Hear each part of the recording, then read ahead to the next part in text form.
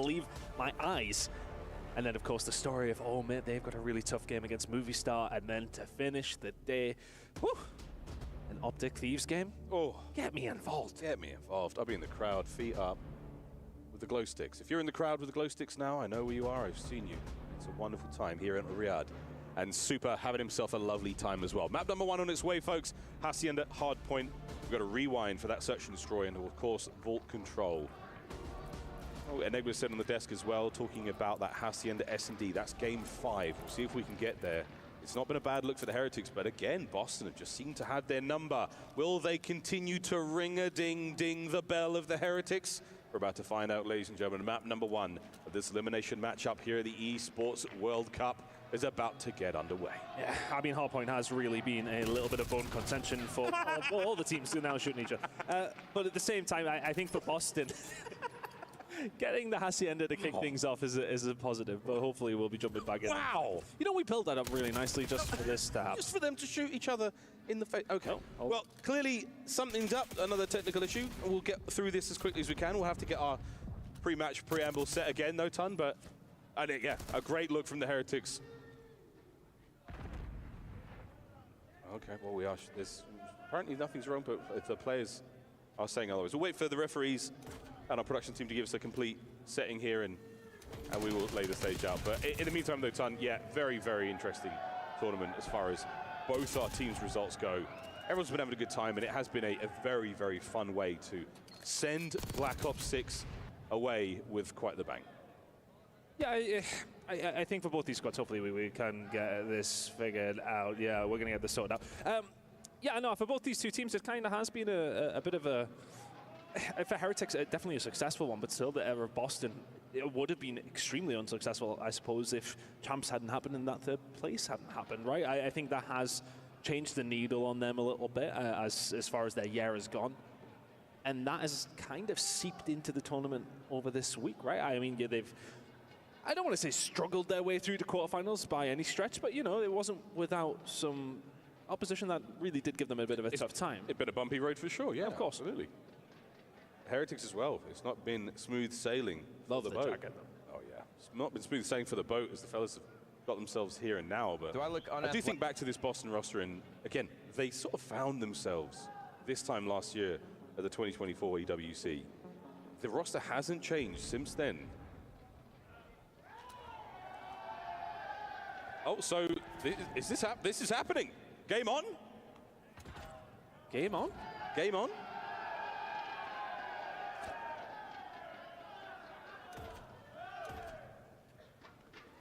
Well, apparently the game stands.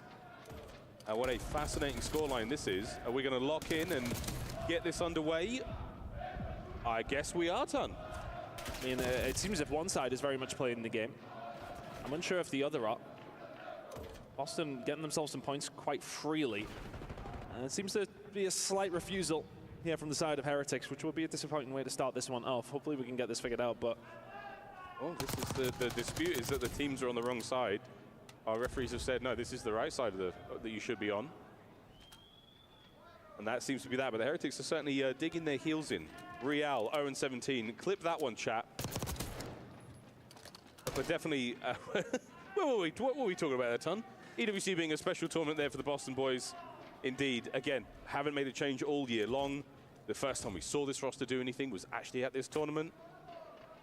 An incredibly, you know, long time to keep a roster together. But they made it work, and they've been fighting fit all year long. And again, a nice finish to the year for them.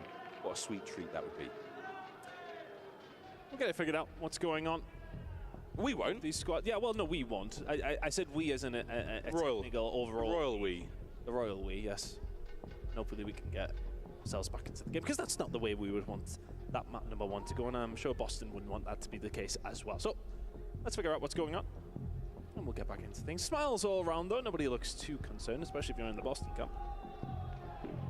Crowd not too concerned either, also ready to get the show on the road. I think our players by now, everyone's you know, getting settled into the time difference. A lot of them have traveled. Of course, the Heretics fans, not a huge journey for them. We thank you for coming. And they have certainly been enjoying their match.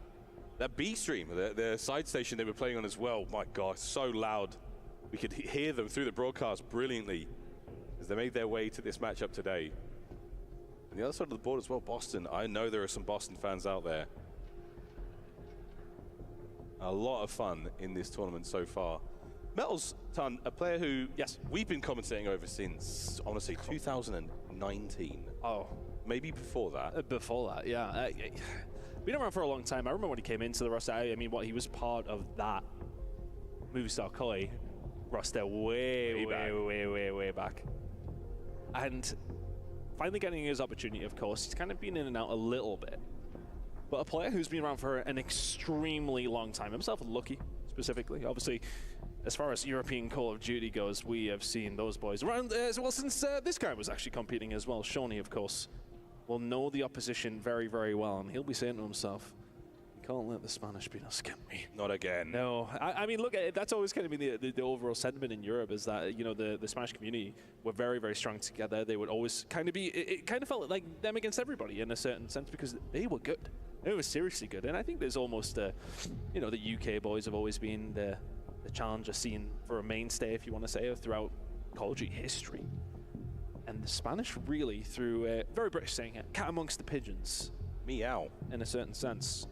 And yeah, there was definitely a certain stigma in a certain kind of way of the dynamic between the Spanish and the rest of the European Call of Duty community. And well, now they're the ones up there, and they're the ones doing the business. They are the last true European team standing. The entire Spanish-speaking roster. Good early morning, y'all. How y'all doing today? And today is the quarterfinals. They're quite long. Is the quarterfinals EWC Watch Party, aka the playoffs. As y'all can see, seems like some technical difficulty on Heretics' side, so it's gonna be interesting in what happens today, since really sucks that both of my favorite teams are gonna be going at it already.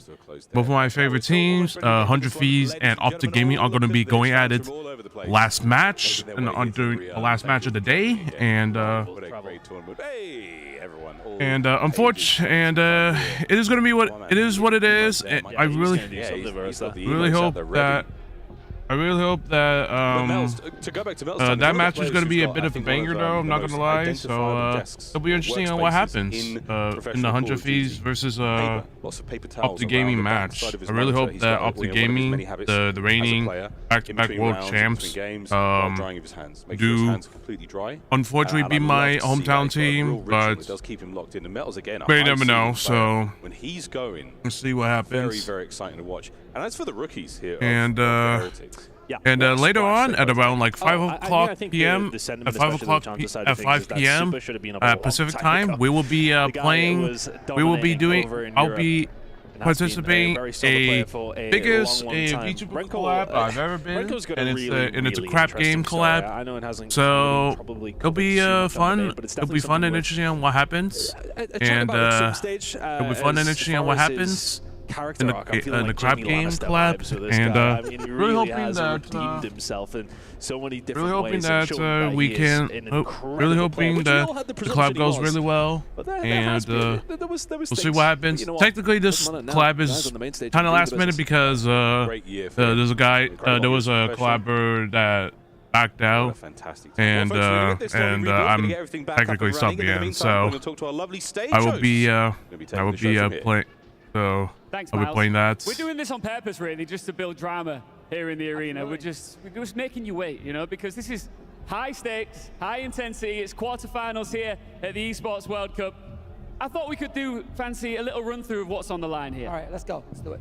This trophy. Everybody wants this. Everyone wants it. Last year, FaZe Clan lifted this high in the air. They loved it. The confetti rained down. The fireworks went off. This year, they're on a flight home. We've got a brand new champion coming up this time around. Absolutely. The fact that FaZe got their key crushed before playoffs, nobody expected that. And we got Optic and 100 Thieves favorites to win the tournament. But everyone else here is proving that just because you're from the lower leagues doesn't mean that you can't prove yourself. Yeah, I mean, look at Omit. You cannot sleep on Omit right now. They are pushing hard and strong, and they are full of confidence. Scrap said it. But we'll see. Don't sleep on us. So we talked about the trophy. We need to now talk about the prize pool.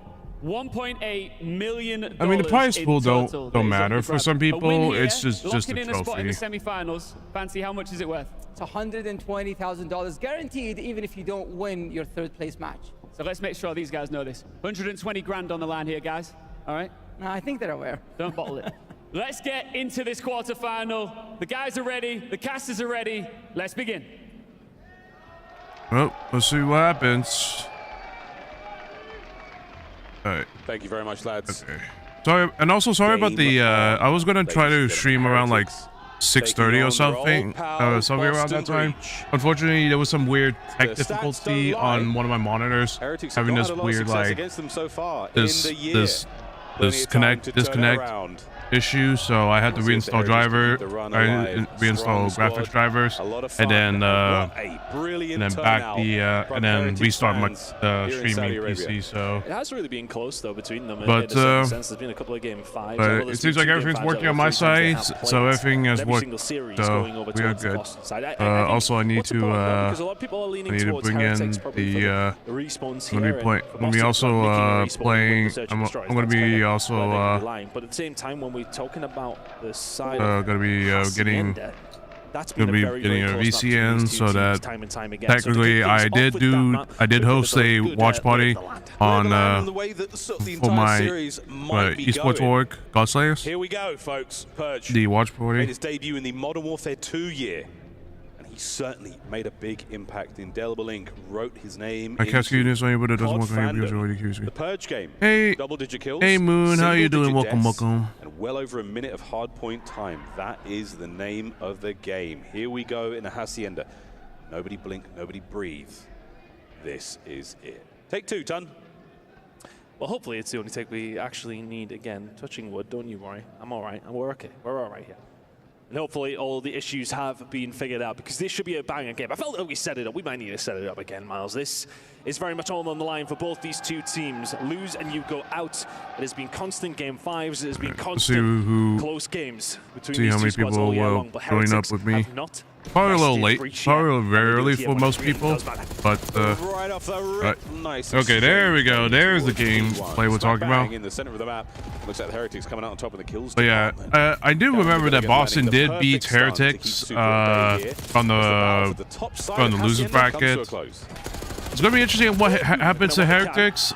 See Heretics really spawning in this time and well finding the better. See what happens with Heretics, but if Heretics can get over that Boston breach hump, but we'll see what happens. Heretics will take this time. Heretics will be in the sort of blue arrows. We'll see what happens, and wow, what a snap there from Snoopy. Not enough damage there. This is Jackal still smoking hot as he drops. But we'll see what happens. I do root for.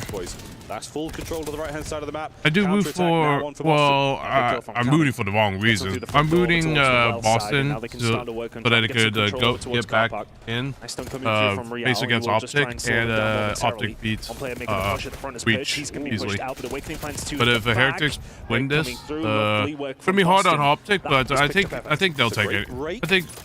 I mean, like what Optic said.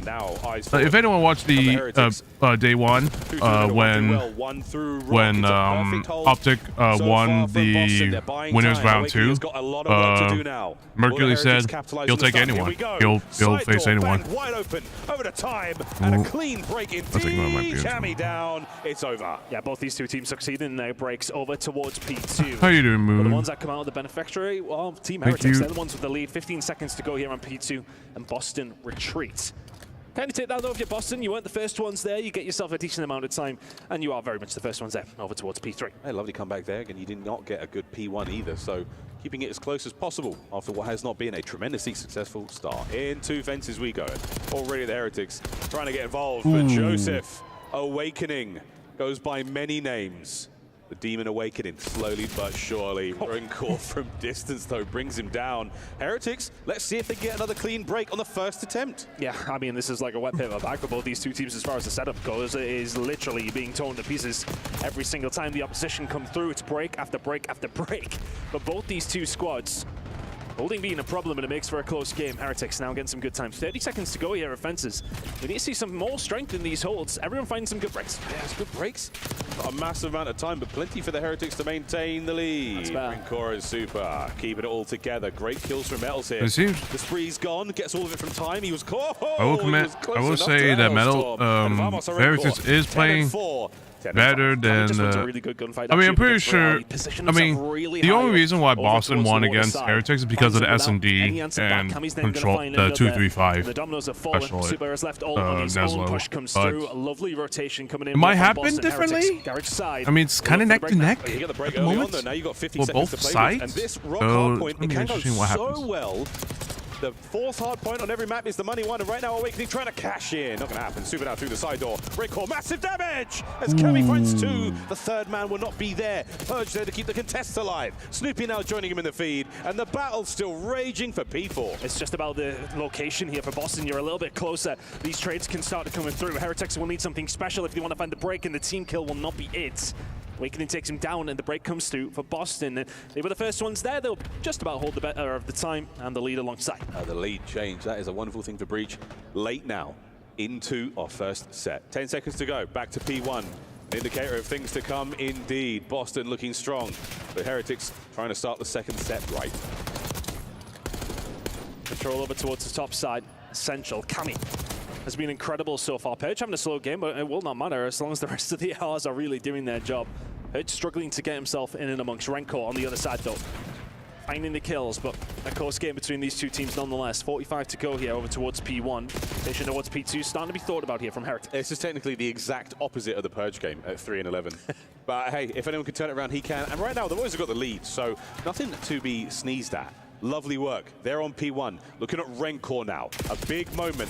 And a nasty win there from Awakening. P2 is going to go the way of Boston when it breaks in 20-odd seconds. And that's a lead and a rotation over towards P2 in the supposed more favorited mode here for the side of Heretics. This is a kind of game that they've got to turn around. If they start this 0-1, Boston typically at map number 1 have done terribly so far this season. If they can get a map 1, it's their series to lose. Here comes Super. Oh, Purge gets himself out of the deficit. Finding a couple more kills there and maintaining control. Metals now through lobby. There's simply too many Boston players to deal with. Snoopy finds that. Over to Well. Real drowned out on the play. Kami now through the middle of the map. And he's holding those players through the bottom side of lobby.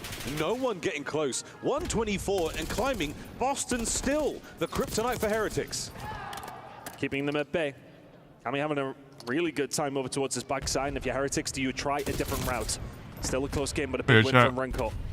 Awakening will fall. Keep an eye on the spawn. We got Hacienda HB, which is right now. 3-1 S&D, Bolt, Troll, Die, Hawkpoint, and Haci S&D. Interesting match set. Is it going to really work? I'm not sure. Boston, hold on. Is it going to be 4 down for the Heretics? Counter-attack again. 15 seconds on P2. Thinking about new. Bottom side of the minimap now. Go to fences. Find some success on the early hold. As Boston breach, both teams absolute breakers of the hard point right now. It's a slow game from Super. The search and destroy superstar yet to get going here on Hacienda. Just really right now, Super is slow. He's having a slow start. He's not putting up starting to extend their full hill ahead. The superstar numbers at the moment. So. Though, doing well, and this is a good break coming through. Yet nicely done. And this is time that Heretics absolutely need. Oh, great job from Heretics there. But I'm not. They did not necessarily have the first contact in the fight, but they won the battle of the trades. Real now contesting with the second wave of players. Purge sneaks through. Awakening will not. What a turn.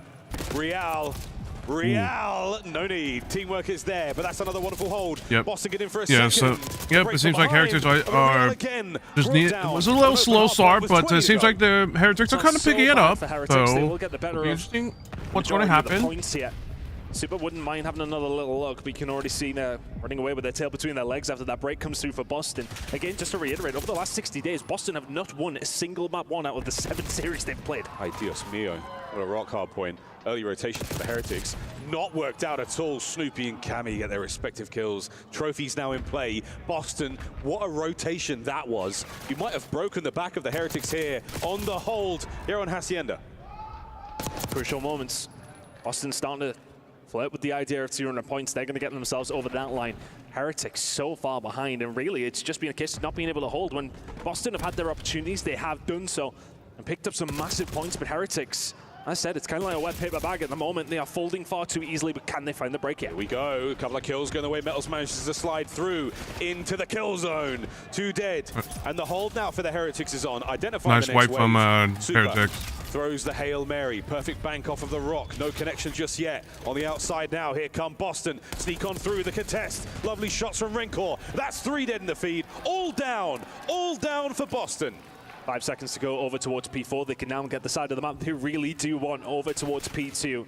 But can they start? If Heretics want to come back, they're going to have to chain some hills the rotation that's coming this up point. In 55. But time is of the essence here for Heretics. Boston within 40. Holding it together, Heretics. We've seen some comebacks on Hacienda this year. Could this be another 3 dead for the Heretics? Hey, Guardian, how you doing? Welcome, welcome. 3 spree. Whoa! What do you have winning today? As well. In this match right now, hold on to the P2 dream. if I want Optic to win, it would have to be Boston. If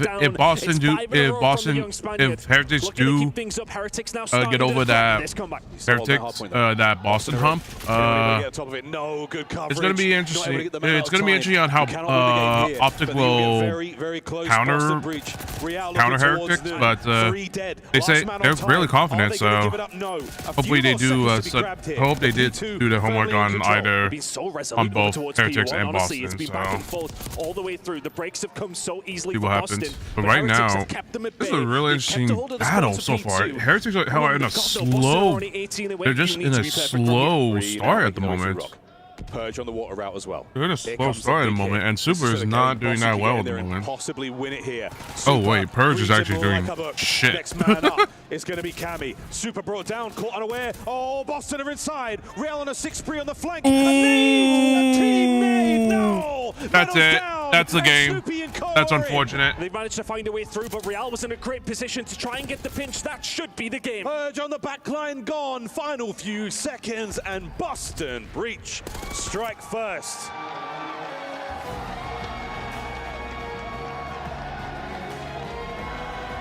Sometimes we throw the stats out the window, and sometimes they tell you a story you've already been told. 1-0, Boston Breach over the Heretics. And it just comes down to those final moments there where a slight mistake, the grenade over the top, there's a lot of action going on over towards the rock hard point as they try to find the break towards Garage. We'll see it in the highlights over towards the dagger on Heretics. They unfortunately just Boston down. No he's peeking around, they know he's there, they have to deal with it before they can make the push along water side. And in the end, it's Metals who deals with the Real. Boston's locked in. A mistake comes through, but realistically, yeah, I mean, is going to make or break their game. I mean, they have. I mean, Boston did beat Heretics in the semi-losers, so that a little bit sharper. Incredible work in the quarter losers, so need to find a break. It wasn't just a I wouldn't be surprised if Boston do it again. Except they did win a hard point, so that's you thought it could have been happening over towards P1 there. Metals Super holding it down, but ultimately too far behind. Boston, first time in a long time, draw first blood. That is so unfortunate. That's an unfortunate nade. You're not wrong, mate. About time. Boston fans the world over rejoicing there as a sigh of relief. And a fast fist bump to celebrate that is exactly what they were looking for. Whether it was a weakness in the holds there from the Heretics or just absolute dominance in the kills department, that was fantastic work. And look at that Purge, 17-25. The scoreline, tremendous difference though. Yeah, I mean, tremendous. What from 3-11 he's went even. So really good job from him. From then on out, that's when Boston really did start to stretch their legs. It was a relatively close game till that point. Yeah, Rancor and Super, they didn't do a lot of damage. They didn't do it. They barely did anything. But to be honest, I mean, the slam from Heretics was kind of there. But again, it's just a case of not being able to hold on to a hill, which isn't usually too much of an issue. I mean, looking back at that, a really efficient game of Hacienda. Not a lot of kills. 4 dead, 3 dead at a time. Really capitalizing on big team, well, you know, big holds, longer holds. Heretics really unable to get anything going. And that is a wonderful place to be right now for Boston. Support's still there, but going into the search and destroy, again, statistical dominance. Boston absolutely holding them in the game mode. And now with a win on the first map, Ton, I mean, are we looking at a 3-0? I mean, it's one of those scenarios where if you're Heretics, you're going in, not presuming you're going to win map number 1, but it will be a nice, comfortable one to get a hold of. With the records that both these two teams have up against each other in search and destroy, we are yet to see Heretics take one off Boston. I mean, that's going to be a bad feeling heading into map number 2, 1-0 down. At the day of inverses, though, Boston finally find their first map one win in a long time. Would be the first time we see the Heretics get an S&D off them. I think the chances are good. But Boston, a very well-prepared team, and again, a fantastic performance at their previous tournament. They're closing out their year with a very, very solid finish. I think they were disappointed to lose the way they did to Optic in such a, we say DoorDash fashion, it was rapid, El Rapido. But for the Heretics as well, a wonderful turn of events for this all-Spanish roster. They closed their season out a little slower. They can right the wrongs here at the Esports World Cup. Out here in Riyadh, they can find something. We love Purge too. Burger King. Not the king. No. Or will change his allegiance to nearly anyone who's on stage. A true COD fan through and through. We thank you for coming. Cammy, another man who's been around the block more times than I think he cares to admit, but a brilliant player nonetheless. Here we go into Rewind, Search and Destroy. Rewind S&D. Let's see how both teams. Ooh. Oh my goodness. Snoopy lands a doozy. I mean, that is just a killer blow. I think time and time again we see you coming off a loss, you want to try and get things going straight away, but that is a big need to come over from Snoopy to immediately get things rolling here for the side of Boston. Here come the Boston Breach Boys. They are running. Metal's finding at least one out of this. They roam this map together. Look at those orange arrows on the inside of the map. That is Boston. And they are glued to the hip. Purge and Snoopy roaming together. Cammy going to be the outlier here, but you're looking for anything. They haven't managed to find the bomb on any of the bodies on the inside of the players, but here come all three of them. Metals, good luck, mate. You are going to run into a world of hurt. Or are you gifted the perfect timing? Oh, my. Oh, my word. How on earth has this happened? He has to play it. The thing is, what are you doing? He has a plan. They are. You got a plan. You got a plan. Have the opportunity to get what the hell are they doing? So the you got a plan like from Boston, he's going to get it down, but is he going to get it wait, out? actually, Sure. They're dipping and diving. They don't know what's going on, but Metals is going to survive. He needs help quickly. Here comes the body of Boston players. He's not going to have any help. Metals down. Can he win? Renkel's now going to move forward, and again, easy reads at this point in time. There's number one.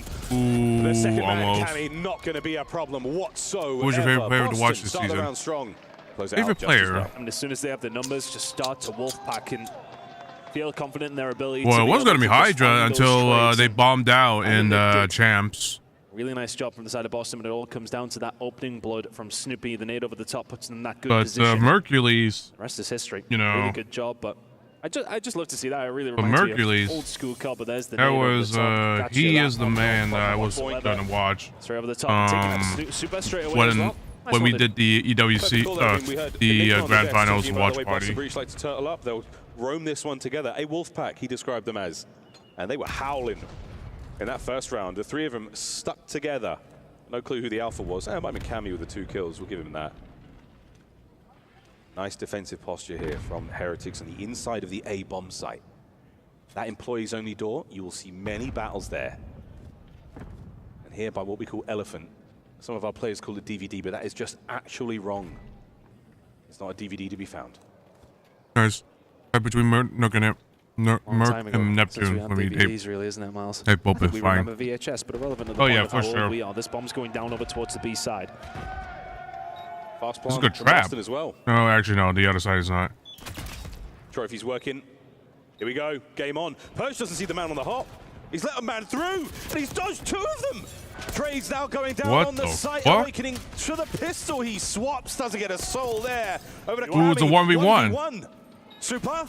Spotted out. And Cameron McGilligan down and out. 20 seconds. Super, the search and destroy hero for the Heretics. I mean, that's such a crucial Neptune, I was actually kind of surprised when he came back, when he joined you're a little disappointed with that one, but really nice Vancouver. coming through from Heretics. They find so many.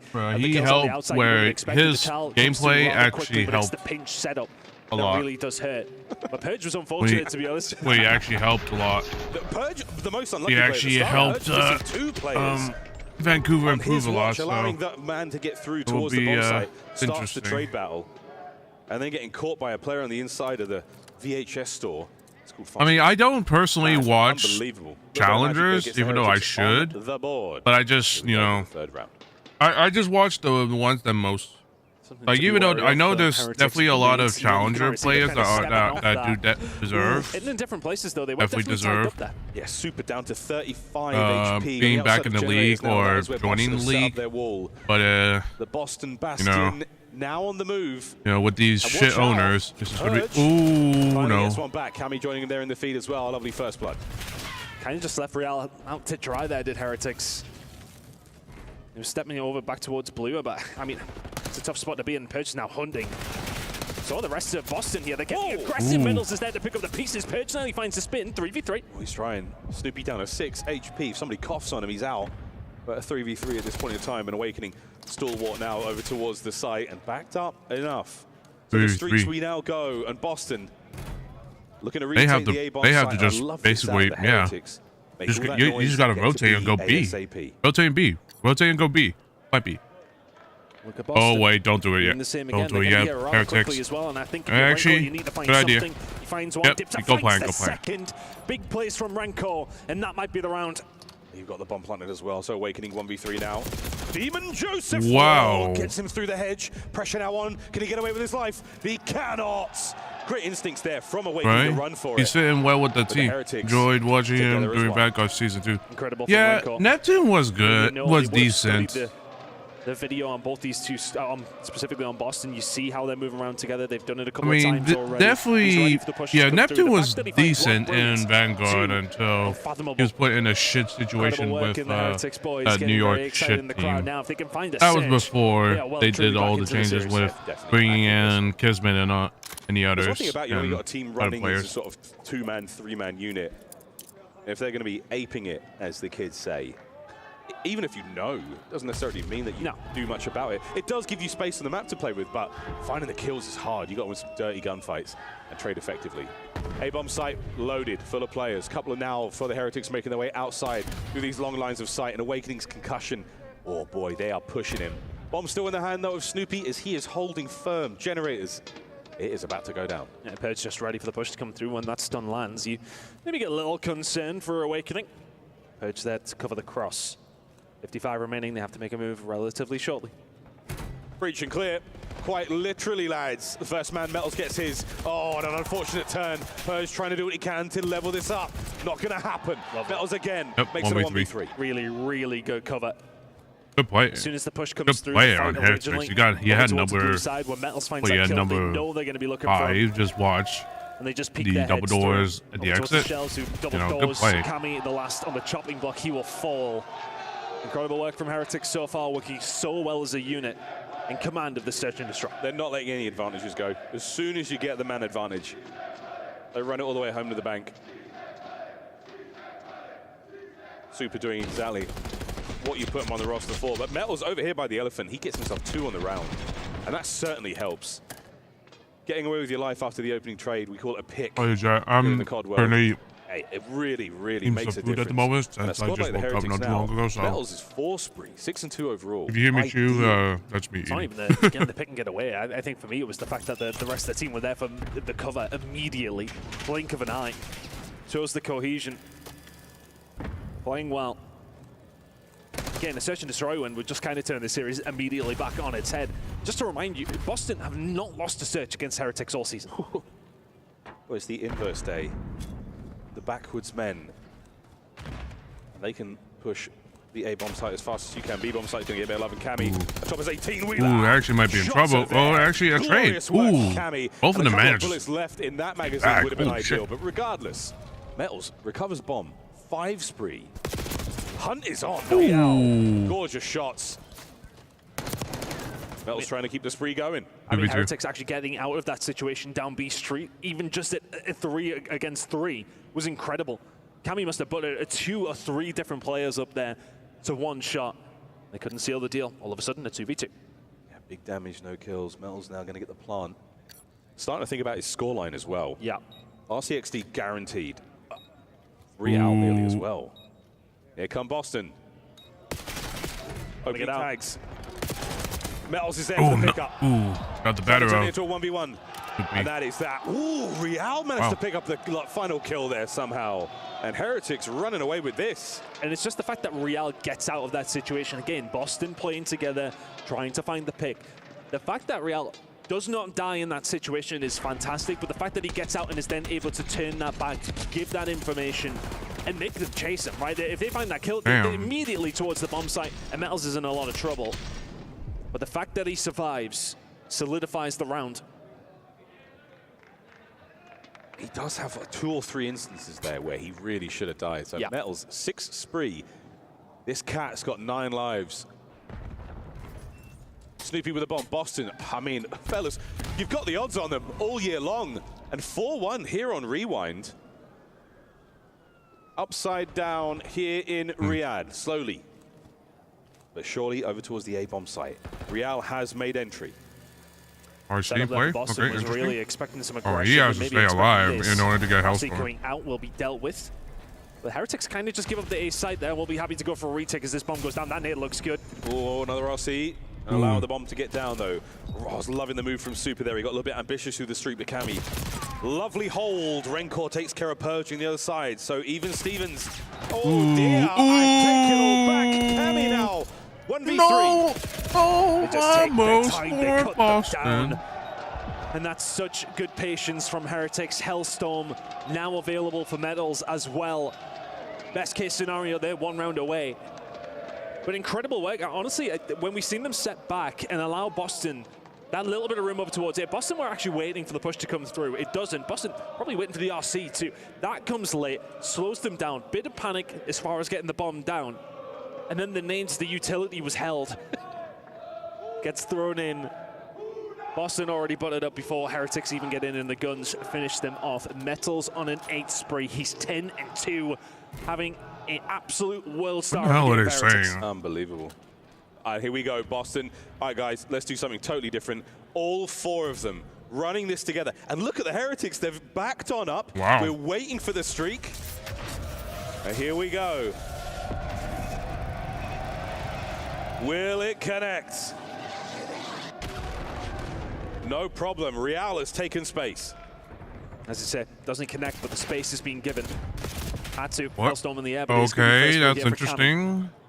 Turtle up inside of it. Ooh, you gotta turn around. Be wide open, and Real will walk through that door and find everything he needs. Come on. Another, it's 9 in a row. 3 versus 2 for Heretics. What a masterclass from Metals. Here comes number 10, fiending for it. Fiending. Could he get 11? Surely not. Metals! Vamos! Hey, yo, my man was twerking for the win there. Heretics find the equalizer. Their first S&D map against Boston all year long. And you see what it means to the fans. It meant a lot to that guy. It meant so much to the fans. Heretics finally finding the win in Search and Destroy. All tied up, going into control after the break.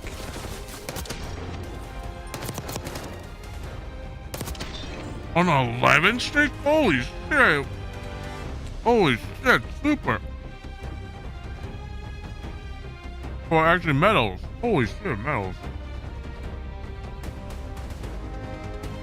He's a rock star.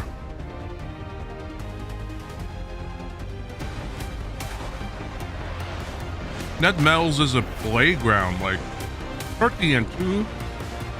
God damn. Didn't expect that to happen. Now the tide. Now the turn. No, the Timber's a turn. Seems like what I'm seeing, Boston is better at. Level up your gaming experience with over. Got the better on the hard point. Spotify. And the Heretics finally for the 2025 got the better their S&D.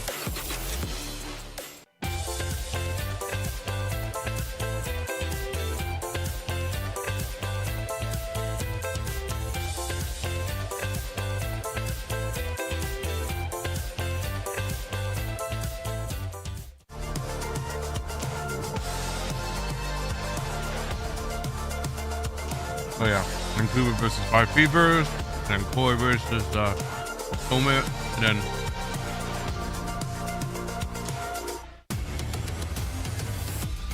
forgot the phrase, but the piece de resistance or something like that is the Optic versus. In a league dominated by English-speaking teams, one squad defied the odds. The Heretics, hailing from Spain. Their secret weapon, Familia. This team wins together as brothers. The Heretics' journey from underdogs to fan favorites is a story still being written. What will their next chapter say? I'm Enigma, and I am joined by two players from Team Heretics. It's going to be Rencor, and it's going to be Super. Gentlemen, welcome in. Hoping you are both fantastic. Your Spanish roster, one of the only Spanish-speaking rosters that we've ever had. I mean, the culture that must come with. How does that help differentiate you from other teams? How does that help you do better than them? Spanish people, especially, is really different from another countries, maybe, because we are really friends and very emotional, and that's the key for the success, I think. Rencor, as a rookie, you've already separated yourself from the pack. How has the support of players like Super and the Heretics organization, of course, that you wear proudly on your chest, helped you get to that point? They helped me a lot to be a better player and a better person as well. I grew a lot this year in terms of mature and in-game and off-game, especially when you are a main AR, so yeah, it's so easy to play with them, to be honest. What is next for Heretics? First step will be reaching that grand final, breaking that wall, and winning a tournament after that. Ladies and gentlemen, I've been Enigma. This has been Team Heretics with Super and with Rencor. Thank you very much for joining us, and we'll see you in the next one.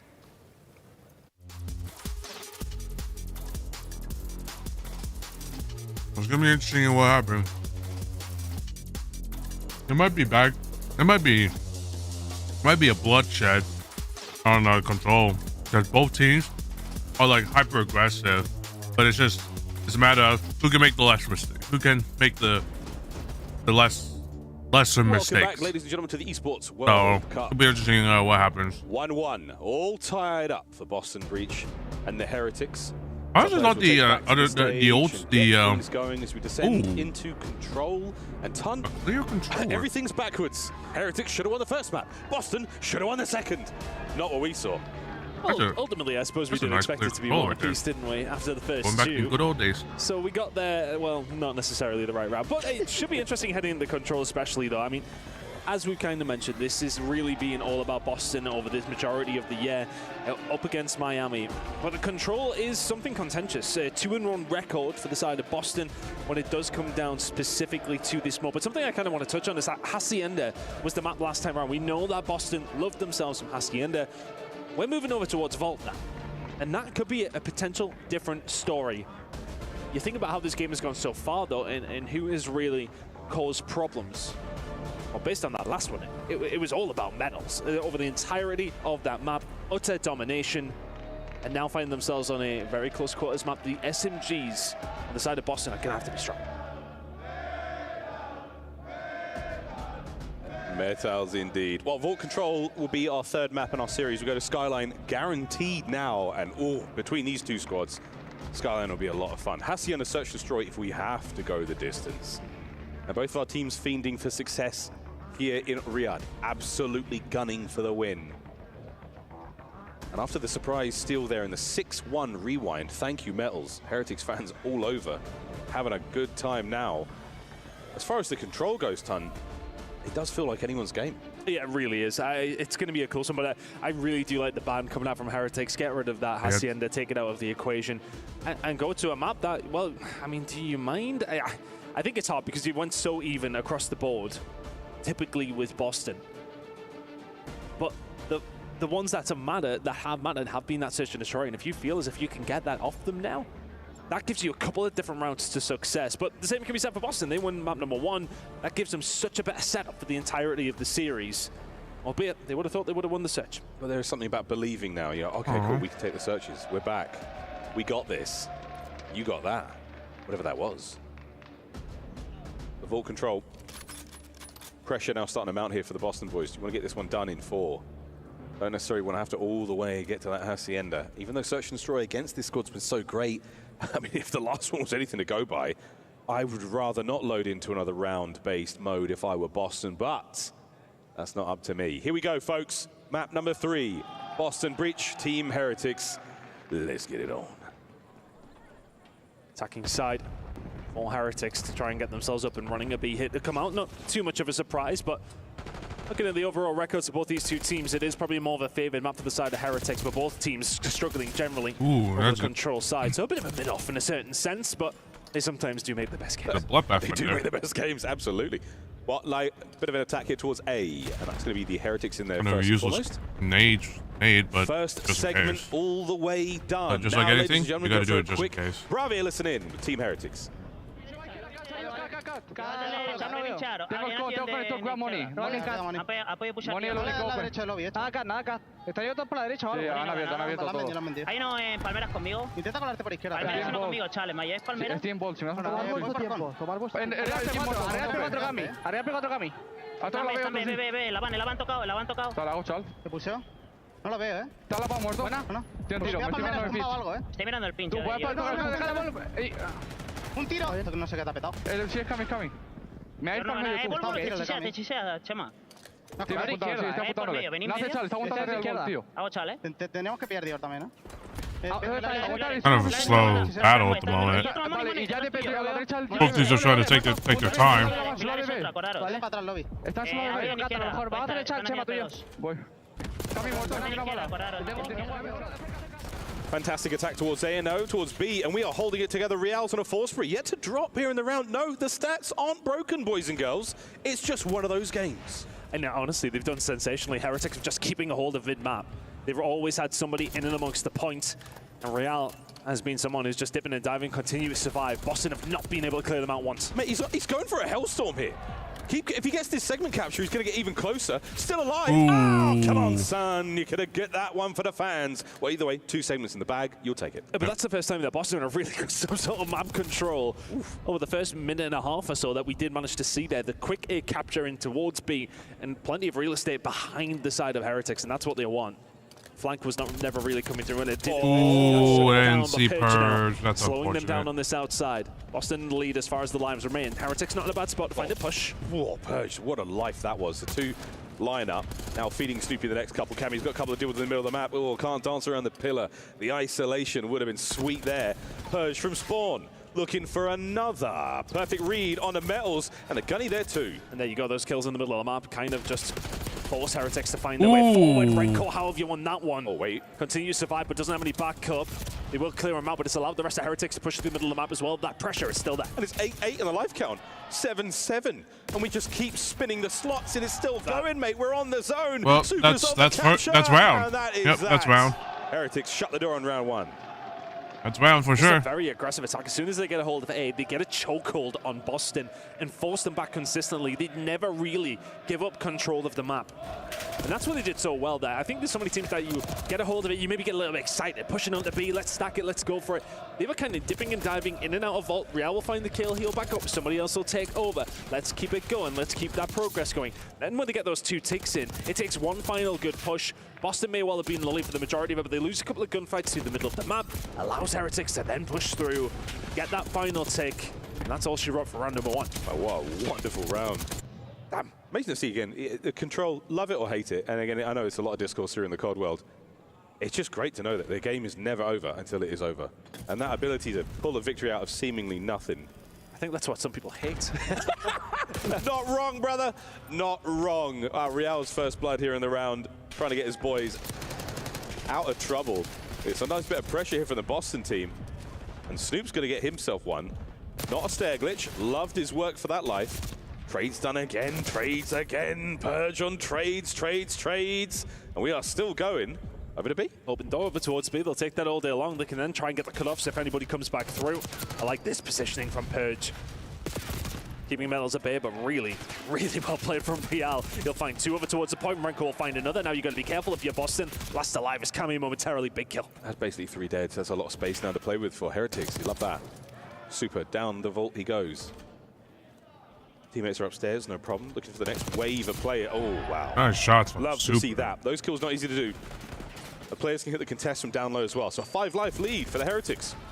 Very solid. I think, you know, they're doing a better job at what than Boston did to just getting themselves into that mid-map, to keeping them away. But they have the luxury of still having a hold of A, right? They don't have to concentrate all their efforts on keeping a hold of B. They have a little more freedom and have a little more time. Ooh, can't get a second. Opportunity for the spawn trap was there for about a minute or two. Not a lot of gains there. Still 16 and 22, Heretics. You got the attacking round, sweet. Defense looks to be in the bag. B attack on. Adels trying to hold the middle of the map and does. Heretics are fine with that. They're happy to just keep that middle map control. They know they can pivot where they need to, but progress being made at B. But Boston pretty much have to be perfect now. Oh, it's a couple of good ones. 1v1 over by the zone. It was pistols and a team kill, but not a problem. 8.5 stopped on A. You managed to save the B zone attack. It's essentially a one and done over here. 8.5 seconds, not enough time, but a wonderful attack right now. Closing out the first segment.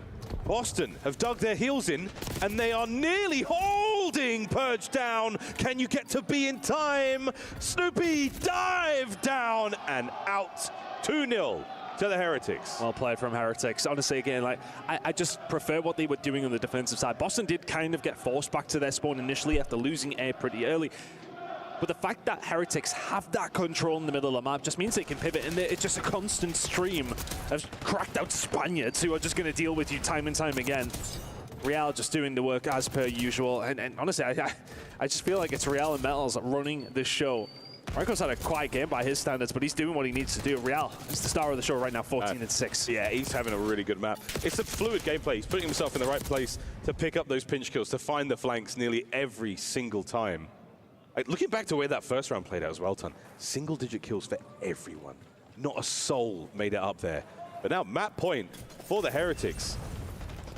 And it's a battle of A. Here we go. That stun's going to connect. You've pushed Boston right out. No casualties yet. But a lot of space gained. And as far as I'm concerned, I mean, that's the zone nearly captured. Halfway. They just seem to be much better off these initials, and that's really hurting Boston. They really got to change Heretics time and time again. Boston really never. They really got to change the color from gray to something else. How do you? How can you see the progress? Nobody can see the progress. I think Real threw from the A zone. I think that hit Purge coming out of spawn. Real's spree comes to a close at 18 and 8. I mean, he's having a lovely game. Whew.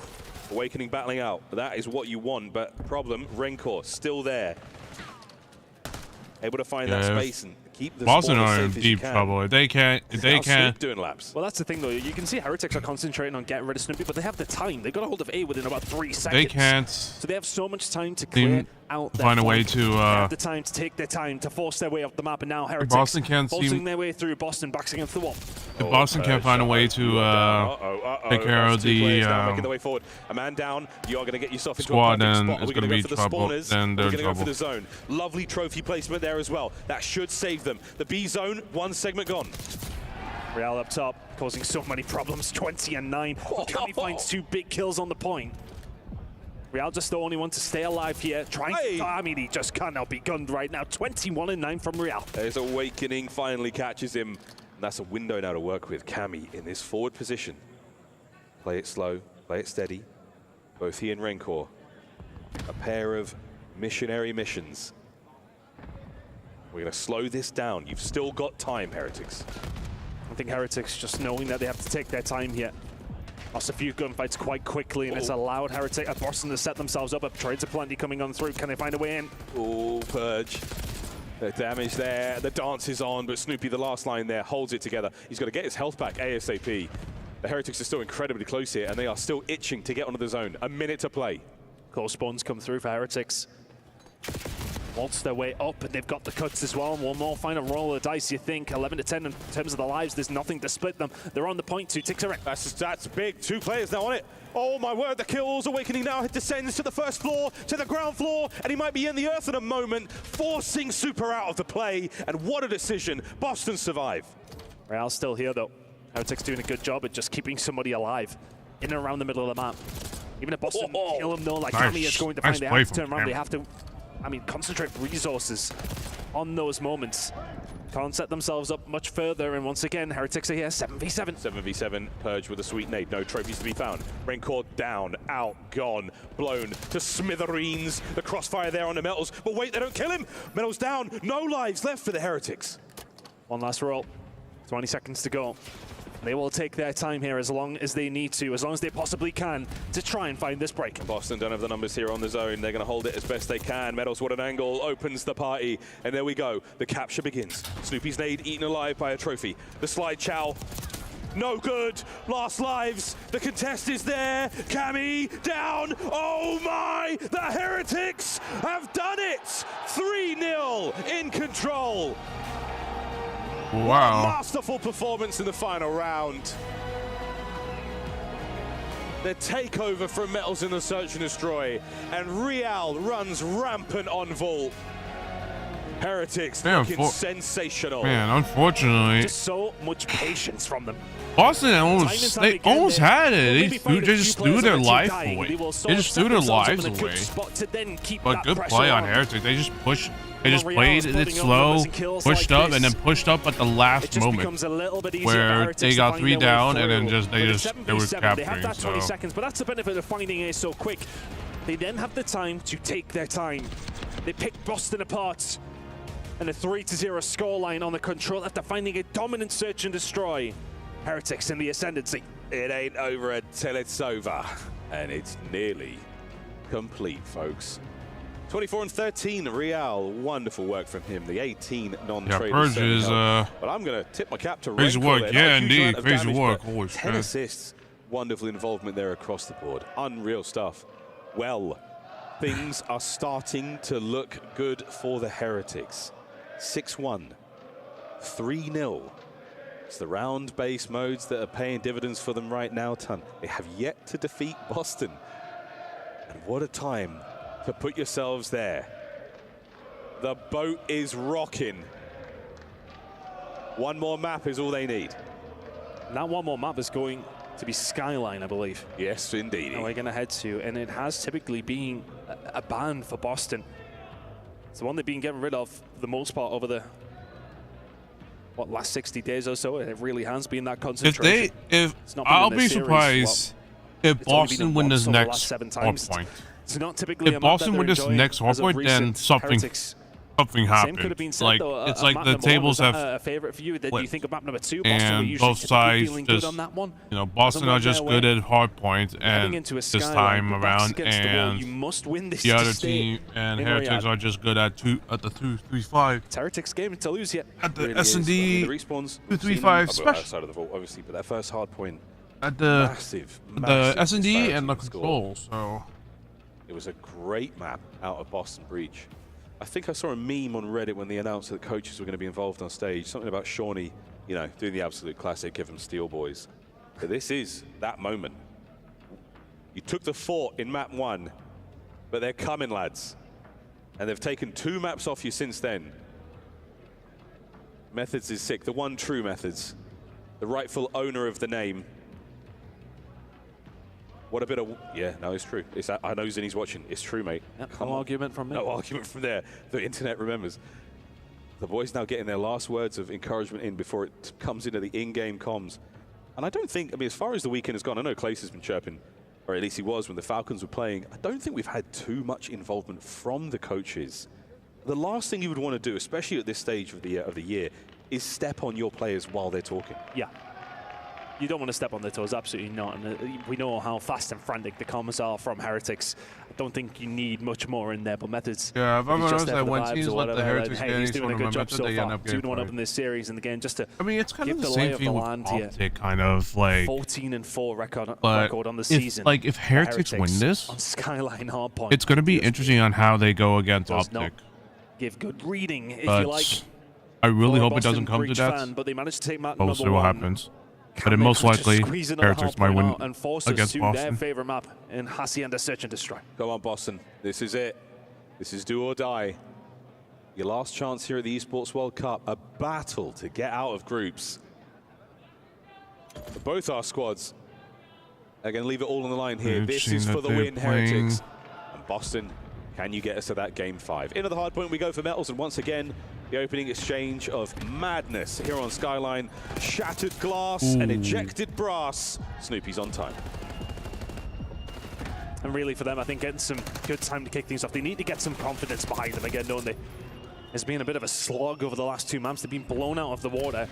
They need to bring more to the table here. Like right now, if Boston can slow down the momentum in this hard point, it might. This one. It's a huge map. Obviously, Heretics learning that they win the series, but if we go to a last map, right now, Heretics. Huge one for Boston. Yeah, great one. Right now, Heretics are just a little too strong at the moment. Side of the minimap covered. The time didn't exactly work out. I still don't have any hope for Boston being able to break the line. Just still continue the upsets. This is a good look for Heretics now. Snoopy trying to be the difference. We'll see what happens in this map. If Boston can't take this map, then it's over for them. The two-piece, the diligent play on the back line. Pidge trying to find a way through. He has done momentarily. It's a big kill. He continues to survive. Pidge doing better than that. Forcing them back and now allowing Boston to find a way up the map. Big players coming through from Pidge to find another as well. It's a wonderful rotation out of Pidge. Incredible work. 3 in a row. And there's the hill for Boston. It's the pistol that finds the picks to take care of it. Quick look at the zip. It definitely saw a shadow or two down there. He knows. A little bit more than Spidey senses tingling as Renkor bangs his way through the front. Metal's on the stairs as well. Over to Awakening. Oh, and covered by the smoke. The concealment certainly hurt him there.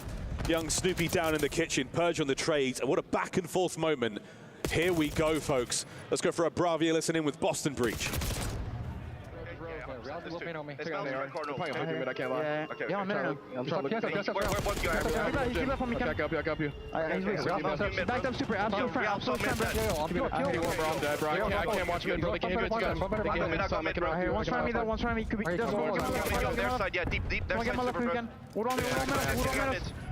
weak. Time, one time. We're gonna deep left. Yeah, he's deep left on me, Real. This one, Cam. Yeah, okay. He's one. Back time, Cam. Yo, super on time. Super on time. Side in there. Yes, I have all mid. I will. Deep their side. No, yeah, I feel like Boston are kind of this communications is not. I don't think that's how.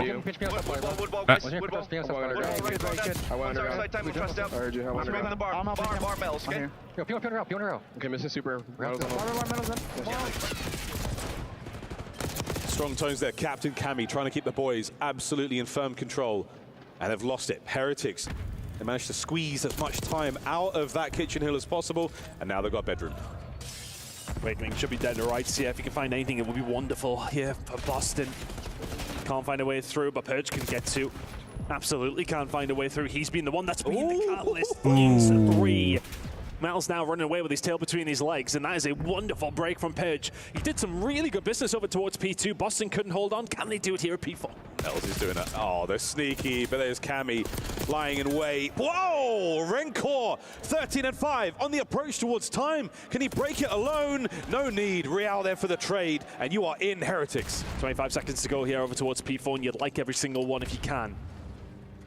Managed to find a way through, and honestly, it feels like some heroics coming through from Purge. They haven't been able to hold whatsoever, but neither of Heretics. 15 to play for. Boston will soak that up. Back-to-back breaks. Kind of going back and neck. So far, it's like neck and neck. Once again, folks, the first set. Is it indicative of how the map will go? Close as you like going into the second set. I mean, it's really been back and forth, but it feels like this solo play is happening to try and find some breaks, and they have been working mostly for the side of Boston. Heretics have been steady, but Purge twice in a row now has found 3 to try and find the break. You'll need to keep it up here. Boston seem to be relying on those kind of breaks. Heretics just been solid across the board. Oh, this is unbelievable. Real's waiting for this one. Real read Snoopy the whole way. And this is a play to try to break spawns. It's not going to happen. I mean, that is a 30-second investment that goes absolutely nowhere for the Boston boys. Heretics battling for time, and Renkor, God, he's shooting hot right now, but so is Cammy, and it is a war. Demon Joseph. We're starting to wake up. I mean, that all came from Awakening, finding 2 with the pistol in the middle of the map, and then all of a sudden, Heretics have to then start over-committing, and this allowed a lot of space to come through here for Boston. They're finding a way through over towards P2. And these are ridiculous kills, man. These are ridiculous fights. They are fighting. Snoopy now through the back. Only man left alive here is Renkor, and he's now doing a bit of a lap. Super identified, but there's Renkor, the man from Helipad. He's going to take a couple of shots at range. Awakening on a 3 now. Can he stay alive? Sure can. That's all he needed to do. Waiting for the rest of his team to find a way in. Awakening gets taken down. The hold is there for Heretics. Oh, is it? Purge has found a way through once again. He has been that guy over and over again. Swans coming down to the side of Boston. Oh, LA once again, Purge on time. Well, that's another wipe. That's another squad wipe. P2. Neither team really able to make much of this hard point. But there we go. Lead change. Heretics in control. And they're now going to have to go the slow, methodical way. One going through piano, one towards the backside. Snoopy and Kami working well. There's nobody able to another squad? Almost another like triple squad wipe. Holy shit. The trade would have been there undoubtedly. But again, that just puts more pressure on the guys who are left. Big kills coming through. Heretics find a break at the end. This is such a lovely scrappy hard point. Another lead change. Boston back in control. Heretics to Kitchen. We're seeing the lineup now for Boston Breach on the attempted break. Purge taking the low route. He's looking for the deep flank. We'll see him in a moment. But in the meantime, it's great time for the Heretics. With Purge taking his time, it does allow Heretics just to pick up some free time and then some free kills. 4. Everybody dead. Hold the line. Keep it all together. Rencor on a spree. Purge turns him inside out, no problem. We'll see you later. Over to Metals trying to step forward. And it's another absolutely glorious break. Boston are in. Here comes Real trying to step up. But again, the staggered kills. There are 3 members of the Heretics ready to dive in. Ole from Super finds another. Finds 2. Needs finds the 3rd as well. Looking for number 4, and Snoopy wipes them all. And Heretics now find themselves steady in the lead. Rotation to P4. Big plays from Super. Super looking to get himself streaks as well. It can be very dangerous here on Skyline. A small map, a lot of splash damage from those Hellstorms. Into the bedroom, and it is no foreplay at all. Right through you go. Awakening still holding the hard point together. Here comes the time, and Demon Joe is on it. And just find a way through. Awakening, he's been that guy. He's finding these breaks for Boston, but he needs the rest of the guys alongside of him. Wow. 3 dead again. Another break. 4 dead. Back to the drawing board we go. Heretics, as this hard point, end-to-end gameplay. Purge, good for 2. Indeedy, the 3rd man down low. You can have that as well. A 4 spree, a 5 spree. No way he gets the 6th man. Not going to happen. Real will shut him down, but he has done the damage for Boston. Have a very good hold here over towards P4. Metal's trying to find a way through for the scrap time, and my word, has this been a scrappy game. It's like trying to hold on to a water, holding on to a bloody R point at the moment. Neither one of the teams can do it, but the breaks have been electric. Both sides have been breaking really well. So. 3rd, maybe final set, you never know. 26 and 16 out of Rencor. What a map he's having. Kami, again, somehow finding the wins. Heretics reeling after a couple of big hits like that. And Super versus Snoopy. Tactical retreat. I think if you're Heretics, you're wondering how you're not further in the lead. Boston have somehow just not went away. And I think that's been the storyline of Boston all year long. You feel as if you've got them beat. You feel as if things are going your way. And then once again, they are there to cause problems. Metals does well to find one, but 4 dead. Spawn still over towards Kitchen side there for Heretics, though. They can fight over P2. That P2 is full of Heretics players still. Boston just on the outside, looking to get themselves in towards new time. Great job of finding the P1 as well. They lost the man on it, but that is it. Hit the go button. You've got an opportunity to dive in here, try and flip them out towards the backline. Oh, it's Super. He gets brought down. Purge chasing the red dots, but doing so in a lovely disciplined way. Rencor with a 3, and that might be the break you needed. Still alive and kicking though. Purge. Oh, Rencor, what a run. 4 in a row. Finds every single member of Boston within 20. It's only Snoopy who can eventually shut him down. Super there to try and pick up the pieces over towards the backside. Gets really good timing. Can't find the second. The trades are there, but so are Boston. Real's now his turn to try and find something. My God, Real! Heretics lining them up and beating them down. Over 200 points, 35 seconds remaining on the hill. Boston, we need a break and we need it now. This is a good hold. Rencor, what a moment. Snoopy punches a way through. Metals can't get the 2, holding these players at bay. Contest upstairs, Snoopy wins it, and Boston are alive. 20 seconds to go here, still at P2. It feels like it's been going on for 20 minutes. Back and forth we go.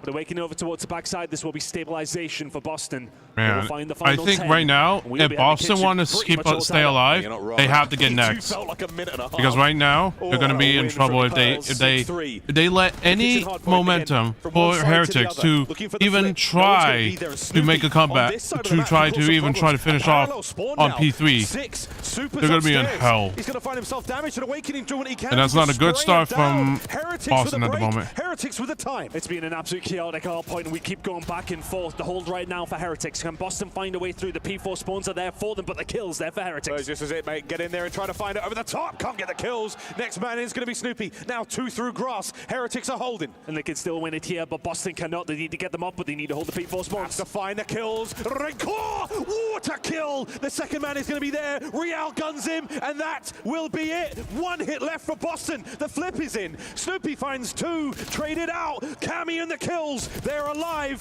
for now. Rencor in the fight. Rencor for the 3rd, and the 4th can't find it. Spawns for Boston towards the back. Saved them from the game, but not from the spawns. Real, another kill. He's down. The flip is there. Heretics have got the new hard point. This is the game. This is the match in their hands. They've got to go, and they've got to go quickly. Hill's been popped 5 seconds away for Heretics. And Rencor, 2 on the left. To the right flank now we go. The final contest. Awakening down. Vamos. Heretics win.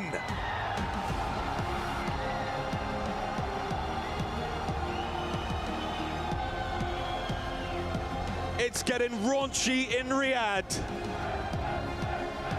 The Heretics bring down Boston Breach. Well, they take care of kind of what I expected to happen. Heretics beats Boston. They got the best.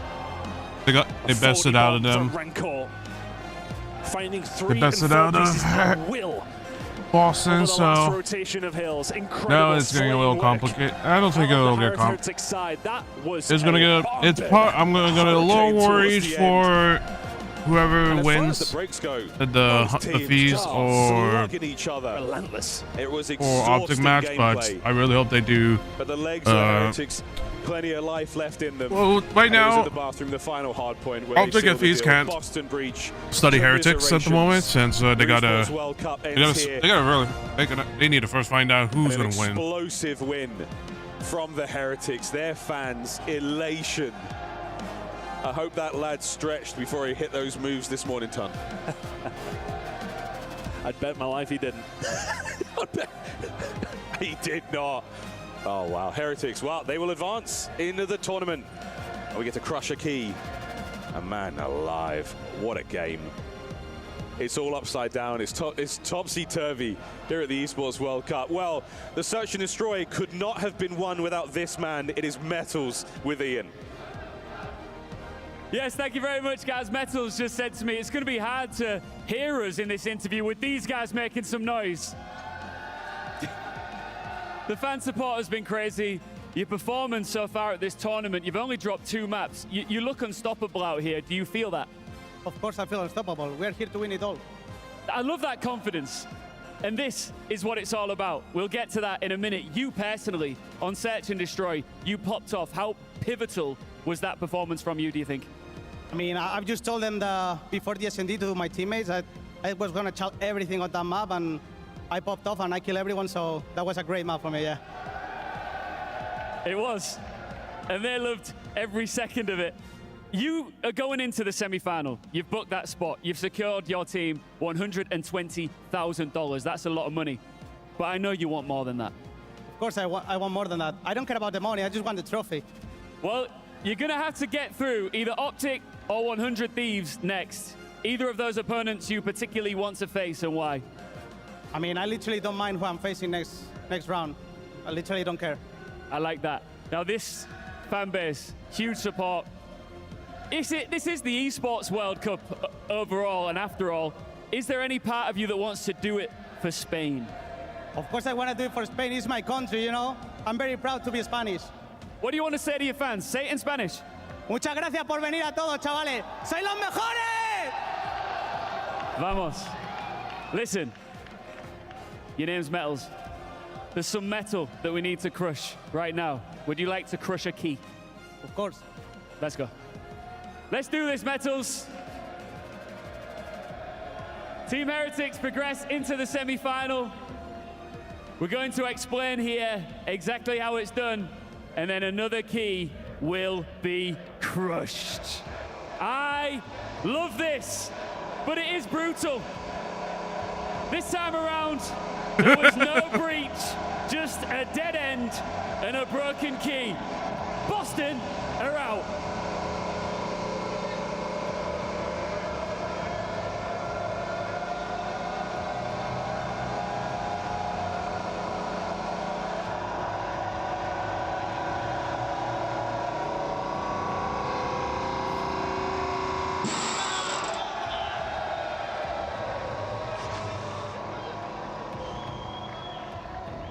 just to wrap this up, you looked like you really enjoyed that one.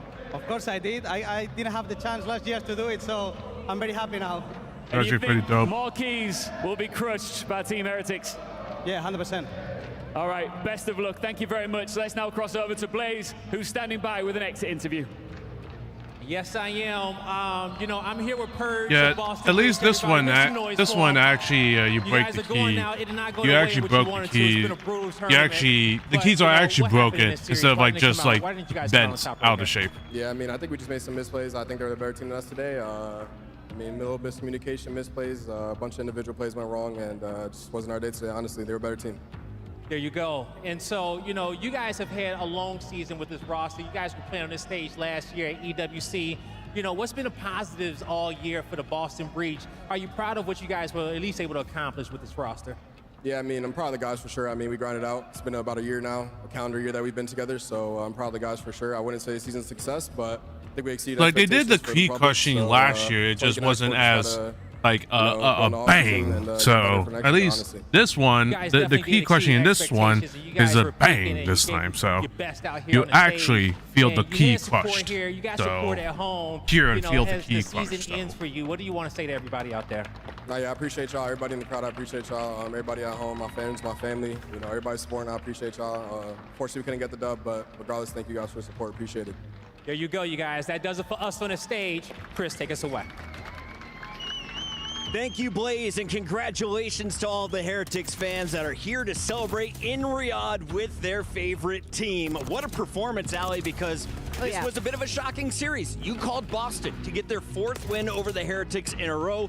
Instead, this match didn't go as we planned. Boston was winning the hard points, and it's Heretics taking games 2 and 3. Not at all. I remember looking at the match notes and just kind of looking at Boston's game plan and being like, all right, 1, 3, and 5 kind of seems like the go here. And they got 1 finally through the hoop, but that S&D, man, I think that just killed a lot of momentum. Metals, we don't get to see him have takeover games often, but when he does, that is when Heretics are dominating teams. And I just don't like the matchup either to play Rewind versus Heretics because they're keen. The team that really thrives in chaos. Enigma, what did you enjoy throughout this series? Because you were the only one on the analyst desk to call the Heretics to win this. Yeah, absolutely. I mean, it doesn't happen the way I thought it would, but I'll still take plenty of credit for picking the correct prediction there. But it's a case of the adjustments that come in through Heretics. We knew that the control was going to be very important, could well be the swing map, as Ali says there. It's that 3rd map that's very important. And you end up in a situation where on the breakoffs in particular for the Heretics, they're very different in their aggression. It catches Boston off guard and gives them so much time to break down that B point that sees them through the line. I think we're going to see that Rancor reaction in tomorrow's highlights as well. The man is playing with passion, and he dropped some bombs on us. 40 kills in the final hardpoint. We saw 36 from his teammate. Ali, what is it about the Heretics when they're reaching their true potential that makes them a dangerous squad? Just the momentum. They're momentum riders for sure, and I'm sure the crowd helps as well. It's just once they start going, it feels almost impossible to get them to stop because the more chaotic it gets, the better that they get. Their reaction time is absurd. Once they get information on the map, the 2 pieces that come through, the 3 pieces, they are unbelievable in those situations. Let's take a look back at this series through our highlights. This is back in game 1 where it was almost a 100-point lead throughout this one for Boston. They had a convincing dub in game 1. Yeah, Boston just stripped Heretics of one of their biggest strengths, which is rotation. They get there first so often. They're not very good at holding or breaking, but it is easier to hold than it is to break. They recognize that early, and they cut Heretics down as they arrive. Do a fantastic job of just finding out an opponent's strength, doing that homework, and then fixing up as needed. Metals popping off with the 8 streak, and Search and Destroy was a difference maker. Boston never an opportunity to come back in that game too, Ali. But what did you see when it went to the control, game number 3? When it went to control, again, it was just pressure from the side of Team Heretics. I mean, Boston kind of sat back when it felt like they were on defense. They just let that A point go for free so many times. And once you do that, you give Heretics not only 2 minutes to work with, but you allow players like Real, like Super to get lost, and it becomes incredibly difficult when you're on the backside. I mean, yeah, continuing with that comment of presence and pressure and the pace that they put up on the map, they hunt as a wolf pack. They are incredibly difficult to get rid of at all times. And when you feel that air in the room shift because of the fans here in Riyadh, there is nothing quite like it, and this team ready to run through a wall for them. Now, I had the big question. Would you prefer to be a team that goes perfect on day 1 and has all day 2 off to prepare? Or do you want to stay in action and keep the gunny warm? I was worried for the Heretics that having that slow start, maybe Boston would take advantage of it, but it looks like maybe strategy could be king if you want to win EWC. Yeah, I think you'd want the day off. I think 24 hours is much too long to keep that warmth from being able to play the day before. So I think having the day off, being able to go out with the guys, maybe watch some VOD and really take that time and spend it to review your team. I mean, we saw it in the Search and Destroy. The studying clearly came through. The 2025 Rookie of the Year celebrating alongside Super, his co-rookie. And we take a look at what Rancor did in this series, dropping 76 kills, a 1.15 with over 10,000 damage, with a 1.33 in hardpoint. He joins us live. Welcome to the stream. Rancor, how are we feeling? You are top 4 at EWC. Feeling great. Obviously, we won. We started pretty slow, to be honest, but they are a really good team. They are a really good fundamental team as well, but we get the win, and we're so happy. Can you tell me from your perspective, what was yesterday for? What did you guys do as a team? Just rest a little bit, keep screaming as well, and just to prepare the fight for today, and yeah, we did that. We talked, obviously, the other day. We did an interview piece, and you talked so much about this family unit that you have here. I mean, we felt the air shift in that room, all the way over here in the studio, because of your fan base. What does it mean to also have them be so loud and so present here in Riyadh? We are so happy to have them here because, for me, if they are not the best fan base in the world, one of the best. So, and Spanish people as well, Spanish passion, Spanish blood, and we are so proud to have them here, and they are unreal. You know, and being, you know, our Rookie of the Year and just how consistent the Heretics have been. We got to talk earlier about the trust between all of you guys and in-game. What is that like for you as a player, especially as a rookie, getting kind of plugged into this system before Super, and what has those vibes been like? What has it been like meshing with them? Like he said, we are a family. So when we're playing a match, I said it so many times, we played like enjoying the match, enjoying the moment, each other. We trust each other so much. And I want to give a special mention to Metals. Of course, he played incredible. Because I want to give him his flowers, because when he pops off, we are easily, if not the best, the top 2 teams in the world, sorry. So I want to give him his flowers. And how do you continue setting him up for success? Because Metals, even when Lucky was on this roster, was always my X factor. He was the guy, if he has a great game, you guys are winning with a landslide. Yeah. So how do you keep getting that out of him moving forward? I think especially when we change Super for Lucky, the playstyle changed a lot. So for Metals, it was pretty easier to play the game and play the maps on certain situations. So yeah, he's doing his job. Like, he's the entry and he's carrying the team. He can be doing more. So we are so happy. Staying on that topic, you know, you've been on the losing end in Search and Destroy versus Boston Breach this year. That map too was unbelievable out of Metals. And in the interview, he said, "Oh, guys, I'm just gonna chow everything." Is that just a confidence thing for him? Do you think that maybe he just needs to like let go of all the chains? Because usually he's the one that's going to have to be sliding in for you guys first, letting you guys kind of be the big damage dealers. I mean, when he's on flow state, he's one of these players. He's unstoppable. So yeah, on SND especially, when he keeps killing people, he's one of the best SND players for me in the league and in the tournament as well. And yeah, just a momentum player, and we are so happy to get him. Does he say that often when you guys are about to go into maps, where he's like, "Guys, I'm just gonna fly at them"? Does that happen often? No, I mean, he's not saying nothing special. He's only putting the passion on the map, and muerto is like that. Yeah, muerto. The muerto is crazy. Yeah, just that. Yeah, he's so momentum player. Can you explain to me about the fan base? Where did the name El Barco come from? What does it stand for? Explain it to us in English. To be honest, I don't know. I mean, I don't know where the name is from, sorry, but they put it, I don't know why, but it is pretty nice. Is it the boat? Is that the translation? Yeah, it's like a boat, yeah. All board, baby. Yeah. With it. We are riding the Heretics wave, and if you're looking at this playoff bracket, you have to think, as a Heretics fan, this could be your tournament, because there's only been 3 teams to raise trophies in 2025. FaZe Clan was one of them. They're out of the bracket. And your next opponent will have to go through another tournament champion. Either Optic or 100 Thieves will get knocked out in the following matchup.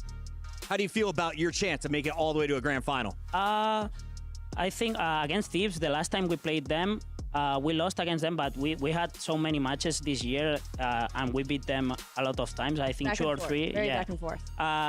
maybe we didn't play Optic recently, and they are so strong now. But we're really confident. We know we are one of the best teams in the world, like I said, and we're really confident. We don't care who we play. Instead of focusing on the individual matchup, let's talk generally about the way you guys have performed when it gets to the end stage of tournaments. A consistent top 3 team, but what is going to get you over the line? It's going to be interesting on how if either of those teams. Whoever wins, hopefully they do say the mindset. Study like I said, we are a really momentum team, and if we are down the down momentum like of 0-2 or something like that. We need to stay calm, keep calm. It'll be interesting. But if they unfortunately don't get the momentum, stop the momentum, then it's going to be hard to shut down Heretics. But what do you mean? Like, are any of you the hype man? Like, when you are down 0-2, is it Super being like, guys, look, we just got to lock in? Or are you the one kind of... No. It's not one person. We are all saying that. So, no, you it's all not. understand to lock back in. Got it. That's it. Final question for you. Are you going to stay and watch the matches, or are you going to go back and rest before your winner semi-final match tomorrow? To be honest, I don't know. Maybe we're going to see... what is the next match? Great question. We've got 4 of them coming our way. I believe it's Surge. 5 feet. Yeah, maybe we're gonna stay and see some matches for tomorrow as well. For study. Yeah. Excellent, Rancor. I know your team is waiting to celebrate with you. Congratulations on a massive win tonight. Thank you so much. That is Miami Heretics taking our first match of the day. When we come back, we've got match 2 of 4. Don't go anywhere. It's EWC 2025.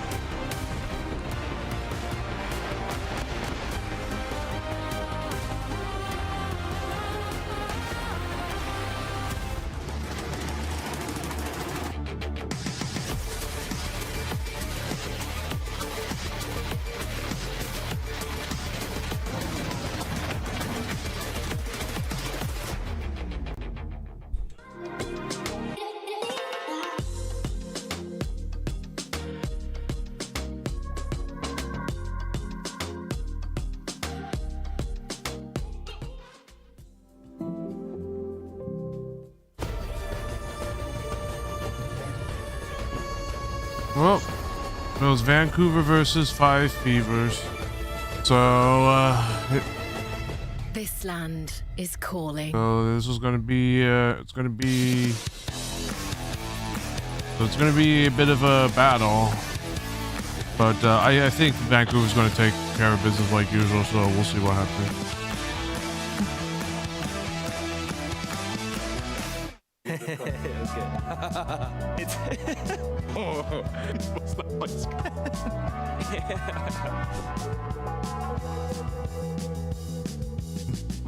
This is a unique. Who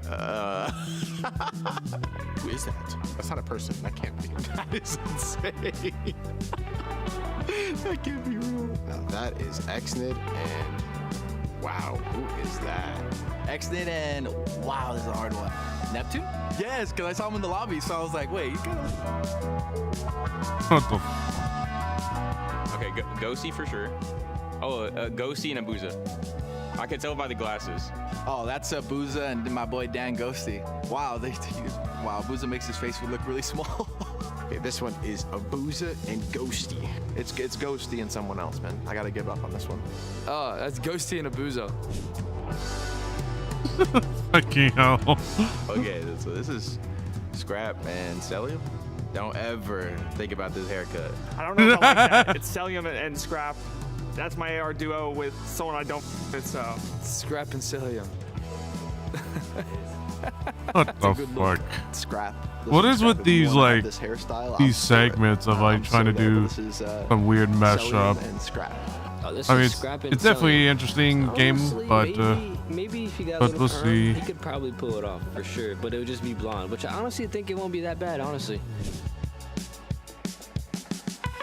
Okay, I'm not gonna lie. Is this me and Sid? Kenny and Sid? Yeah, that jaw is crazy. Dashy. Oh, Dashy and Kismet. Dashy and Kismet. Wow. That looks like what Celium looks like now.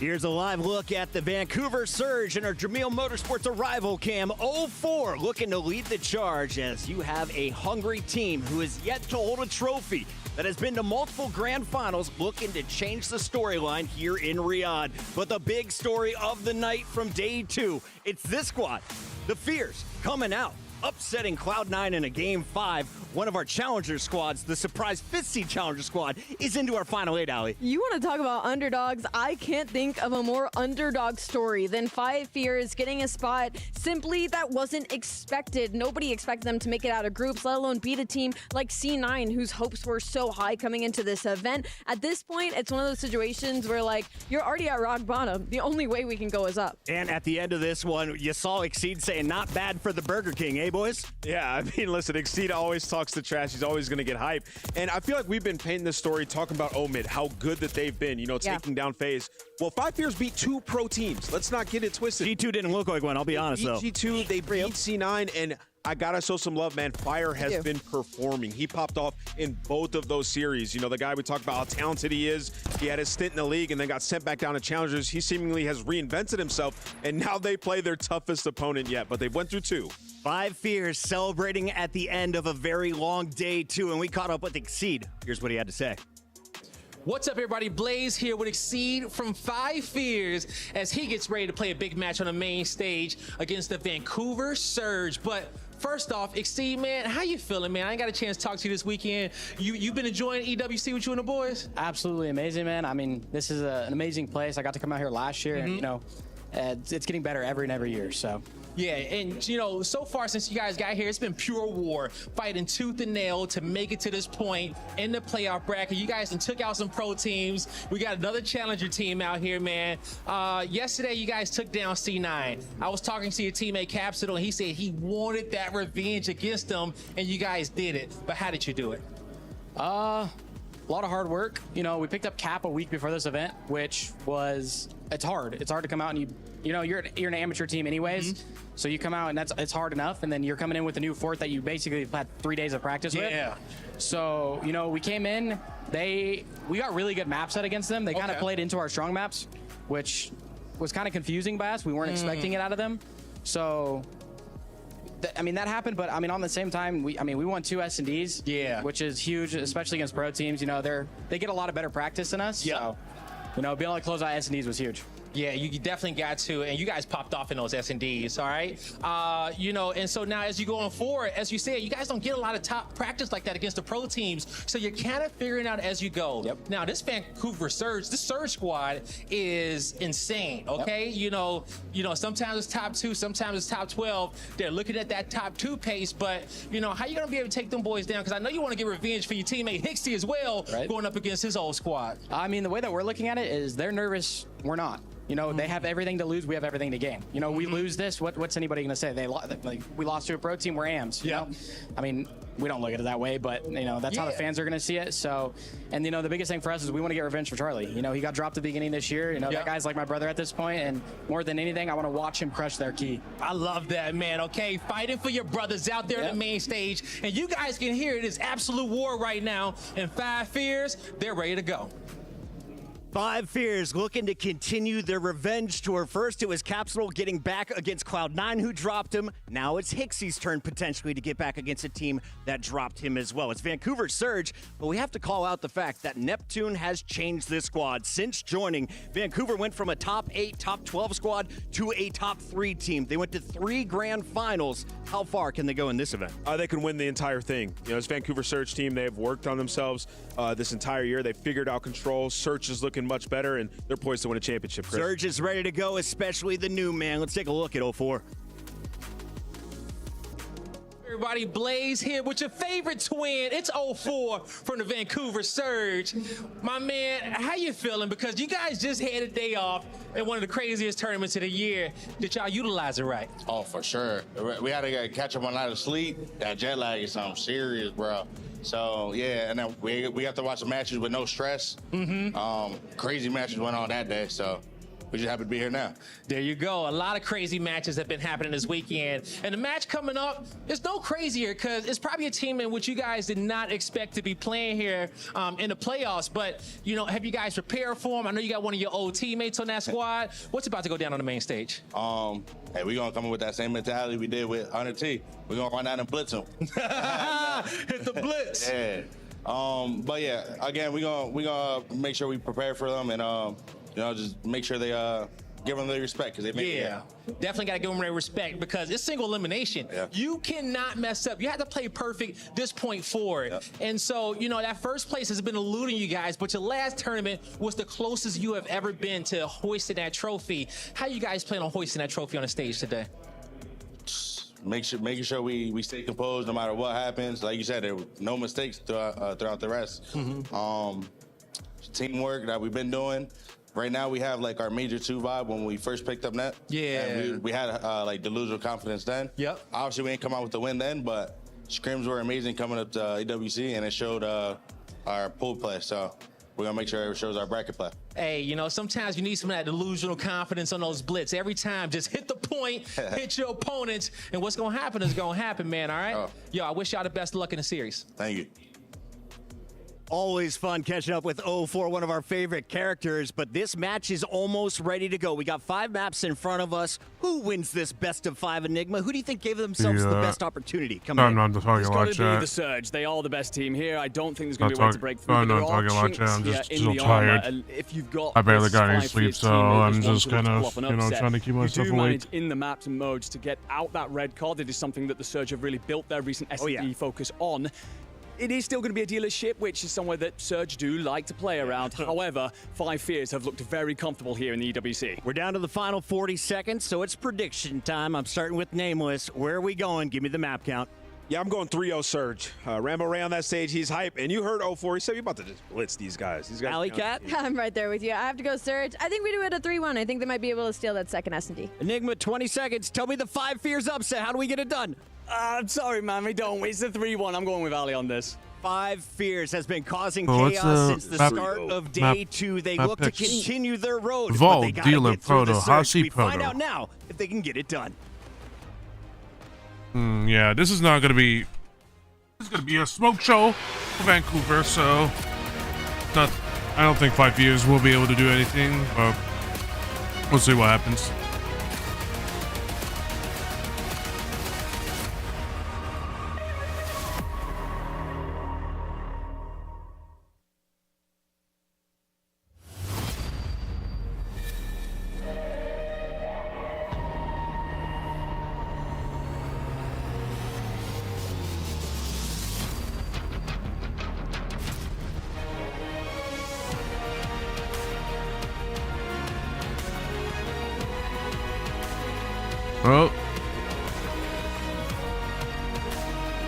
Well, an amateur versus pro team.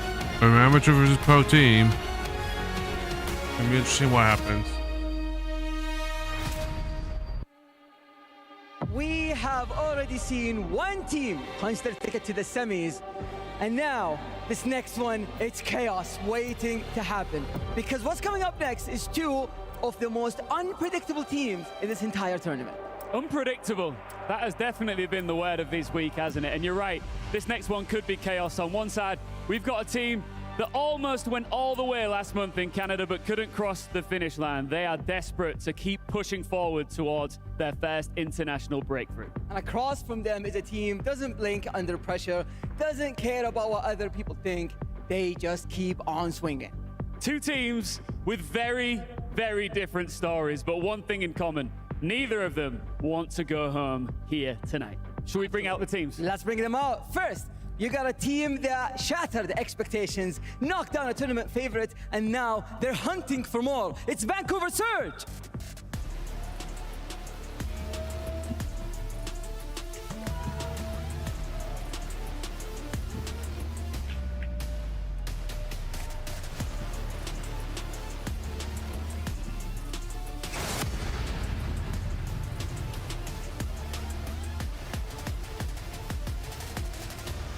Their opponents came in as fill-ins, played like villains, and now everybody's scared of them. It's 5 Fears!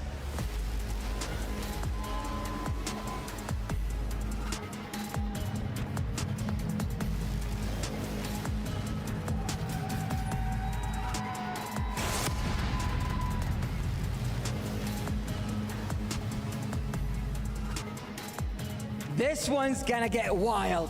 2 fearless teams, 1 shot at greatness. Let's get into it. Should be an interesting one indeed, my friends. Shift here with study as Vancouver has gone to grand final after grand final after grand final. But almost all of that has been by way of being sent to a lower bracket. There is no lifeline this time around, and there is no chance they're going to be taking 5 Fears for granted as they have upset and surprised a couple of CDL teams already to this point, Jay. Yeah, you cannot take these guys lightly. You know they put themselves in the position. They have already been battle tested. We saw them day one go up against Optic. Obviously, there was a big differential in the teamwork aspect there, but the last 2 series for 5 Fears, a game I just don't 5 see versus how G2, a game 5 Fears 5 can versus beat Cloud9 with a roster Surge and Ball, basically full since of rejects. Surge These are guys very have good at consistently been looked Ball. over. They're trying to rewrite their own story. Gonna be Love the interesting storyline on for them, what but happens. looking at what we have in terms of this This particular match, chapter, I think it's a Dealer dealership maybe and protocol to get us kicked off, Dealer and I'll tell has you, 5 looking Fears. ahead, even I at don't map know. 4, Vancouver's They did looking at beat this like, wow, we got G2 blessed. That's 2 of their favorite hard points. or But whoever to be told, looking at what against 5 Fears have done so far this weekend, 5 they've split Fears the did difference on 2 beat different vault hard points, including a very win narrow loss to Optic, and they've looked really good on dealership. So I'm against sure whoever. the upcoming, But well, is it going to happen on? let's be honest, they're Can they all be able to do it fighters against trying to Surge? find I a way don't to think surprise. so. That starts with They're map just number too 1. strong. You gotta believe that Charlie Hixie Surge wants is to just too have his strong. revenge. You heard Exceed in SMG the is too interview. strong. The He SMGs was on are the roster to strong, start man. the season. Like, I just Things don't did see not how go they right. could be. dropped There's him no for Neptune, way of and stopping he has them. been trying This ever point. since then to work his way back on up. And sometimes revenge is the sweetest joy that you can get. So Charlie Hixie, I'm expecting a big series out of him. And that's the thing is, you know, we've kind of heard the whispers and rumblings and even some of the directness from Charlie Hixie talking about, I got to change my identity. I can't just be playing as this entry OBJ SMG. He wants to start getting a little bit more loose, trying to get a little bit more active. And that mixed up with Capsule could provide a hell of a 1-2 punch. I mean, looking at it from G2 and Cloud9's perspective, they got all of that. But I think in particular, Charlie playing with a little bit more fluidity has actually opened up fire to really pop off this weekend so far. Dude, what he's been able to do, especially in that series versus C9, consistent 30-plus bombs and both of the hard points, also taking over in Search and Destroy. The AR presence between Fire and Exceed was playing lights out yesterday, but today's a totally different day, and you have totally different opponents on the opposite side. We know what Abuza and Nasty bring to the table, especially on the opening map like Vault. Yeah. They're always going to be in the power positions, and if you cannot beat them to the spot, you're going to have a tough time. Yeah, rotation had been the issue for Vancouver early in the year, but that has been eliminated and really just alleviated in the last 60 days or so. So yeah, talking about this Vancouver team, it is all about controlled tempo, but tempo nonetheless. So a lot of pressure to be asserted in a different way that maybe 5 Fears have experienced to this point. But it is Vault Hardpoint to get us kicked off. Can the Cinderella story continue? Another major opponent in front of them. And Vancouver's going to win this, it's but about taking care of business. Get yourself set up on what if looks to be a pretty do favorable manage to bracket get to another grand final leg ahead, and do leg what up they have ahead, not been able to do to this point this year, over Vancouver, then it's going to be interesting on what happens. But dealership S&D, that's speed. That's just map. But I mean, 5 Fears did win again. 5 Fears did win a dealership S&D on a, I believe, G2. So, but this is a completely different team. So let's see what happens. Through the hole in the floor and a nice little bit of movement to find Fire. Follow up onto Hixie is perfect in Vancouver from the favored side of the map. Will also find P1 time early. Already have all map control in their favor. A big gunfight win there from Exceed with an AR in hand. Usually do not see Mr. McLeod lose those up in personal gunfights, but he gives his team an opportunity and they do absolutely nothing with it. 0-4 pops a double. Last man standing is Fire. Another clean 4 dead. Still in control of the map is Surge. Yeah, with 20 seconds remaining, 5 Fears have to make a decision here. How much do we want to value playing for a rotation to try to set up for new versus having to play through old due to the time that Surge have found? And how about both things at once? Capsule able to find his way into the hard point. kind of deters the Surge setup just a touch, and you also get a little bit of a spawn up on the backside of P2. 04 trying to handle it. Follow up from Neptune, not able to quite find Hixie initially, but Nasty takes care of business, and Surge are cooking as they try to break into P2. We head on to a Bravia, listen in with the Vancouver Surge. Get time. They play through front. In front. IT flash Buckhany.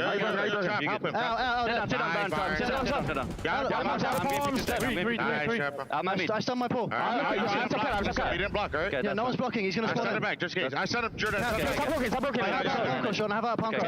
I'm getting P2 check. They're going to be mid, guys. They're going to be mid as well.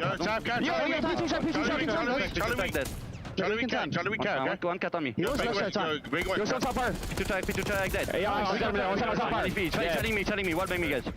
I think twice, I need twice. P2 check in pool. Moving on. Yeah, I'm gonna go sit down. I've died, guys, okay? Okay. I'm looking here. Charlie, dead. I'm in ball. Okay, don't say anything. One line, start the line cat. I'm gonna go white. Line cat, I hit once. Line cat, silly. I'm trying him, line cat. I'm trying him. Buzzer. He's silly. Flip cut Charlie.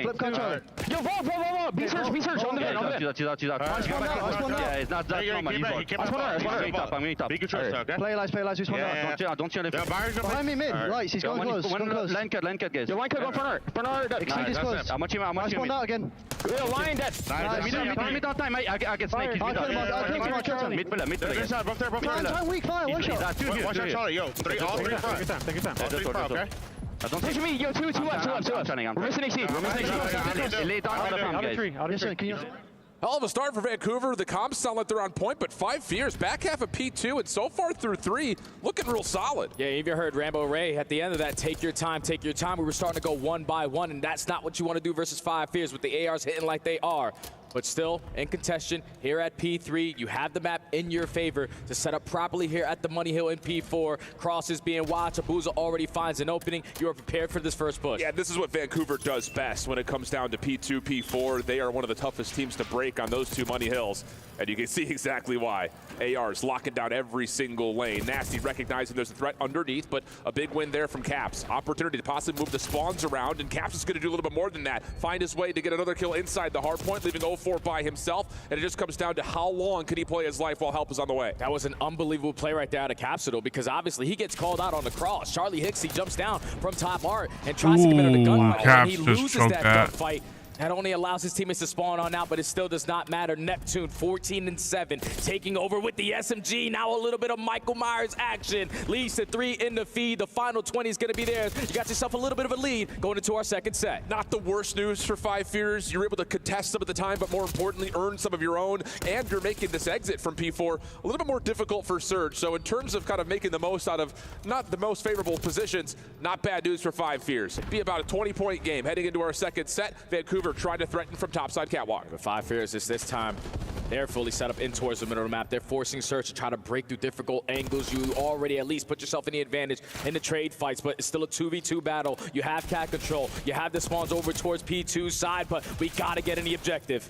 Not bad from Hicks, able to find one, makes life maybe a little bit easier for the rest of his teammates, but Abuza gets to work, finding a couple. Neptune and Nasty clear the field and get now time again for Surge. Exceed, looking for an early peek, finds Neptune cleanly.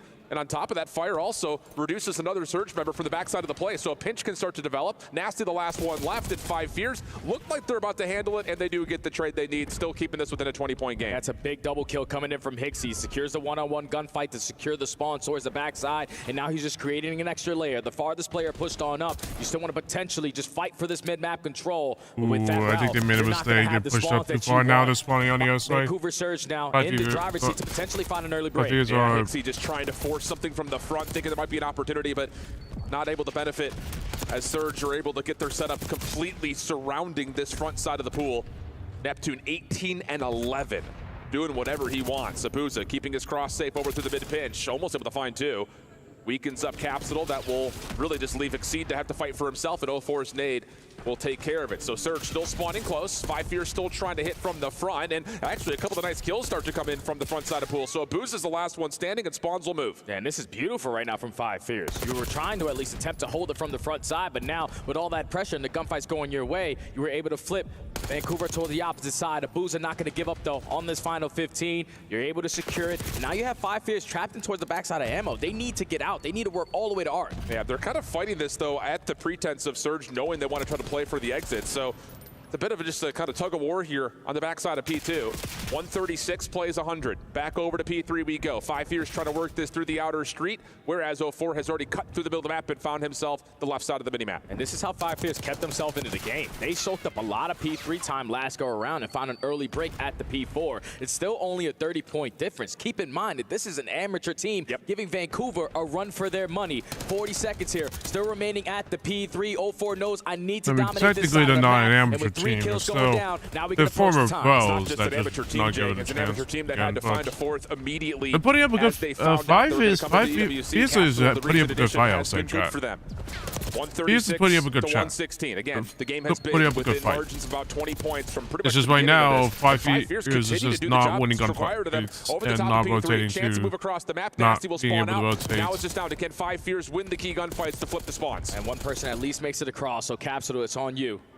Potentially find an opening. He's going to put himself in towards the hard point, wins a one-on-one gunfight. He still knows that there's another one towards the top, but is not able to get the better of 04. So the spawns are in for Surge. They have control of the map again, and now this is very difficult because all 4 players are set up. Yeah, that's another massive moment from Abuza. How big has he been in key moments when it's 2v4s and he's coming away with a couple of eliminations, if not cleanly. A couple of the tags over to Hixie, trying to hit the deck. Neptune on the chase, easy follow-up, and now all of a sudden Neptune can go free to roam. You cannot afford to give up a full 60 here and allow Abuza to continue to dominate from top art. He's already on 5 in a row, only has 3 bullets left in the clip. It does not matter, he wants to get every 1 week. But they have yet to been able to contest this hard point, and Surge are blowing this game wide open. Yeah, this is where, again, we've seen Surge in a couple of close maps take a massive late game advantage. It's happening once again. 15 seconds left. It's going to have Surge right around the 200-point mark. Spawns will also move for the last 2 members for 5 Fears, so a split spawn situation has our challenger squad looking to play through old and set up around the middle, but that's actually well done. Fire and Hixie finding a couple. That will give them a bit of a cushion around P1. Yeah, so all that space that you were able to take, thinking that, all right, 2 players are going to spawn out behind us, everyone loses their gunfight, so you're still going to be at the old time, and now Exceed getting a little bit activated. Still only a 40-point difference. You're forcing Surge to work their way through pool because Exceed has everything cut off from Lion. Hixie, big moment for you right here. Again, changing up his role, wanting to be the guy playing outside the hill. A little bit of damage into 04. Good movement, and it allows an opportunity for Nasty to come over and find the trade. Critical time here for Surge, getting closer and closer to the 200-point mark. 5 Fierce going to hit a couple of long routes here with 25 to go. Try to surround the hill and then open it up with a couple of clean kills. Exceed for the opener. Fire following up. They have Nasty outside the hard point. This has been really solid for 5 Fears in terms of how do you break open P1 and hold on to P2. Huge from Fire, now working with both weapons as 5 Fears get us back to within a 30-point game. Yeah, that was the biggest win right there from Fire to pick up the OE and secure this side of the map for his team. You win the rotation over towards P2, but already Vancouver have found an opening right through middle map. 2 SMGs just fly on through. All the hard work that Fire just got done is now left in the hands of Exceed. Good first win from Exceed, trying to get away from the chase, but not able to. Fire will spawn up in the back. Vancouver relatively aware of this as they popped up at mid-map, and how about it? Here comes the rest of 5 Fears. 04 in the perfect crossing angle. He's taking care of 2, almost able to get the 3rd, but Nasty provides the trade, and Vancouver is still stable inside the hard point. They can win it here. That's clearing out the back. Now all your focus is towards the front. You can already see on your minimap Abuza creating space. Let me be the aggressor up through pool, create an extra layer for them not to even contest. Double hit over. Yeah, 5 Fears, they're good. Just unfortunately, they're not. Goes into the arms of Exceed. Vancouver just has a little bit more IQ in them. And it's all individual efforts from here on out for 5 trying to outplay and win the gunfights and be able to out-rotate, and be able to break in points. So going their way with P2, P4 just firmly in their control. Yeah, especially on that second set, man. The first time when you were at P4, Capsule makes a big time play to make that one scrappy. And the P2, the same thing is what kept 5 Fears into the game. But the adjustments come in, the communication started hitting on all cylinders, and crossfires were always being set up. A flawless 60 at the P4. You win the rotation over towards P2 and read every single spawn. When we jumped into the Bravia listening, you can hear how calm and cool and collected they are. The addition of Rambo Ray on the comms with them just keeps these guys level-headed, and it showed on the second half of that hard point. Yeah, it's a huge addition to have him as a fifth voice in the comms, because we know that this Vancouver team, just kind of watching them over the back half of the season, has been playing with some lightning pace. Oh, yeah. And you often kind of wonder, like, does that get them into some tricky spots to where they almost fall apart a touch? But you add Ray into the comms, and he goes, yo, slow down just a touch. Let's get ourselves set up. And then all of a sudden, it's right back to business. Because you got to think about this Vancouver Surge squad. They're all basically young. They're all just starting their careers. Neptune is rewriting his story. Yeah. So you need sometimes to have that veteran presence, and that's what Rambo Ray is able to bring. Calm the young man down. Get them locked back in. And just focus on what you need to do, secure the W at the very end. So Vancouver taking care of business on the opening vault hardpoint. We expected that to be the case because this has been a bread and butter map for them all season long. Now, if you are 5 Fears, I know yesterday versus C9, you had to take 2 S&Ds. You're probably going to have to do it again here if you want to beat this squad. And I think the thing about this scoreboard that I always come away really impressed by with Vancouver is not only is the damage output and the kill-death ratio relatively even, but look at the assist column. It's beautiful, Everyone helping each other. Beautiful stuff. So that's through map number 1. Now we take a look at the Search and Destroy. To be candid, Vancouver have faltered in many key moments in the Search and Destroy. And on the other side, 5 Fears have looked pretty solid in Search and Destroy. Of course, most notably last night versus Cloud9, taking both the 2 and the 5, one of which was on Dealership, where they looked really good. Oh, yeah. Exceed had a pop-off moment versus G2, where he goes 13-2, just absolutely dominates them on Dealership.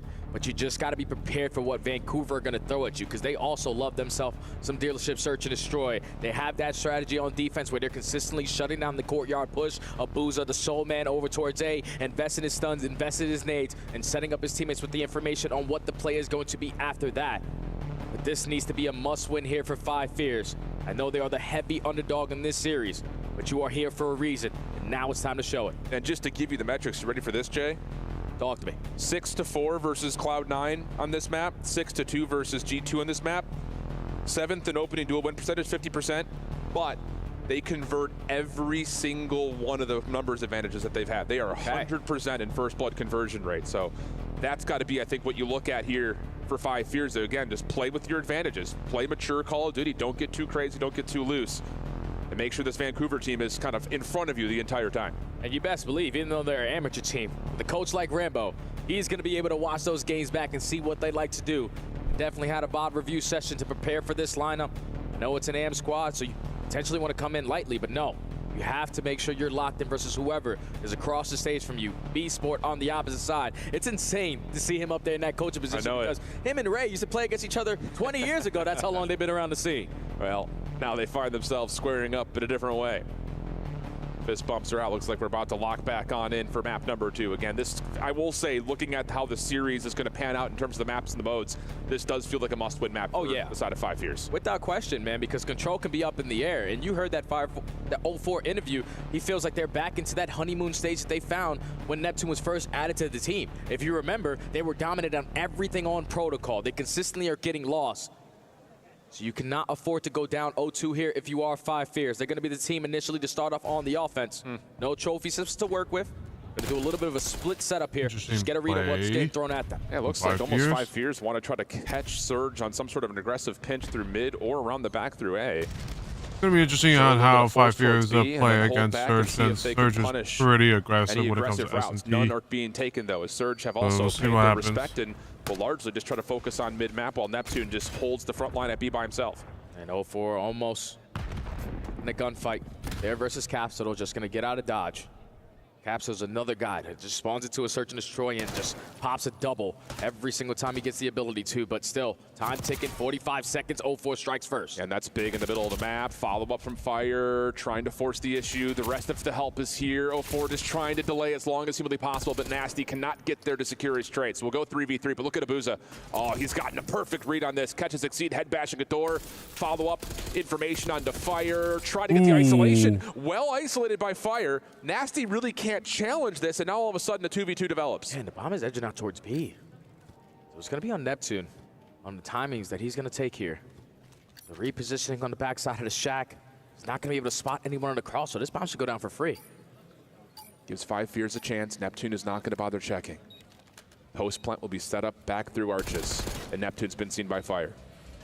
They're going to give him a little bit of space to work with, as Hixie's going to watch for an early, late flank. None are developing. Here comes the head bash forward. Neptune to find one damage, and yep, just pushes on forward, says, I got you a bullet down. Easy follow-up for me, got the advantage. That was an aggressive push. And the retake is successful for Vancouver. The Omni movement right there from Neptune. I have the player weak. Okay, no one's in a position to watch the site. If I win this one-on-one gunfight, should be in a great position to secure this round. Perfect retake there to clear out the backside of their spawn, but it all starts with 0-4 getting that first blood. And also Abuza being as confident as he was to take all this space away. Because with 30 seconds left, this was their play call. Yeah. Let's wrap back, let's go towards A. They're not going to be stacked on this side of the map, but just getting that one kill delays the push, and it allows your two teammates alive to successfully retake for the first round. And I will say, just to kind of throw this into the mix early, something for you guys at home to keep your eyes on. When Vancouver are on defense, keep your eye on Abuza. He might be one of the best ARs over the top of the A site this year. So we'll see if that comes to fruition later on, as now it's going to be Vancouver on their opening a hit towards A. Already Neptune getting very far forward, but counter nades from the defense will push back and even find a kill. So 0-4 is a little bit stuck here on the site, needing to find more, but there's Abuza over the top of the A site for one. Exceed in the back of the dumpster area will be pushed off, and that's going to be enough for Vancouver to say, let's reset. You could already see Neptune was edging his way on out. They were thinking about a rotation over towards this B site. Now with everything being silent, Five Fears should throw a couple shoulders, gain some info that they're not here. Trying to put themselves in a position, potentially take min-map away, but it's going to be a battle here at B. 0-4 able to jump out the window and start getting to work. Neptune just showing a little bit of shoulder pressure, just making sure that there is no challenge onto the bomb planter. And now the post plant. Speed here for 5 Fears on the retake, immediately through mid-map. Oh, but Abuza's route. If this gets read by Neptune, there's an opportunity here for Abuza to come bail him out. And they're going to reset their post plant. They're going to play this on the backside of the site. Will 5 Fears have any awareness on this? Oh, Abuza's able to win the one-on-one gunfight and almost get out of dodge, and 0-4 at the same time is thinking 5 Fears are most likely running around together. But Capsule, with his head on a swivel, rats back towards the DVD store. Secures the one-on-one, you find the trade on Abuza. And that's that you said from the beginning. When they get the first blood, they never lose the round. Tie game now. I love that call, too, just to hold hands together as a three-man stack at mid. Knowing that there are 3 post-plant offensive players still alive, they're not going to triple stack archers. This is a good name from Fire. So great like, call they for definitely 5 needed Fears, that, find their advantages, kill, take care of business. I think most important is they needed do get the chase down onto Abuza before you can escape for Garage. And it was also a big one that Neptune wasn't able to find one of those kills when they were all sending it towards the dealership.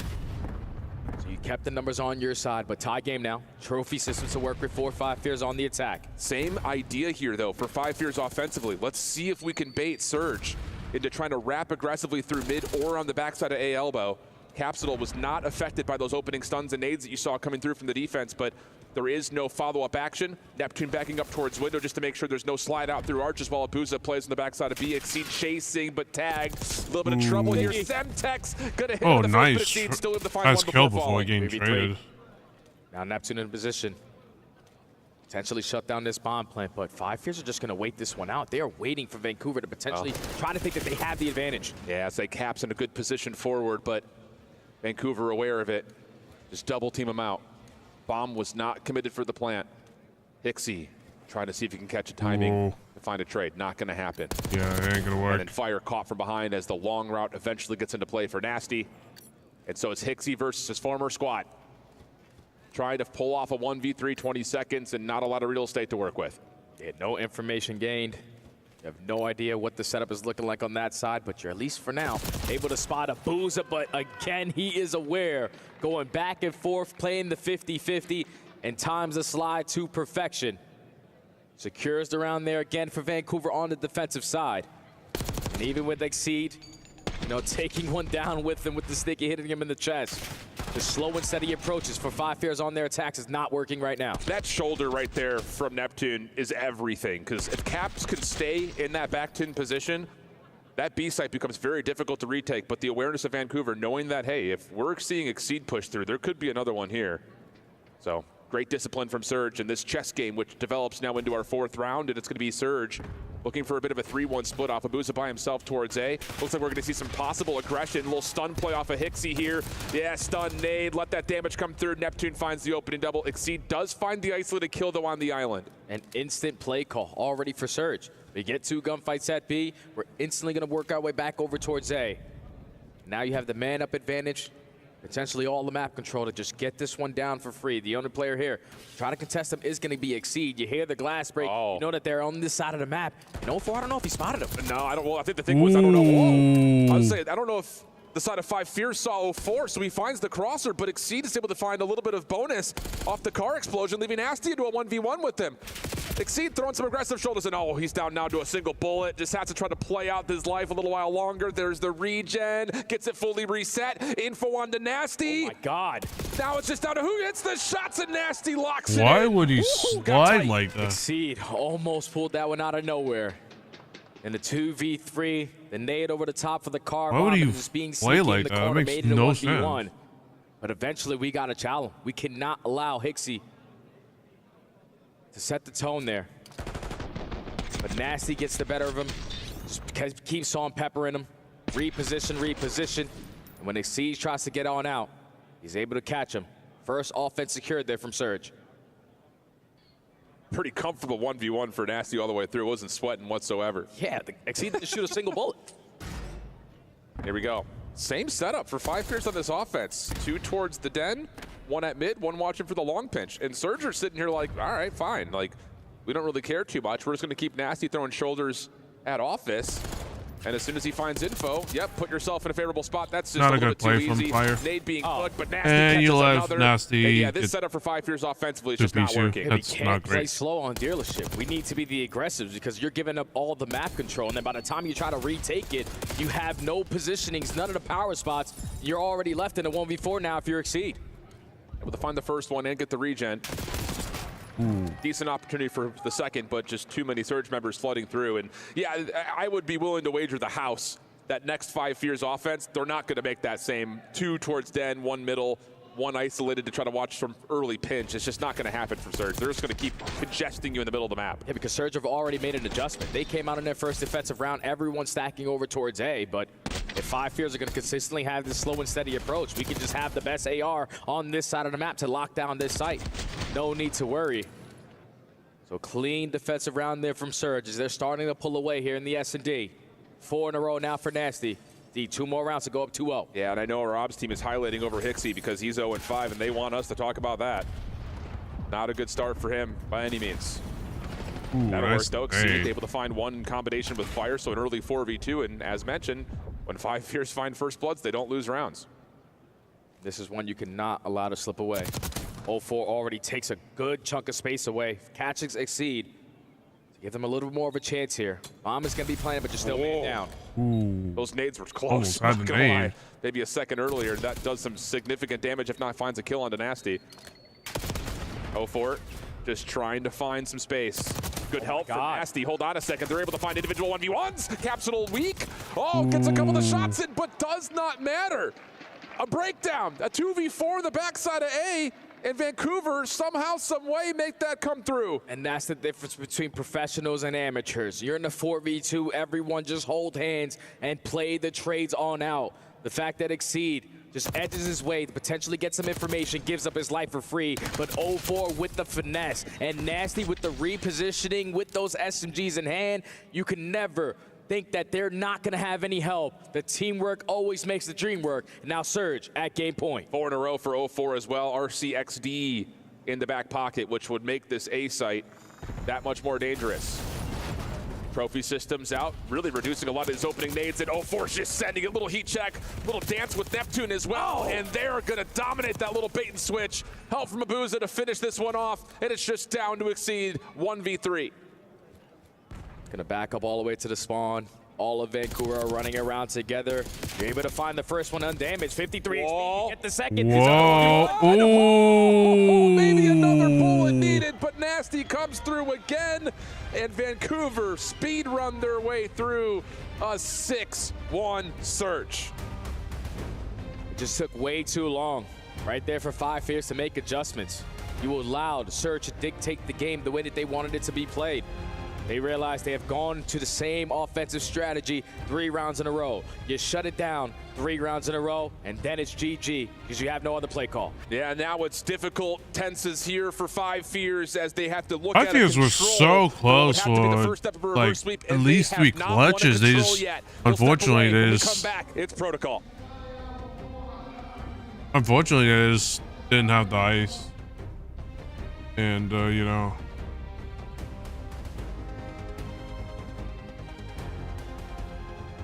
You know, holy shit, Hixie 1-7. Hixie did not do anything at all. Definitely sucks, but what can you do?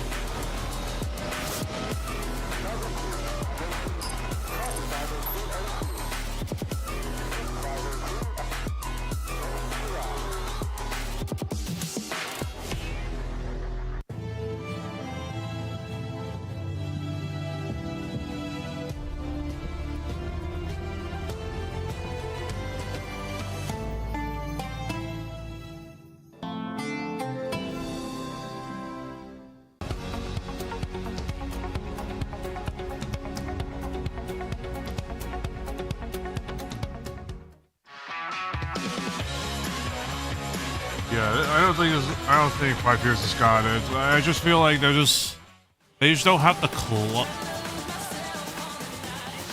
They just don't have the problem with Five Fears is they don't have the clutch capability against Vancouver. Vancouver is like one of the teams where they can play better, where they have more experience in clutching, so it definitely hurts that Five Fears lost 3 clutches, but you know it is. But you know they're gonna get. You know, once you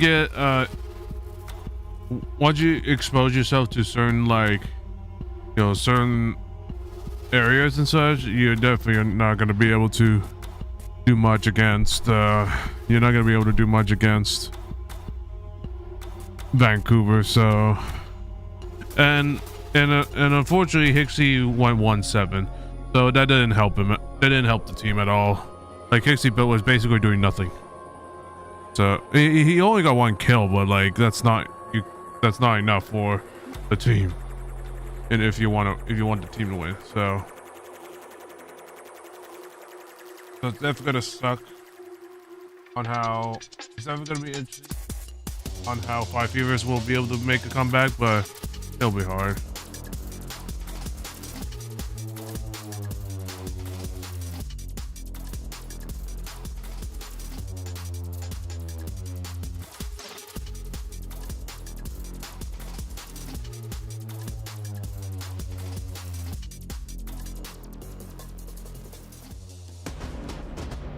Welcome back to the Esports World Cup and our second quarterfinal, where Vancouver Surge have been comfortable to this point against the Cinderella story. Five Fears, the Challengers team that finished top 6 at Challengers Finals, only really gifted the spot thanks to some paperwork mishaps by Carolina. They made the most of it though. Getting all the way into the playoff bracket is a stunner. But here in this matchup, Jay, it has not been good for Five Fears to this point. Yeah, it's been a difference in skill level and teamwork right now. Play calls that are on the side of Surge and how coordinated they are together. Just making the game look so easy. Currently be up 2-0 in the series. Now backs against the wall for Five Fears. You gotta spawn into a protocol control. You have been able to play it one time this weekend.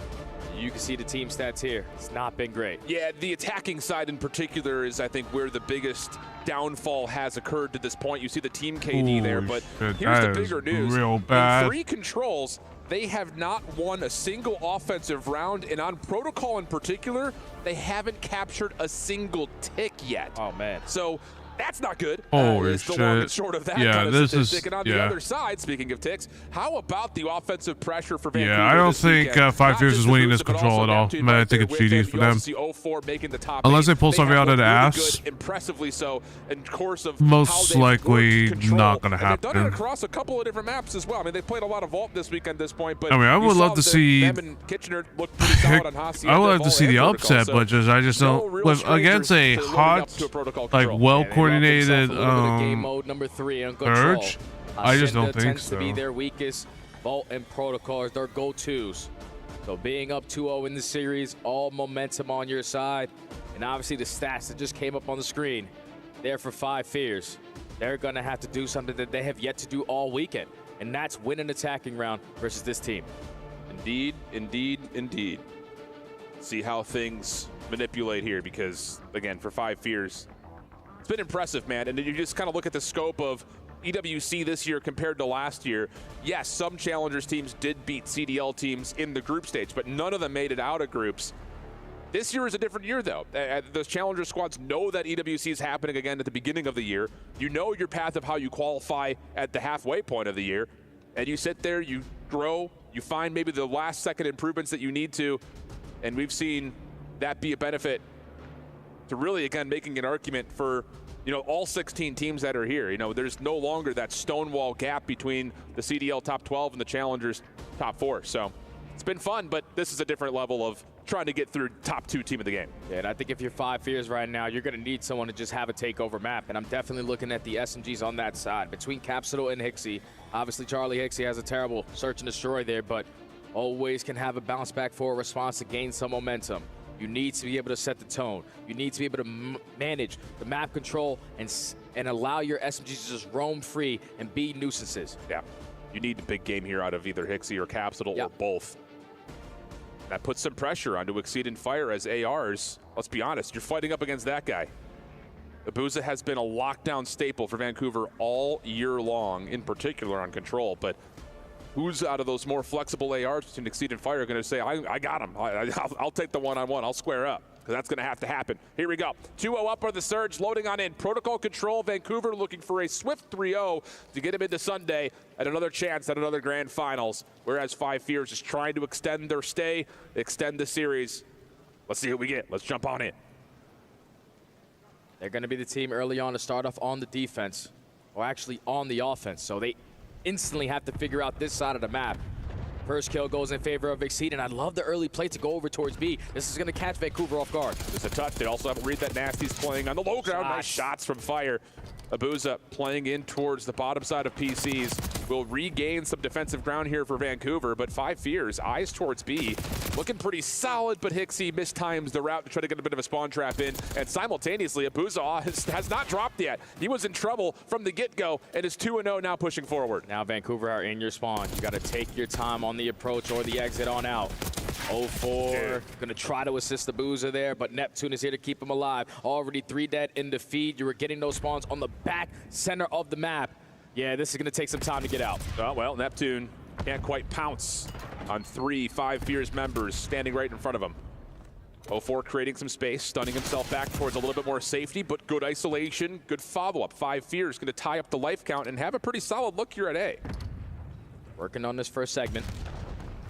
The only player on that point is going to be Hixie, but he's able to spot the player working on the pinch, so Abuza gets shut down. Now Nasty trying to work the flank. He's able to win a massive one-on-one gunfight, but that first segment is locked. Yeah, what a close range gunfight. Giving him some freedom over to the middle of the map.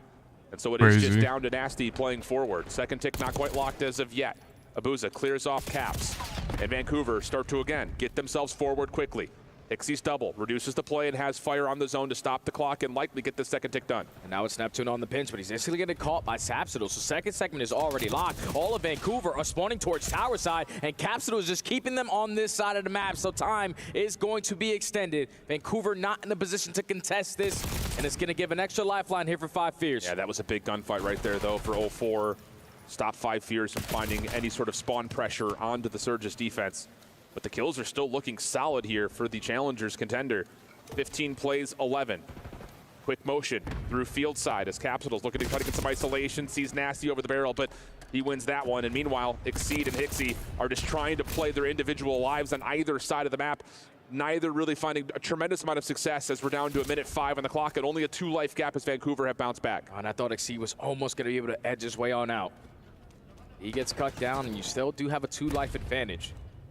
Now, if you are Surges, make your life a lot more difficult to die. Abuza and 04 already combined for 2. The bait and switch and the teamwork on full display. Vancouver, 1 life lead now. Abuza tries to 50-50. The spawn trap gets caught. Couple of kills there for 5 Fears, has them out of spawn and looking for a long route out of Exceed. Who picks this up? Who gets a read on it? 04 inside tower, does well to catch 1. Exceed's position now known, but he finds 2 eliminations. So now it's just down to how do you play this one out? Lives are slim on both sides. Hixie seen at mid-map. 04, does he get traded out here? Sure will by Fire, but the clock is becoming the biggest opponent here for 5 Fears. 5v4, but only 16 seconds on the clock. And Exceed has a big one-on-one in towards the tower. He's able to win it. Here we go. Exceed making massive plays. No more respawns for Surge. There's only 2 players alive. 04 trying to surprise Exceed. But Abuza will drop, so it is just down to 04, and he gets slammed out. So how about that? 5 Fears, who had not found any offensive success, not even just to win around, but to find a tick of progress, comes out and sets the tone early. Good play by 5 Fears. Exceed, man. He understood. Finally got an attacking round. Getting captured towards the spawn. I can go back and assist. See if they can keep it get up. A couple kills. I can spawn trap them on my own. That's a crazy gunfight to win. If you're an AR player on 4 or a flash player. Massive one-on-one after one-on-one. But like I've been able to Keeps the live get kills like advantage that before, so of the amateurs. it's definitely hard, Their first but not attacking round of the entire weekend. doable. Unreal stuff. Hell of a time to have it, though. Yeah. Tell you what, defensively, just kind of to play the other side of the stat line here, they actually have been pretty solid. So we'll see if they can provide maybe a 2-0 early edge to reset how this series has gone to this point. Neptune Abuza, first couple of kills come through. Exceed counters, but does get traded, leaving really just one member left alive. That's Capsule trying to fight for his life on the other side of the map. He's just going to put himself in the corner. I was thinking after the watch party, I'm thinking of playing some COD. Really bad timing, and now the rest of Vancouver, the teamwork, the crossfires, already 3 dead in the feed. Second segment is going to be done. Yeah, we're and talking. B, honestly, Yeah, might B be is gone. that. Yeah, B is done for. Trophy system comes down just as the defensive nades try to come over the top. Give it now up. It's just down to playing for exits, which even that has not come through yet. Exceed and Hixie will find a couple. Keeps the life lead just marginal for Vancouver. Oh, slammed. Unreal. Abuza with a sub in hand. Puts Hixie in the dirt. And now all of a sudden, it's a 4-life edge, just under 2 minutes to play, and the map is starting to trend in favor of Vancouver as Capsule gets isolated. Yeah, now they're setting up their teammates for some freebies. We can play some COD after the watch party until the collab, but I think I might end the stream and then take a little bit of a break, get some a little bit of rest and a little bit more rest, and nice map here out of Exceed. 3 in a just row, gonna 15 and 7. Very patiently trying to hold Vancouver in their spawn. Fire ironed up, trying to walk his way over. A couple of tags into 04. Nasty trying to push him out as Hixie takes the place inside of lockers, but yeah, he's going to be pushed back as well. So Surge avoiding the spawn trap, and now with numbers can start to make their way forward to A. Hixie's got to value his life here. 2 of your teammates already fall, but we're just going to try to play a timing game in towards bottom blue, but thankfully the safety net and Fire still gives yourself another chance to retake this. Only 2 players from Vancouver currently around that mid-map area. You're also up by 3 lives, a minute left to go. But you have killed off a minute if you're 5 Fears. Vancouver working through the middle of the map. Neptune finds 2. Fire, pushed out by Nasty, and now it's just on to Exceed up top. He really can't do too much. Neptune's on the hunt. Exceed, though, backs away, has a chance at it, but little 180 slip and slide from Neptune has him on 3 in a row after a little bit of a slower start, and Vancouver are keeping the clock paused with the first ticket A coming in. And 14v9, Neptune knows that Exceed is still coming off the respawn, and absolutely slams him again. Neptune, Mr. McLeod, this is what he's capable of when he is in flow state. 5 in a row. Now the timing to catch him again with his pants down. Exceed is not having a good time. Second segment, locked. And the blender. And now a tick progression advantage starts to develop here for Vancouver. And I was going to say, if he gets another one in Exceed, yikes. But regardless, the offensive round will come through. It just comes down to will it be by ticks or by lives. Five Fears tried to battle it out, but Abuza will find the final 2 kills. So 5 ticks earned as Vancouver respond with an offense of their own. It's a very clean offense there from Vancouver. When you allow Neptune to just get behind enemy lines, the guy has been putting in so much work this season to play his timings to perfection. They extend time early on, about 2 minutes and 15 seconds to just get 3 segments at B with the life count in your favor. Very clean round there from Surge to tie the game. Yeah, this is just a montage of Neptune beating Exceed. They're gonna actually kill the Abuza right here. They just Abuza with the final 2, as mentioned, just before that last tick can be earned. So at least 5 Fears in the loss will mitigate the potential of extra ticks to be earned, and now back on to, again, the side of the map that they've struggled on. Not the case in round number 1 with that set play over towards B. This is different, though, and 04's got the crossfire set up for 3. Just laying on his back. 5 HP in a dream. And it's essentially a 1v3 for 04 now off the reset, trying to join Neptune in the spawn trap, but that's mitigated as 5 Fears find a couple of response kills. Oh yeah, but Abuza at least finds 2 of his own, so. Abuza's just too strong on this AR side. He does not like this map. Heard him in an interview yesterday saying, my little brother can spawn in and basically spawn trap me here. 9 and 16 start. He loves to sit top trips window, but you gotta get yourself more involved. Yeah, Neptune is just wiggling around the backside of the 5 Fears spawn. Only a 3-life edge, though, to be fair, until Nasty pops up and pops off. And that will keep the pressure away, down to 40 seconds, and the life lead now starts to become pretty significant for Surge. Yeah, this time Surge are not letting anyone slip on by. Abuza just forcing the spawns over towards that B Street or back in the default at the gun. 30 seconds to go, not a single segment earned, not a single trade in the kill feed. Oh, jeez, is that just getting piss slammed? He's just having it his way. Hello. Nick later. How are ya? More coming, but no. Offensive stun locks him into place. 13 seconds. 7 life advantage, but the clock, the biggest adversary right now for 5 Fears. As Abuza still tucked in the corner, just looking to keep that clock moving. Has help nearby, and that will be a flawless defense out of Vancouver, still retaining 18 lives, up 2-1 here in the control. Yeah, that was a lot more dominant there from Vancouver to not allow anyone to slip on by. Fist pumps out. They know they are 1 round away from securing themselves a spot on Championship Sunday. Everyone is having their moments. Abuza locking down the power spots. The SMGs having perfect break-off opportunities for multi-kill after multi-kill. And now with your backs against the wall, you have to start to perform. And I'm looking at Fire to have a turnaround round here. Yeah, it has to. Can he get into position? And that's, I think, the biggest adversary that we've seen is, again, we talked about this. It's just the AR battle, the heads-up fight between both sets of ARs. You look at the names on paper and how they've played so far this year, and you give a huge edge to Surge, and that's coming to fruition in a major way. Also doesn't help that 04 has been running rampant. He's 25 and 18 for crying out loud. Potentially the final round of this series. Vancouver back on the attack, and Neptune already starting off with a multi-kill. That's 3 dead in the feed, make it all 4. Progression on a game clock pause, and now 5 Fears. Yep, Fire is not having a good day. He is 10-21 right now. He is Neptune trying to dive out the window, not going to be able to. Does see the long route developing, though, for Hixie. 5 Fevers are That'll turn the attention of Nasty to make sure the pinch stays safe, and no, he's not able to. So hold on a second here. 5 Fears battle back nicely. The first tick does not get locked. In fact, Exceed gets a little bit of depletion in, but 04 showcasing some trigger discipline, but Exceed able to go to a bit of a drop shot, find a kill, and keep the play largely neutral. But off spawn, Surge trying to get back to A quickly. Fire top window pops up just like you asked. Nasty gets the trade, but still 5 Fears keep the defense forward. 45 seconds left to go. Caps are now just going to choose a corner, but 04 says, I like that spot, so let me just check it real quick on the hop out, and that's already 2 that in favor of the Surge. You have mid-map control, but you can already see 04 taking some extra space to allow his teammates to hop right behind him, but he gets caught. Yeah, lockdown from Capsidal. Hixie looking to make play forward, finds Neptune off spawn. First tick, no, not locked, contested by Fire. He finds the kill onto Abuza. So all of a sudden, after being stonewalled in their own offense, 5 Fears are kind of giving Surge a taste of their own medicine here. The life differential is the only thing that really makes a difference between the two at the moment, and as Surge once again worked their way flawlessly out of a spawn trap. Capsidal's on the wrong side of the map to contest the A point, or actually no, that's over towards B, so maybe Capsidal could make a bit of a heroic play. Shut down by Abuza, and Vancouver are going to keep the pressure on to B here. They have a double stack going to at least guarantee this first segment. That's going to guarantee them, just in case it gets to around number 5, that they have defense. Now 5 Fierce, they're looking like they're just going to forfeit this. You already have Hixie going on a route. He's able to clear out top 3, but that route is too long. Why are they giving it up? Why would you give it up? Together if you're 5 Fierce. Why would you give it up? From Hixie finds a second one up top in Capsule.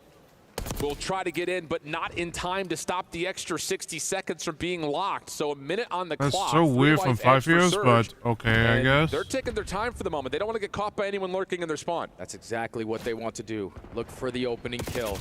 You're going back and forth, but you don't find any. A clean 3 dead in the kill feed for 5 Fierce. You already have Exceed pushed up in towards the archway, and now Vancouver have to check every single corner on the exit. This is going to waste time.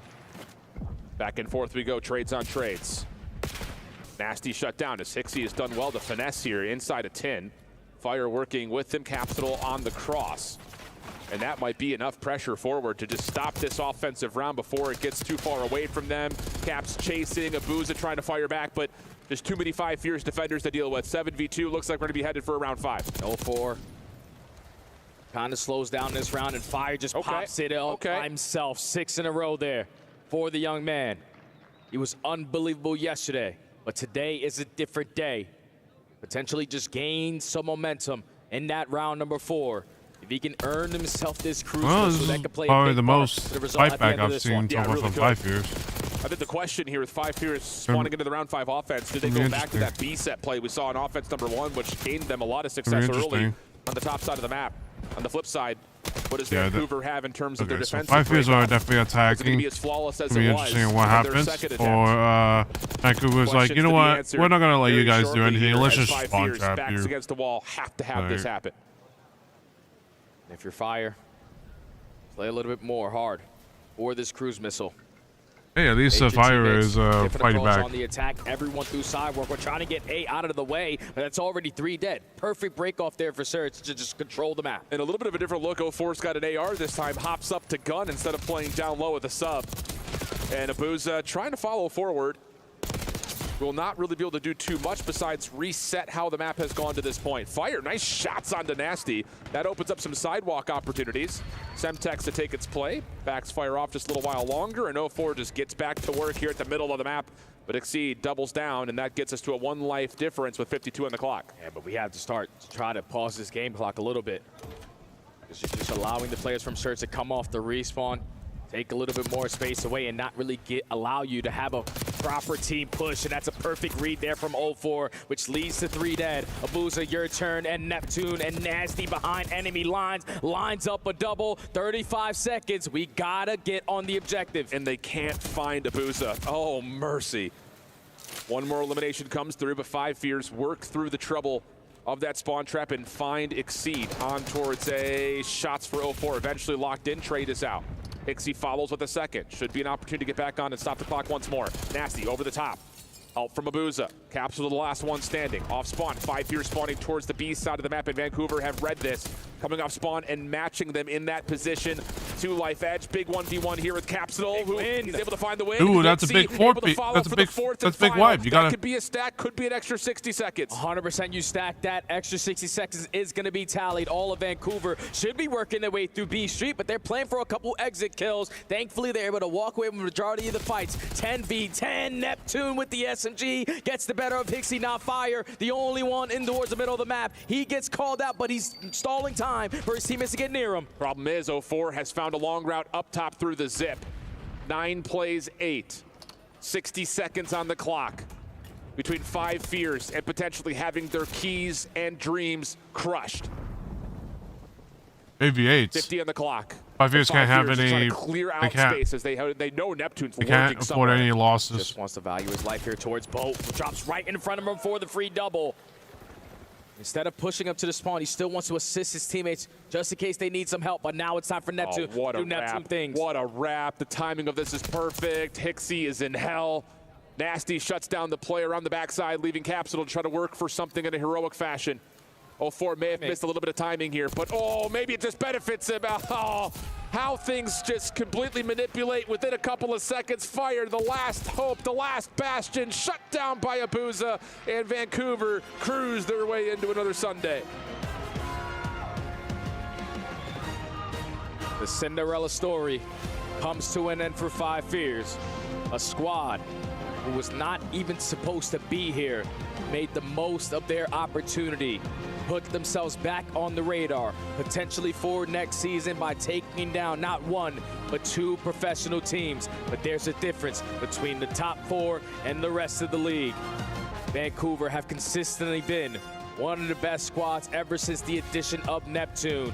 And even though that control was all the way down to the wire, a clean 5 years had a good fight back. Unfortunately, just at that last moment where they needed to do the most, they just unfortunately couldn't do much. Years.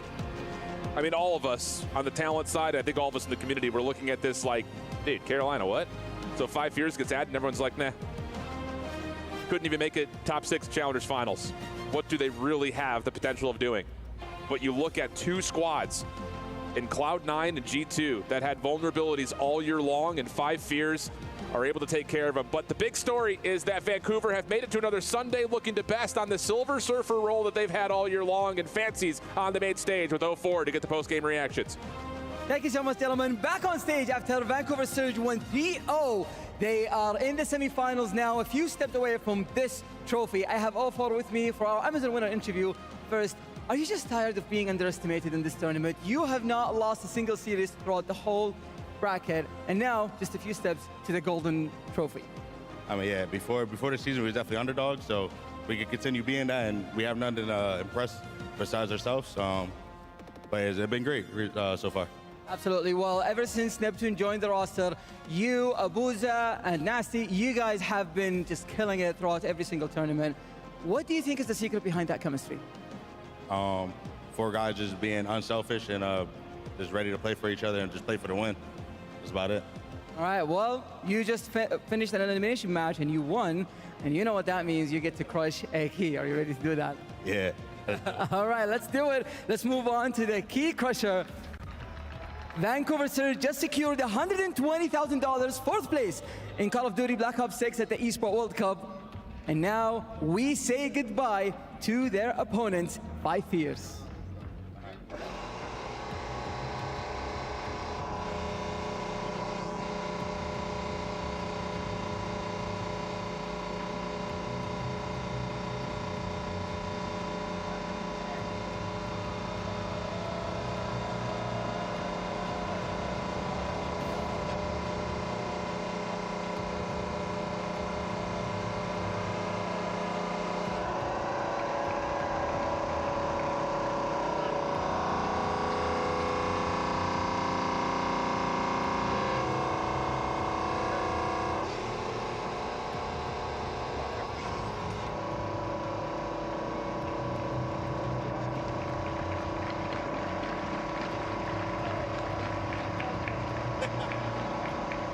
So, you guys have been going second all year long. I know you've gotten this question a million times, but do you think this is where you break this curse? Yeah, for sure. We're highly confident going into this. The delusional confidence we have right now, I think it's gonna put you over the edge. Absolutely. Well, you're going against either Movistar Koi or Omid next.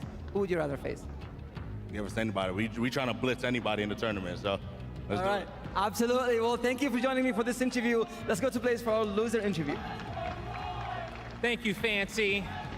I got Hixie with me on the main stage, and you know, Hixie, a difficult loss here against that squad specifically. You know, 3-0, what could have been better for you guys here in this series? I mean, Hardpoint especially, I felt like we were in pretty good spots, to be honest. We just didn't get any P4, and everyone knows that's the win condition on Vault. If you don't get P4, you're not going to win the game. I don't think we touched the second. They locked us in, so from there, that was going to be tough. S&D, dealership's been our best on the year, so we were confident going into that, and to be honest, again, there was a few rounds where we were like, you know, 2v2, 3v3, and they just came out clutching those rounds. And then the control, again, back and forth. I think there was 3 attack wins. And the last round, again, we're in a pretty good spot. I think we were 11-9 lives, leading to Cap B, and, you know, just couldn't come through with it. So, tough loss, but not bad. Yeah, not bad at all, okay? It's some positives here in the situation because, you know, if anyone's had a bracket coming into this event, they probably even have you guys make it to this point. You guys made a lot of money this weekend, all right? Talk to me about what you feel are the positives.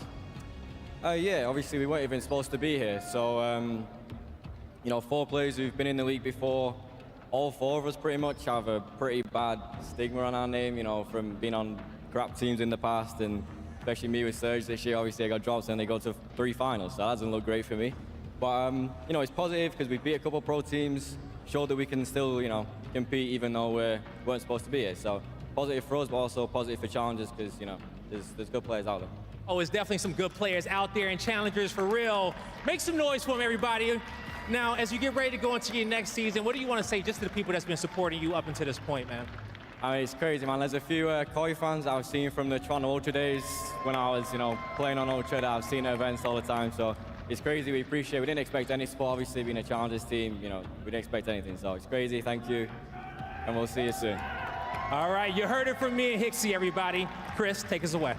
I love that. You can hear the "I love you, Charlie" all the way from the upper deck. Hicksy has his fans, but it's Vancouver with their fans cheering them on going into another championship Sunday. And with 6 tournaments in 2025, this will be the 4th Sunday that Vancouver enters. Yeah, it will indeed. Of course, the big question for them is whether or not they can take that next step and see something through, but it is a very impressive record through the year. Incredible performance. Neptune has obviously turned them into a superstar team. It's just about that final bit of growth now. Get over that line, and we'll be talking about this squad for many years to come. Yeah, it just feels like they're ready. I mean, you look back at that Champs final where they left a lot out there, right? It was close games, 5-3, and a lot of those maps, they choked. You could see they're playing with that edge on their shoulder, and you know, these guys, everybody performed. We needed Neptune to make a big play to close it out. He did so. So, yeah, Surge feels like their time. Looking at the numbers, 0-4 leading the way with 4,300 damage in that final control. He drops 37 kills as well. On the other side, Felix Exceed had a fantastic tournament. Congrats to that youngster. He's been grinding. We've seen him in the league.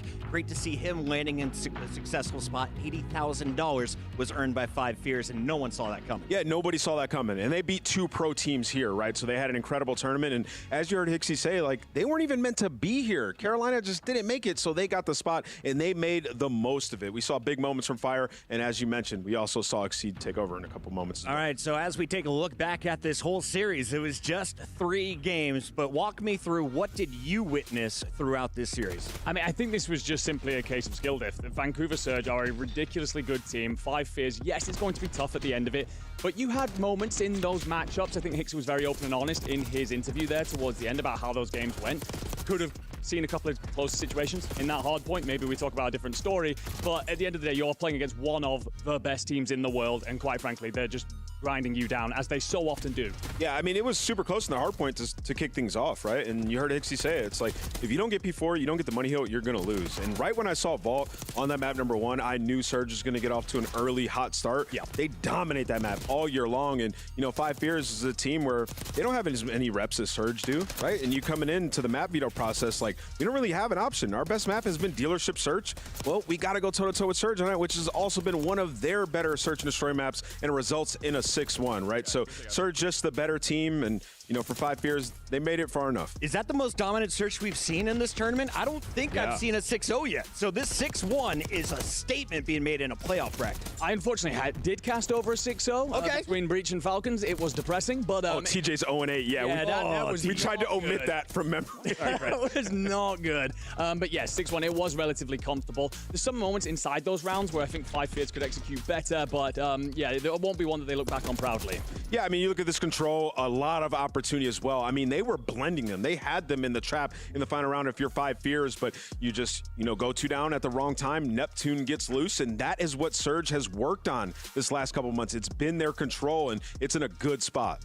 250 to 164, convincing win in hardpoint. The 6-1 in Dealership was the most devastating loss for 5 Fears, but a very impressive performance after struggling on protocol all weekend long. Not only did they score ticks, they took it to a round 5, and almost forced the series to continue on. Yeah, and like I said, they were in striking distance, Chris. They were in a very good spot. And once again, Surge have just worked on those moments. How do we regain control? We have to wait. We have to find kills, not play as individual. And then when we get out, we have to rat. Chris, you look over at me and you're like, Neptune's gotten better at that, because he used to just fly. He used to try to keep it going, steamrolling. Now he's waiting for his opportunities. And that was the difference in control when they would go up against 100 Thieves or go up against an Atlanta FaZe. Well, now they've worked on it, and they've been better. Some games call it off angles. Call of Duty players call it ratting, whatever you call it. Neptune played it perfectly. Or credit. That control to set them up for success. It's a level of maturity to his game that we missed when he had his first stint in the Pro League. He was this very technical shooter, but he wasn't able to really play his life and be the incredible, impactful player that he is today. He's kind of understood that I need to make sure I'm doing better at this, understand when to play on those off times, get his teammates into the fight. That is the level that he's hit now that's turned this team into who they are. Now, when we can, I'd love to take a look at the bracket because I'm starting to shape things in my head. We're going to see Vancouver on the opposite side of Optic, 100 Thieves, and Heretics, meaning they, in theory, have the easiest road looking at the seeds. You got the winner of Movie Star Koi or Omit, another challenger squad potentially waiting for you in that second round. Yeah, and either one of those matches present some, tough challenges for them. You look over at, Movie Star Koi. They've been an excellent hardpoint team, and they've had some banger matchups, especially on Vault. Versus Koi, and then they've just been sensational across the board, particularly in control. We knew this tournament was going to be special because there's one new thing here. Coaches are in the game with the players, and Rambo Ray is one of the greats. You went all the way to the grand finals in Call of Duty Ghost at Champs back with Nameless. You've been on the other side of the ball while he's been doing the analyst. You have been behind the team still. So, Ray, talk to me about this year. What was different from last year for Vancouver? We built some foundations to our year last year. We got the pieces we needed to build around this year. Yep. Byron was a big piece we got in the offseason, kind of like, nasty, awesome player. And then obviously Charlie at the start of the year didn't work out for us, but then when we got Trav, we really picked up the pace we needed. And we kind of found ways to push the game in ways that wasn't too conventional to what people thought. And we got an insane advantage off the start. And then as the year went on, obviously our hardpoint game was just so strong. It was just a matter of filling the holes in our map pool as the year went on. And just couldn't close out any finals. Hopefully this weekend's different, but it's awesome. What I don't think a lot of people realize is not only are you the coach of this team, but you also had a huge impact in picking the pieces. How did you scout the field? Because we were talking about it in the green room. 04 may have been the best pickup we have seen in the last 2 years in the CDL. A lot of it comes down to timing, but we always look at kind of the recency of the players obviously coming out.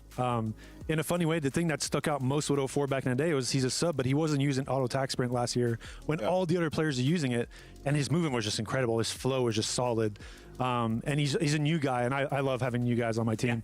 I love building them up and trying to teach them the fundamentals as much as possible. He already had a really good ground-based understanding in the search and destroy because he's an awesome player. But for Respawn, definitely making some ways, and I don't even think he's close to the ceiling yet. So it's just awesome to be around the team, and we really are a team.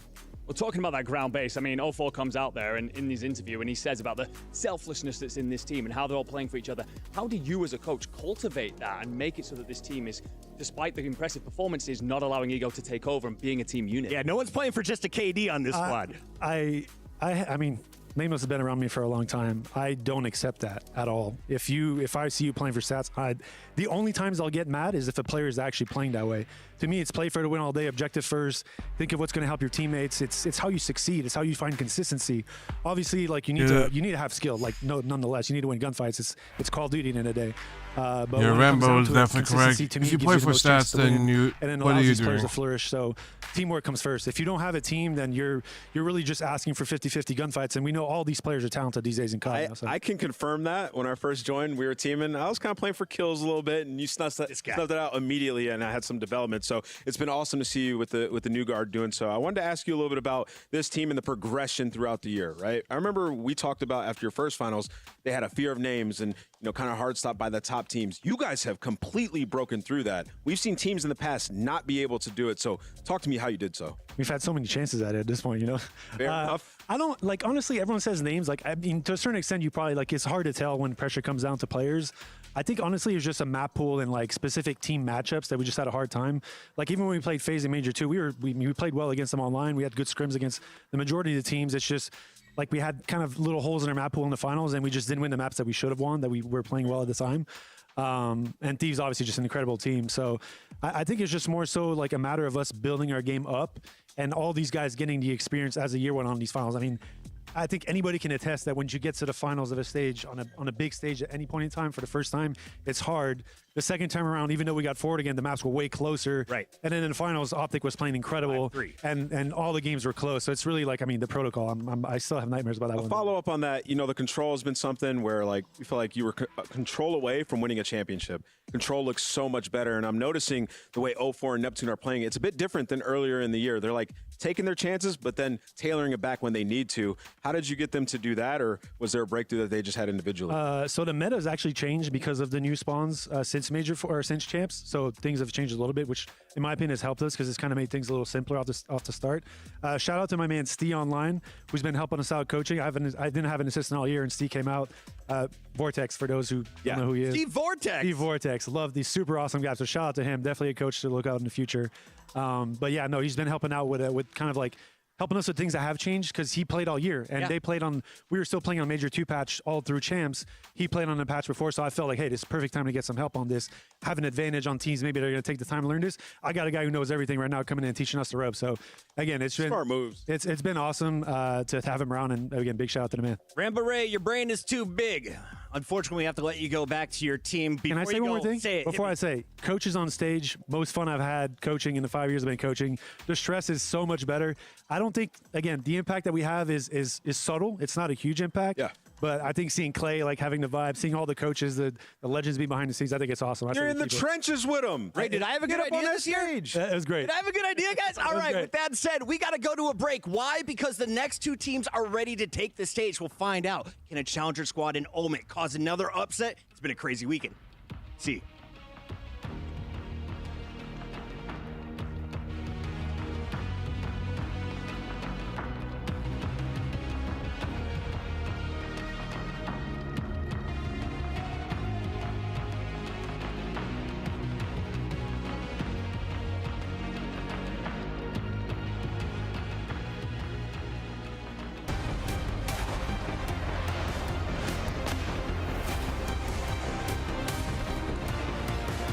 Koi versus Omid.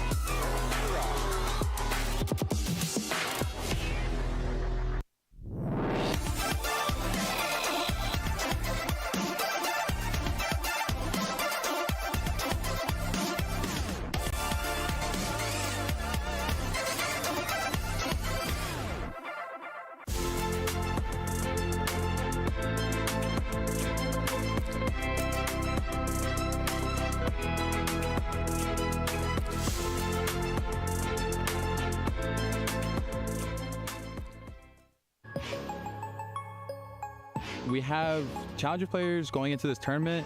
We have different ways of playing the game. I feel like pros have a certain way of playing the game, so we bring more of a different type of game style to all the pros that they haven't really seen all year because they've been playing each other, so we'll catch them by surprise. I feel like pro teams have a set system that they follow throughout the whole year, and challengers with players coming in and out of teams and roster changes, you always have that different type of game style that pros don't usually see. I think the key to our success is teamwork. If we can work together and out teamwork the other team or other pro teams that we play, then I think we have it. Because we have all the skill, we have the talent. We just got to come together and play our game and show out. Hard work. No, there's no luck in this. It's hard work, preparation, and just talent. We prepared for this for the past 3 months, and we're ready.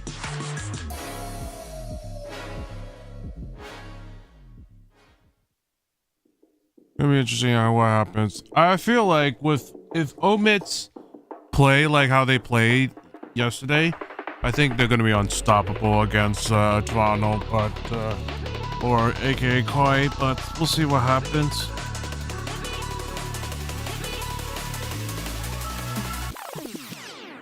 But do I think it's gonna? Do I think it's gonna be? There might be a game 5 that might happen. Maybe, but it really depends, though. But we'll see, though, since but I do still think that with Omid probably have better teamwork. I feel like they can be able to show that they can, like just being able to see that they can, sure they have good teamwork and dominate anyone in a way.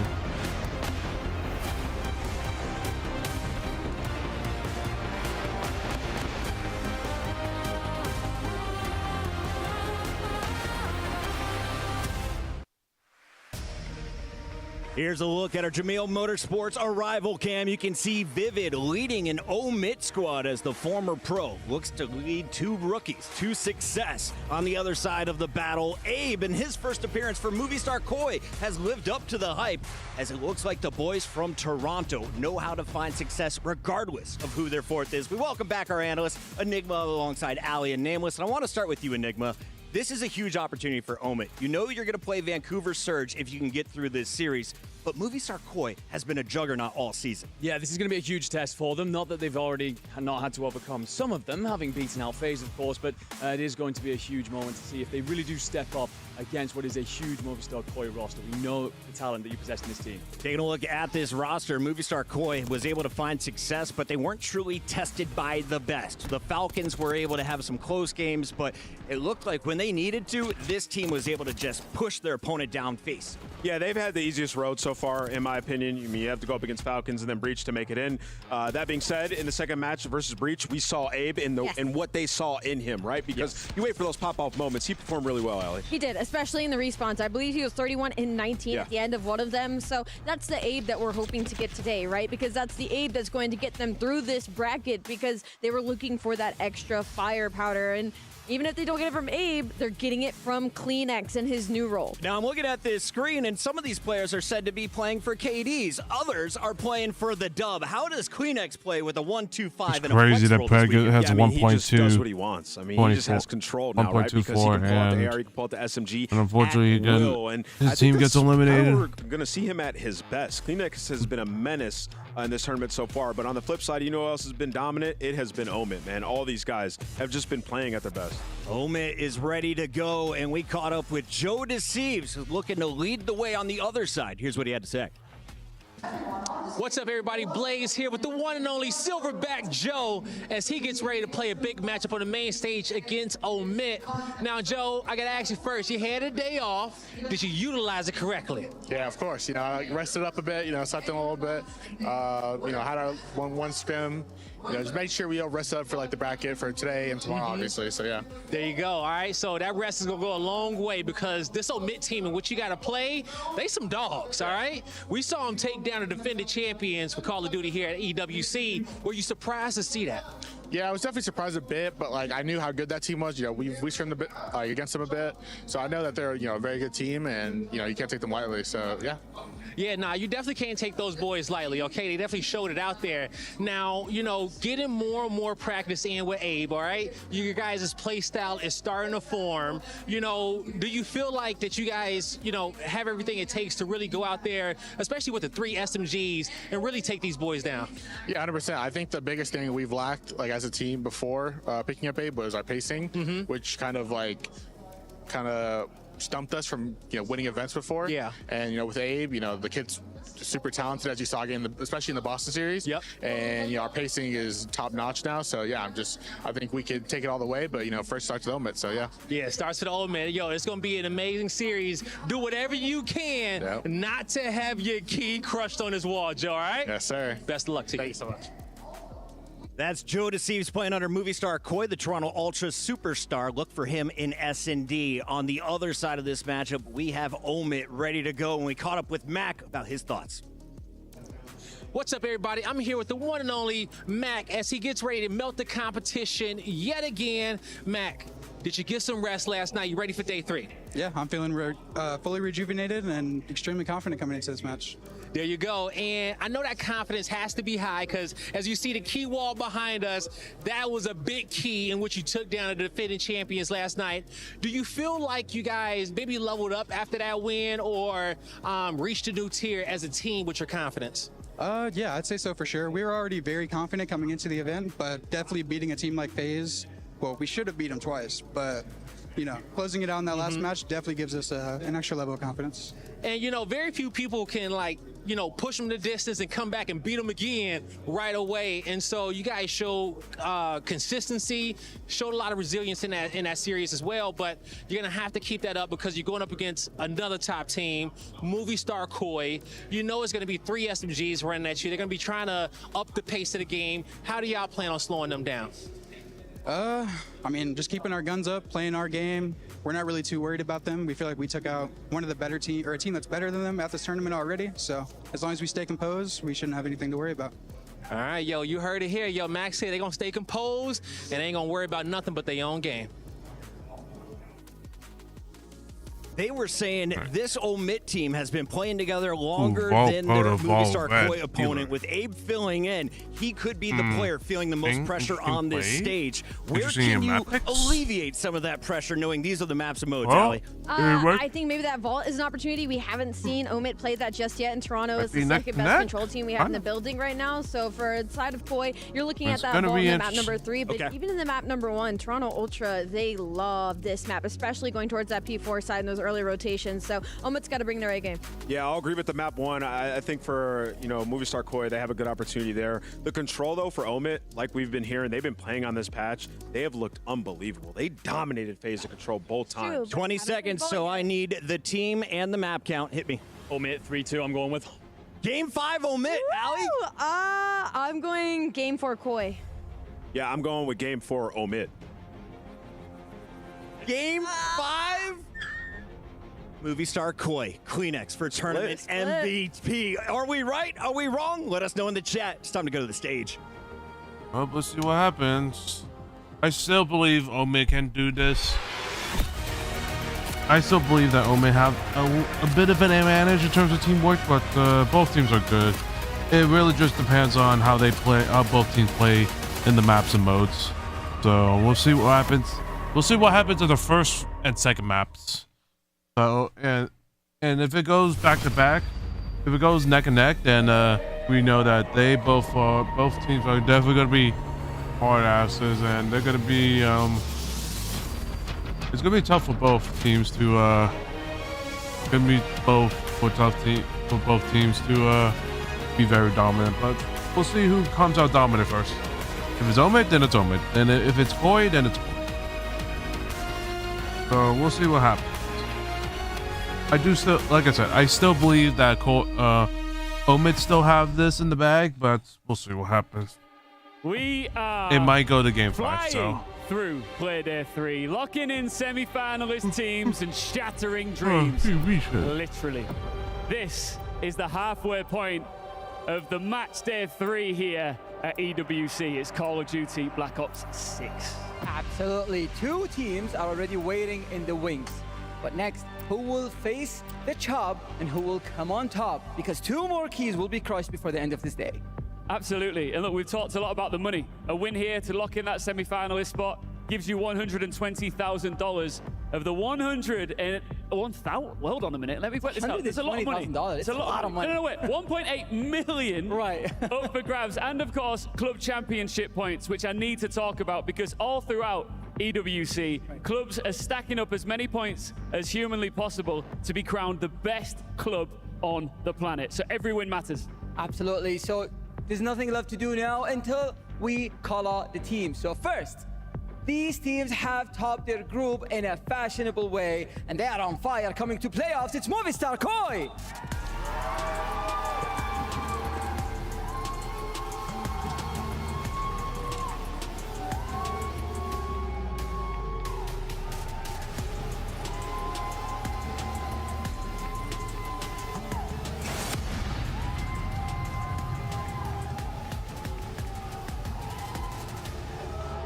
Despite their opponent's name, it's this team whose life has been a movie all week.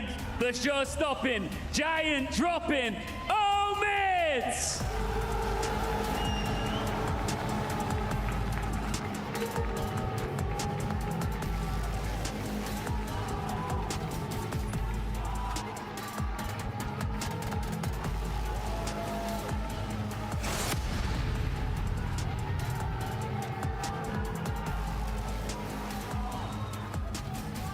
Can the dream run continue or a Movistar Koi about to roll credits on Omit's story? Let's begin our third quarterfinal here at EWC. Thank you very much, lads. Oh, baby, we've got ourselves a real good one. No joke, it has been a movie, hasn't it, son? Omit coming in, nearly taking down FaZe in Game 11, finally eliminating from the tournament. God, you wouldn't believe any of it if we told you a few days ago, would you? Oh, it's incredible to see them come through. I mean, a lot of people did have expectations around Omit, but at the same time, their group was labeled impossible to get out of. Heretics FaZe. It's an impossible situation for a Challengers team to be put into, or so we thought. They managed to squeeze themselves out, but not even squeeze themselves out. A really convincing performance last night up against FaZe. Arguably should have done it in their very first game as well. But now this is where the pressure really does tell. You're going up against another very seasoned CDL team full of extremely talented players, and there are no second chances. No second chances, very talented players, well-composed players, and they brought fans. That might be something that Omit have yet to truly contend with. There was a wall of noise from the Movistar Koi fans here in Riyadh, and I got a chance to catch up with a few of them yesterday, and there is an element of nerve. They saw what Omit did to FaZe, and they thought, both, we got to play them tomorrow. All right, both sides of the fans. That is it, folks. Game time upon us. Cheering for Omit and Koi, but back to Vault for that control. this is gonna be exciting, chat. I'm definitely waiting. I'm definitely wanting to see, you know, as well. I mean, as far as the maps go, the control is true going to be amateur the big question mark. team take out the recently, bow kind of team a bit mid on control, and but be able to make it to 3-0 semis. on control. That would be almost hish. It's been a big side factor in their wins. And we'll see what will be a happens decide today. factor in We'll this see series. what happens It's a by now, really chat. hard one Might to be predict. different, but Any scoreline but here I still would not believe surprise on me. it. It could be 3-0 towards maybe Star Koi. Just gotta make sure they don't choke their gunfights. They just gotta make sure they play the maps right and could we go the distance? play Could we go blow with for blow? play with See their map number good 5? Well, I teamwork. mean, I don't think I'm the only one who would love to see that. Bit of dealership, you know it, mate. Well, that control mode has been the absolute shining star of Omit's crown here in Riyadh. We'll get to that in a moment, but first things first, it is time to descend now into the vault. It's time to get this game started. Another elimination matchup for a spot in the semi-finals. Here we go, ladies and gentlemen. Movistar Koi, Omit, into vault we go. And for Vault, we haven't seen this from Omit whatsoever yet. Of course, they would have played it over the Challenger season. Very, very strong lineup. Something just to really touch on as well. Obviously, Abe in this Movistar Koi lineup knows exactly what Omit are like. Did not get their number whatsoever throughout the Challenger season. Let's see if he can do it with these three alongside. He's got some good teammates to help him out this time around. Let's see how things happen. Right into the fray we go, and it's a lovely start there from Movistar Koi. A couple of kills going their way. No time just yet, but P1 on Vault here. A lot of angles, as you can see, Vivid. So much to contend with. What a shot! And Kleenex there from the stairwell, trying to keep this very much in the mix. And with that 3 dead, that should be some time. Yeah, really curious how Vivid's going to do in this matchup as well. Some serious, serious AR talent on the Movistar Koi lineup. You got Kleenex kind of running that flex. You got Insight as ever, steady as a rock. Right now, Movistar Koi getting the better of them in the first tilt, only for now. 15 seconds to go here over towards P1. The spawns are looking good here for the side of Omit. Another nice 3 dead swap there. And right now, Omit on the right-hand side, they will be the blue team. A few folks at home who are wondering about that. Lovely shots in again from Praise and Mamba. Joe Deceives, though, pushing forward fast. Alongside his new duo, Abe.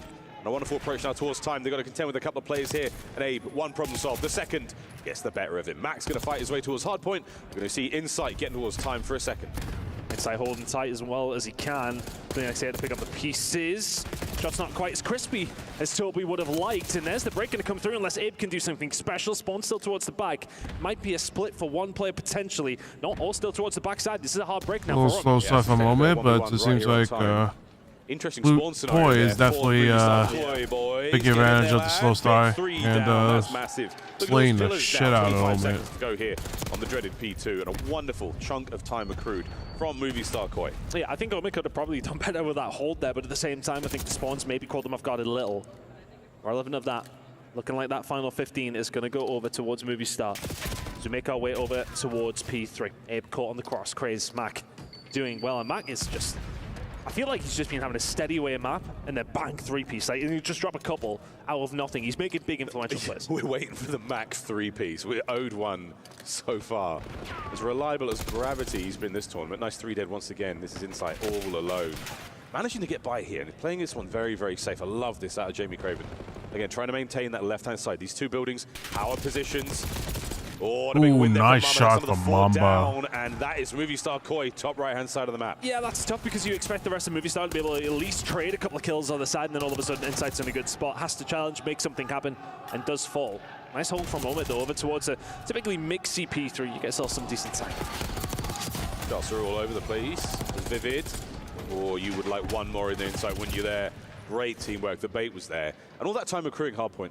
The good stuff again for Movie Star Koi. They might be down a little bit here in the kills outside of Joe's performance. But they are maintaining a very, very slight lead. Here's a big opportunity though for Omid. P4, the absolute cash machine. The ATM here on Vault. And it's now open for business. Not only do you get a good amount of time over towards P3, P4 lock in.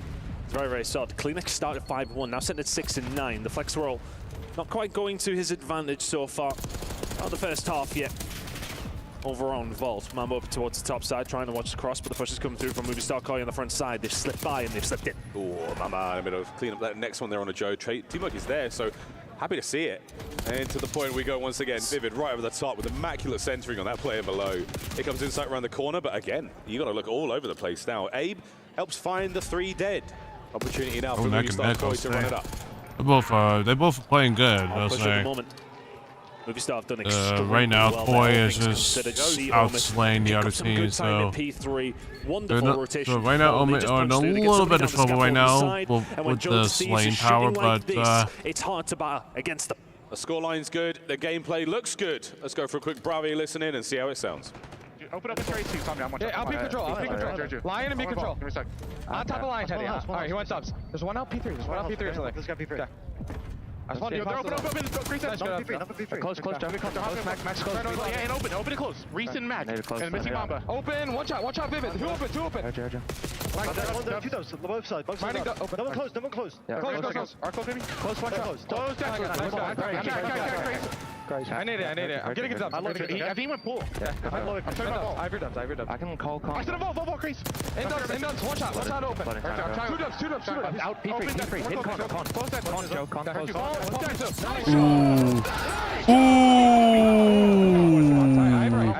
That's a 4-piece. Joe is just popping the fuck off against Omid. What's up, cat? I left, cat.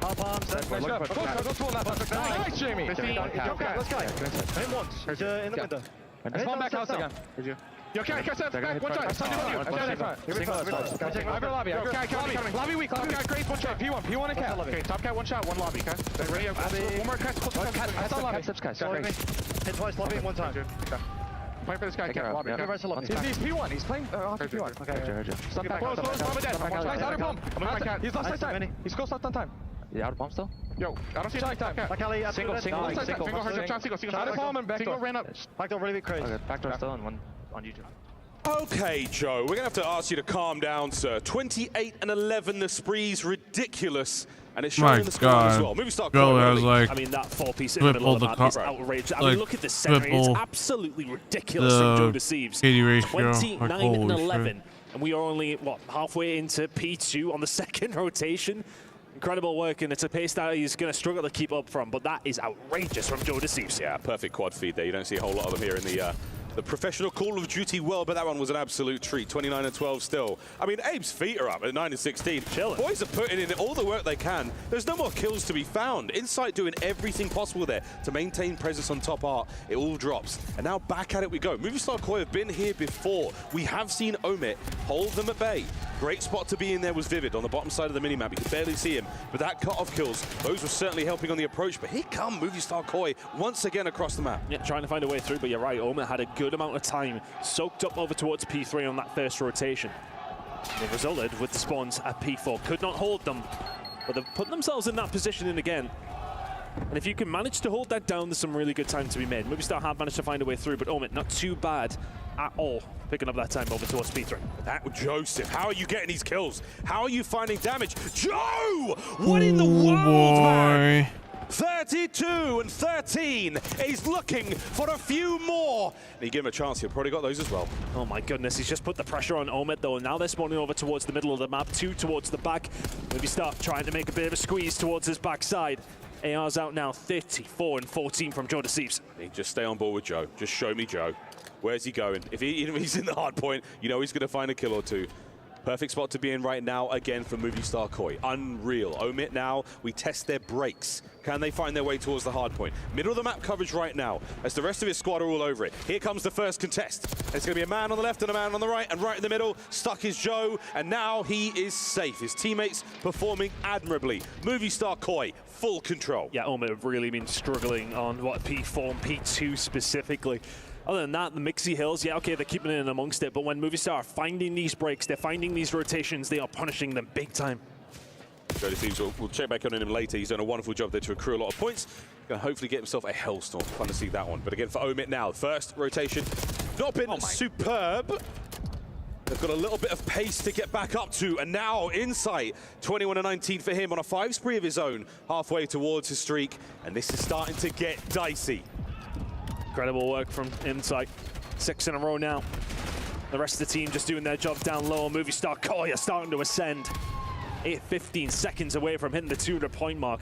Joe Deceives has slowed down, but the rest of the team stepped it up. 7 in a row now from Insight. Massive work, still on that 7. Insight is the sub.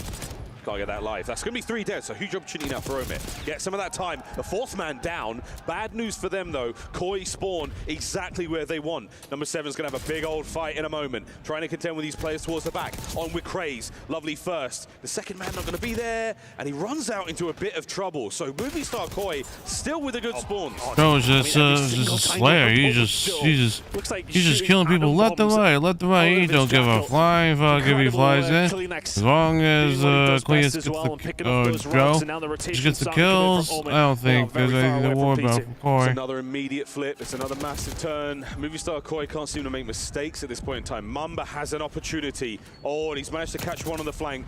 The front line, though, not safe whatsoever. Abe now getting the dance moving. Inside, can't bring down Mamba. And an opportunity now to turn it. Can the man stay alive behind enemy lines? No, it's Kleenex who finds number 6 in a row.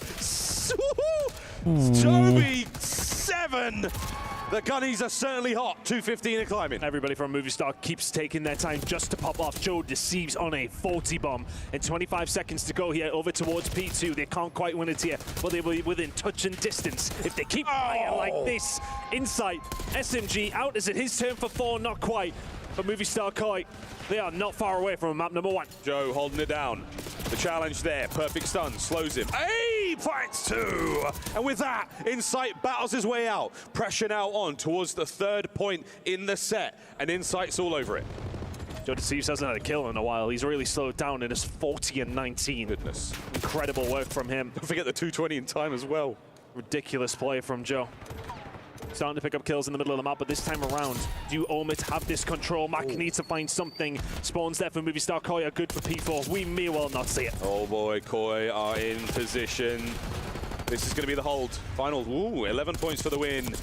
Mamba now, get the guns hot, keep things rolling. You might have lost the battle here, but the war is far from over. 30 seconds to go. Koi being kept out of time. Here comes Joe. Sneaky play. Trying to get something going here. But you're starting to feed Omit these kills. Build the confidence. Now they're on the time. Here comes the push from Koi. It's a really, really tough push, though, for Omit to get themselves all the way through. Even if they get some good time here at P3, the P4 spot should still be there for the side of Movistar Koi, who are still fighting over this. But you're right, they have fed a little bit of time. Movistar get absolutely nothing at P3, but do limit Omit to only a small amount. The spawns are a bit awkward here. So we've got one member of Koi out of the fight for now. Kleenex is going to make his way forward. Viv is going to be in the fight as well. So an awkward timing on the spawns. Now comes Kleenex. One man up and about it. Hold on. Here comes Mamba. 5 seconds for the win. And who else but Joe Deceives to hold the fort down. What a statement from Movistar Koi in map number 1. It's a takeover from Joe. The first half. I mean, my goodness. Not many better performances than that over the season. And he's feeling himself after that one, Miles. That 4-piece in the middle of the map is absolutely absurd. Highlight play of the series, without a doubt. Maybe of the tournament. Omit. We saw the goods yesterday. You don't quite look like the same squad yet, but look at Joe go. Third on the hop. Craze down before his feet hit the ground. Vivid out as well. Not even a single bullet hit at that time, by the way. So, I mean, look, you can say he shot them all in the back, but he's got to do it quickly, hasn't he? Not a bullet landed. Joe Deceives elusive, to say the least. Just overall, a really impressive performance from Movistar Color, but when Joe's doing that to you, I mean, it's just so difficult. But everybody was having their moments. I think we've seen nearly every single player have their pop-off, have their specific point where they would be able to hold down the hill because of what they're doing. Kleenex found 6 in a row at one stage. Insight found 6 in a row at one stage. I think Abe was just filling gaps where needs be because everybody else was frying. Look at that. Jubilation on stage as the youngsters on the squad. Abe, his first major tournament under the Koi organization, and my word, did he have a good time. 22 and 19. Don't worry about it, mate. Don't even worry about it. Joe nearly dropped 5K. On the other side of the board, though, Vivid, huge damage from him. Massive stat screen there in Kleenex. The new flex, 16 assists and the 17 non-traded. Tremendous work, but the scoreline there, Ton, that's the real difference maker. 250, 144. That is a big gap. Yeah, very comfortable game there. Movistar Koi. So, for Omit now, it's... We do love shawarma. We love some shawarma. But I think the thing is now, I mean, I am all for it. More We Love Shawarma banners across the board. Thank you very much. But irrelevant of the shawarma and the delights here in Riyadh, I think for the side of Omit, that is a wake-up call. That's welcome to single elimination. Welcome to another team that you've got to go on to try and beat, and a team who have serious caliber. Coaching team, been there for years. You've just seen Flux behind, who, I mean, he's been part of Call of Duty for a millennia, it feels like. This is a well-oiled machine. Yes, okay, FaZe may have that fancy name. It may well have the multiple different championships over so many different years. But this Movistar Koi lineup are no joke. It never happened. That's a tough one. I mean, the Call of Duty world, one day you're bringing down legends, the next day, or you're right back in the office. And so far, it's a tough day at work for Omit. Search and Destroy now on the horizon. We'll see if they can bounce back. Because that control right now certainly looking theirs. Again, that has been the name of the tournament. Fist bumps out. S&D on its way. Looking for a bounce back from Omit. Coach Flux, as cool as you like. Or is he nervous? Hard to tell. What a poker face he's got. Yeah, I don't think I've ever seen him. I think I've known him about maybe 14 years. I don't know if I've seen too much emotion ever in his face. A true professional. You all right, man? Yeah, doing well. Boys looking good. Yeah, excited to get in the game. Oh, here we go. Loading in. Calm demeanor across the boys. They've managed to breathe fire out of their lungs after that first map. And what a highlight that was. Right into the search we now go. Protocol it is. Search has been a little bit of a problem for Movistar Koi as of recent, though. We have seen Omid push some very solid teams all the way here on Protocol. Oh, Joe, run for it. Run, Joe, run. He's going to find something here. Craze. Oh, my goodness, what a flank. Silently confirms the first. Wonderful discipline. There's the bomb planted at A, though. And Craze is on a run. This is the kind of thing we've seen against FaZe that he was having so much success with. Movistar don't pick it up, they're going to be in trouble. This is one of the harder players in the world to track down right now. Kleenex is going to go on the hunt. Lovely work from Joe Deceives there. Insight confirmed the intel as well. Now a 3v3 directly towards the site. Joe, first man in. Can't dodge all the nades. From the top rope, oh, down and out. Omit strike first. Yeah, really good round for them to find. Sensational work coming through. From Craze to find that pick, to find that route. I think as time will go on, Movistar just going to have to try and predict where he's going, trying to get some cutoffs, because he has no fear. It is a literal sense of, find a route, I'll hit it. If someone's there, I'll kill them. If I get behind them, I'll win us the round. Gets that first blood, his team are allowed to then push the side of it. Get that down cleanly. Nice hold since then. Again, Movistar Core have got a lot of time to pour over tape of Omit. We've seen them play FaZe twice on this map. Yep. By now, you've got to get an idea of how things are going to go, but it doesn't really help when everyone there on Omit wins their ones. Nobody home with the down low push right now, so Joe Deceive's stun will meet nothing but air, but with that, hits the air, gets on out. Are we thinking about the B-bomb site, lads? What are we thinking? Once again, Craze, look at these corners, look at these spots, look at the timings he's got here. Can we get another dirty kill?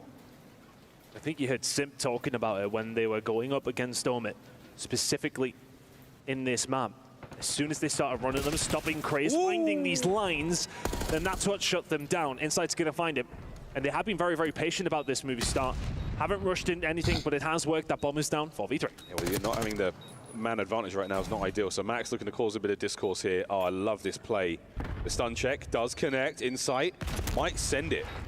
We're going to hold our irons right now. Movie star Koi with the numbers. Joe wins it upstairs. Kleenex finds his. Once again, decisive round after the bomb plant. Very clean. I think I love the positioning from Insight. It's very deep towards his spawn, just to try and cut off those angles. Pushing in over towards the double doors. But yeah, no, I like that. I think Craze is going to be a deciding factor in the search and destroy. There is no question. If he can get going, then all of a sudden Omit are going to have number advantages consistently, but the tissue is indeed the issue. If Kleenex can get going, if you can be nice and patient, if you're movie star Koi, you can punish this Omit squad. I'd love to see, where's Craze going off the rip? What is his game plan this round? Attacking moment now for Omit. His routes have been wonderful to watch. This time round, nothing that flashy, nothing that wild. And I guess timing though, keeping you guessing, keeping you worried. Where the hell's Craze? Well, here he comes. Catches Insight. Now, the ants in his pants are gone. Kleenex moves into immediately take care of business, and that's 3v3. Out of 3 first bloods that have already came in the search and destroy, Craze has been part of every single one of them. Finding 2 of his own, getting blooded once himself. But 3 versus 3, Bomb is going to go down. We've been in this situation before. Last time, Omit held it down pretty convincingly. Have Movie Star got another round in. It's going to be some magical 1v1 fights again. I don't think that's going to happen this time round. Movie Star Koi, a few seconds to play before we have to go. They get one opportunity to set up their vector of attack. And it starts with Kleenex. Finds himself a 3 spree, 20 to go. Vivid maybe just showing himself just a little too much. Kleenex through the front door, the distraction is there, and just like a knife through butter, Movie Star Koi find a way through. 2-1 to the good. Kleenex 4. And that is not an easy thing to do. No. All the usual spots covered. Kleenex somehow on the push, that little bit of information as he shoots his way around the corner. The hit and run intel to immediately snap on the next man is just unbelievable. We'll see that here. There's the intel. Wow, the kill onto Mac is unbelievable. There must have been some damage out there either way, but that is a split-second decision that just pays off. 2-1. And the point that was actually made, when we were discussing in the green room, there's a couple of occasions where Omit have this bomb down inside of A, and Vivid shows maybe a little bit too much shoulder. A team like Movie Star Koi are going to punish you every single time, and there's a big punishment. Joe Deceives under Craze. Catches one of those routes perfectly. Kleenex stuck one over there at the same time. That is a double nade meant for Craze. They know exactly where it was coming from. That's your homework being done. Joe planting the bomb. Oh, an Insight catches a free Mamba. That is wonderful turn for Koi. Mac trying to pull it back. Now the break towards that site. They're going to go through the front door. Here comes the nade. No hit. Kleenex over the top. Finds one. And there's the trades to close out the round. And Tobias Julianson, exceptional damage dealt with the AR in hand. I mean, what kind of homework are they doing? You see Kleenex with this nade, but watch. So he throws the nade over. Joe also must have hit one. Yeah, 2 separate nades over towards that side, expecting the rush to come through from Craze. And it is lights out immediately. Bomb down, 3-1. Cruising on Movie Star Koi here. He gets a nice tag on the last man as well, but still positioning. Absolutely 1 UV round there, Movie Star Koi. 2 spree for Joe, 2 spree for Abe. Kleenex does have the RC car. We have seen it be very, very useful on this map. Not a single RC car, I don't think, in the tournament. I could be wrong, could be faded. Happens from time to time. Here's the check. A-bomb wide open. All 4 members of Koi upstairs. And this will be because that RC is available. I would imagine they may well use it to break back before V4 bomb down. Crazy's playing the door close. If the RC does come in, he's going to have to hit that wall, get out while he can. No one in place to make anything happen just yet.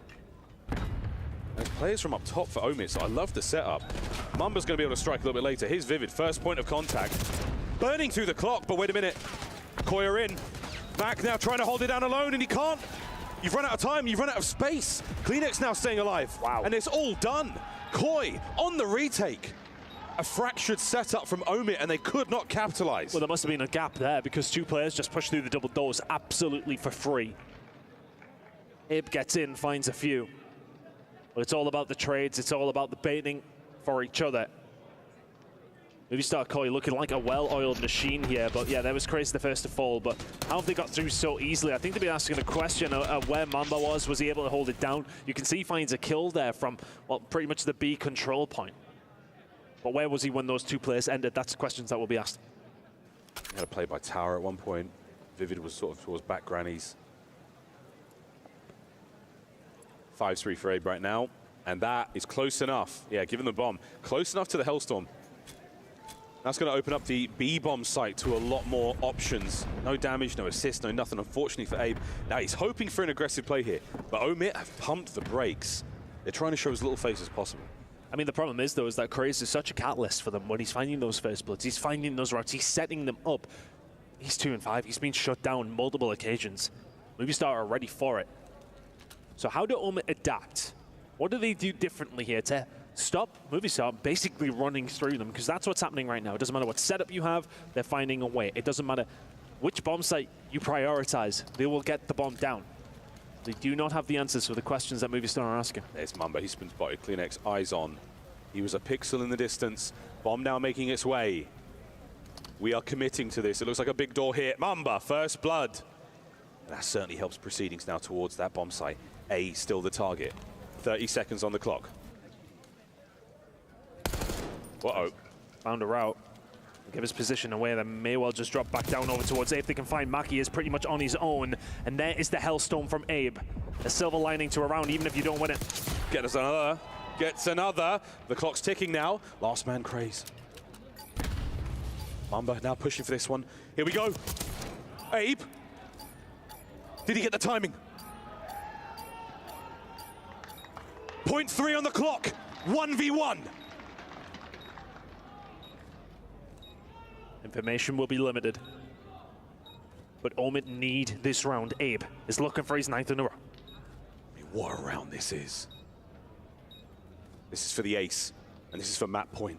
Mamba's been so patient. He's expecting the flank to come through. He's going to have to make a move. It's a brawl, a big door, and the timing on this one. Mamba got to finish the kill, and he does. 15 seconds. Mamba strikes. One of the most nervy 1v1s I have ever seen. Omit. A nod of the head. A chance to keep this one going. Awful timing for Abe. He checked it in a second later. Mamba's through the front door.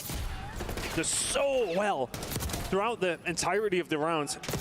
Finds the pick there on the Craze, and I think Craze expecting Mamba a little bit closer, but yeah, the timing just off from Abe, and he nearly gets him. A couple of bullets would have done it.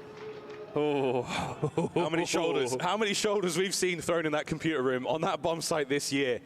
And that one from Mamba, he's just got enough vision there to make sure he knows he's gone for the dive. I have the hit point advantage. This is my fight to win. Over towards A we go once again. 3 players there for Koi drop.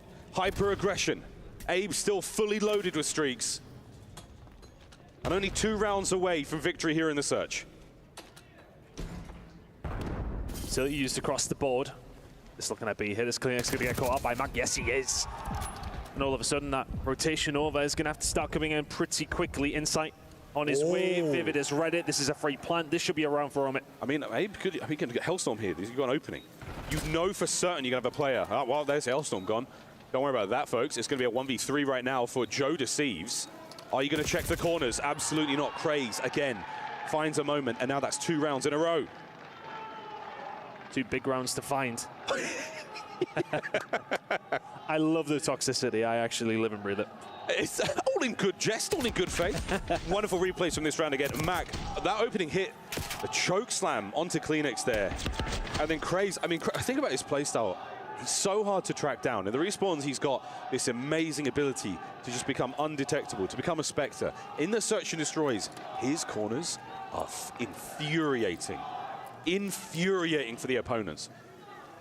1 round away, Ton. 1 round away. Just think of that moment, that 1v1 that Mamba finds. You'd have been 5-1 down. Win the next one.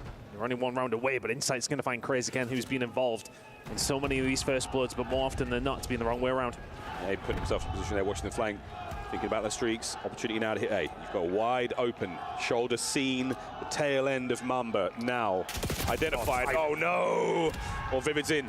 A hole now in the setup. Bomb planted. Max through the front door. To the left of him, Mamba. Here we go. They have to clear out one side here. They're going to have to try and make a push, or they're just going to hold tight. Down a man. The first red dot shown. Vivid catches a kill and an immaculate retake. And Omit have equalized from 4-1 down. 3 straight. Insight, Colt.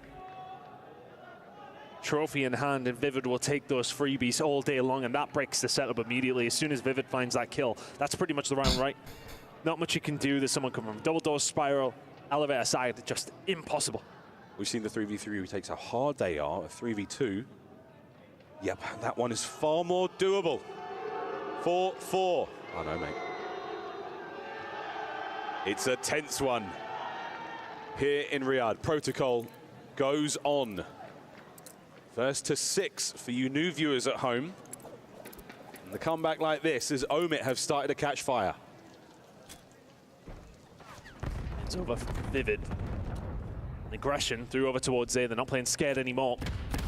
Look at this from Craze, just hyper aggressiveness all the way through, and you can see Omit getting aggressive. Movie start, playing very passive. What's the plan going to be? RC calling in, but there's nobody behind it. So, Cruz knows. Cruz heard it. He's on the flank immediately. Hello!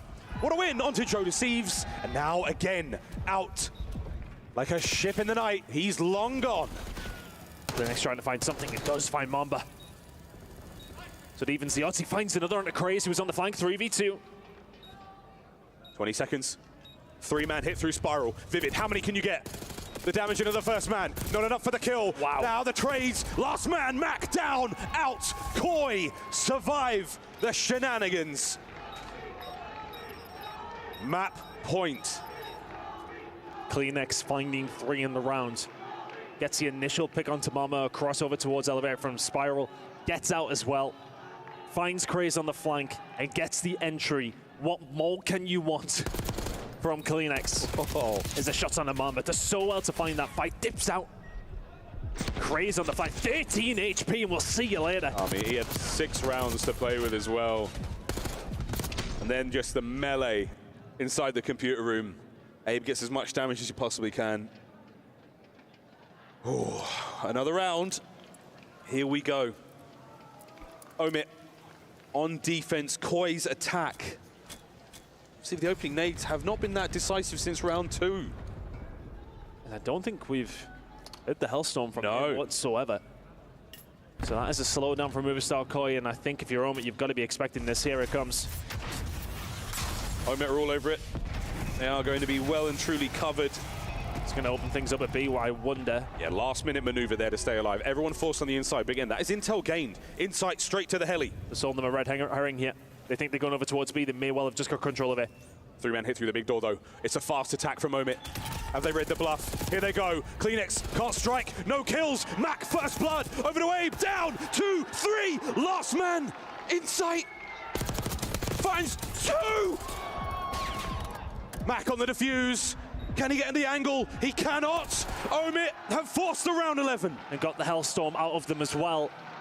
You could see Omit were like flies around B as soon as the Hellstorm had popped and done nothing. Movistar waited, they went for A, but that initial gunfight, I think it may have just been a bit of a mismanner, a bit of a misplay from Kleenex.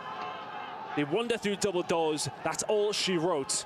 Insight tried his hardest, but a 1 versus 4 is not an easy thing to do. Round 11 we go. What a call from Omit. What a call. It's so fast. Final round. Omit attack. RC cars either side. Plenty to play with here. but it's going to be the guns of Koi that deal the first damage. Yeah, Chris gets very aggressive. Movie star already there. 4 versus 3. Omit were 4-1 down. We've reached round 11. Can they do the impossible? You've got a lovely opportunity, though, to still move the bomb around. Mac staying mobile through the middle of the map, undetected as of yet. Oh, but Abe spots him out through mid. Has to be careful. He does have the bomb. If he drops here, he doesn't have much backup. He's waiting for the reinforcements. Here comes Mamba. No one to catch an angle here through the windows. Mac, teetering, catches a few backsides, unable to do any damage. This is the kind of moment where you want Krace to try and hit a flank. It's Mamba trying to do it, but then Amez just going to have to retreat over towards A. Very, very weak. Kleenex finds Mac. This might be it. And Kleenex catches a pair. Vivid now on the 1v4. The shoes on the other foot. Omit. Can Vivid do the actual impossible with just a stun? There's Joe. Not enough damage, and here come Koi. A group effort, a firing squad. They execute Omit in round 11. A 2-0 lead.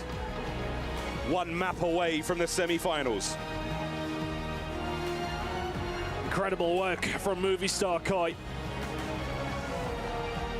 Put themselves in an unbelievable position. And Omit did not quite have the answer. They're 2-0 up in this series. An electrifying crowd here in Riyadh as we go to control. Omit's absolute saving grace in the tournament so far. Can it be that one more time? We'll find out after the break.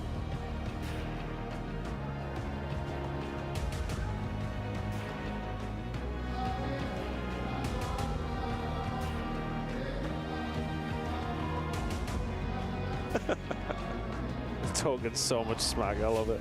That's gold. Toby.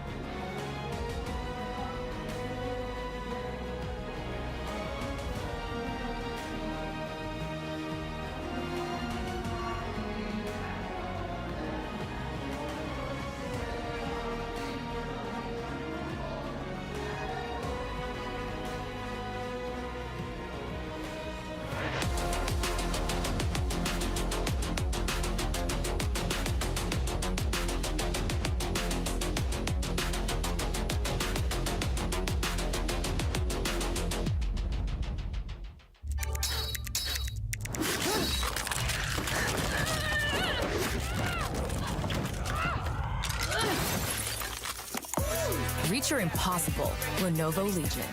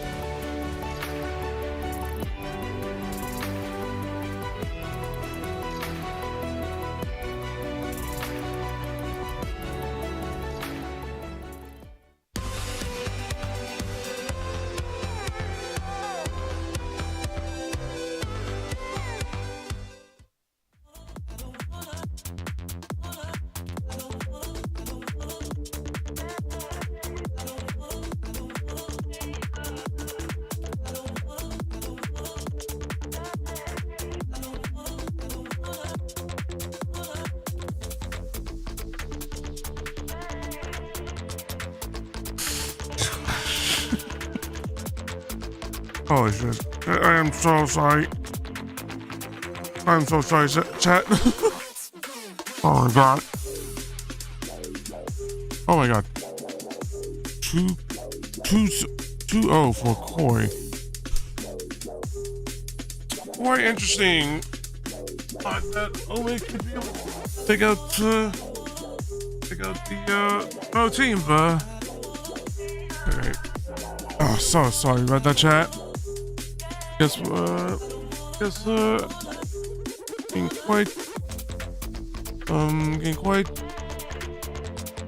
quite tired, chat.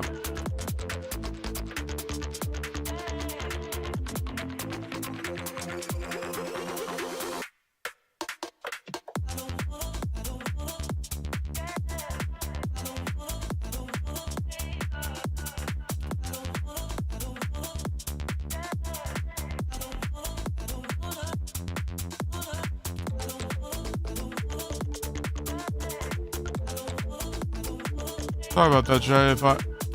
I'm so sorry, chat. I was like still and wasn't talking. It was just because just clearly not. I was not. I was just tired.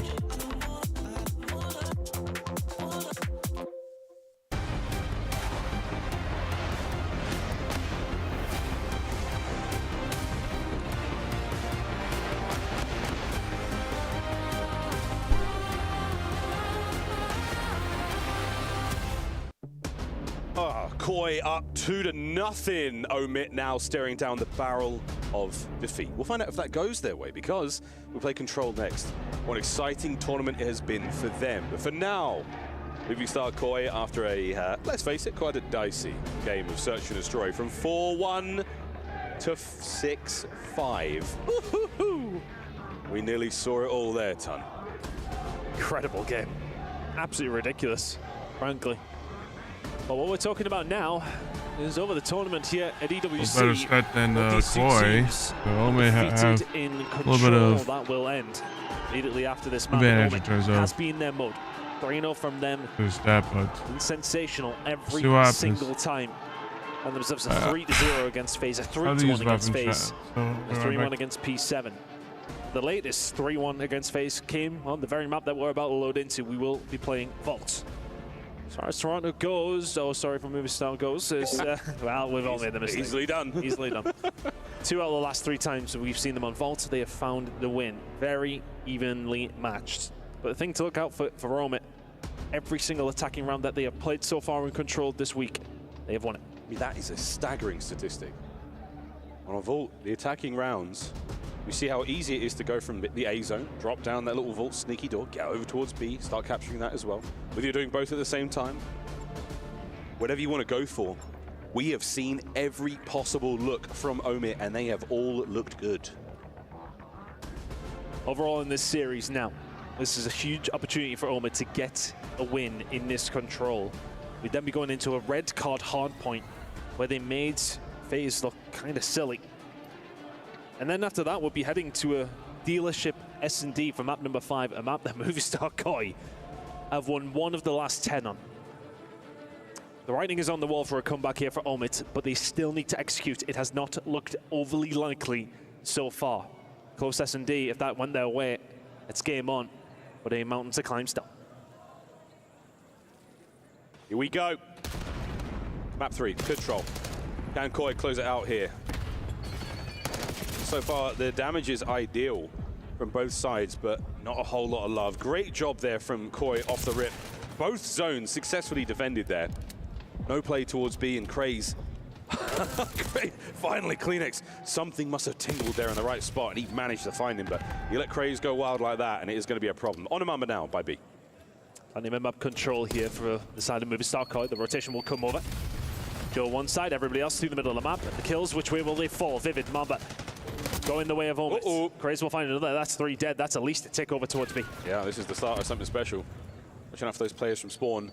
There's going to be insight on a bit of a flank now. Craze, knowing that he does not have the position or the manpower to make this happen. He's going to have to try to become his own Slay squad, but that's a nice nice set of kills. Insight and Joe get theirs. The A zone now wide open. Mac doing this alone still.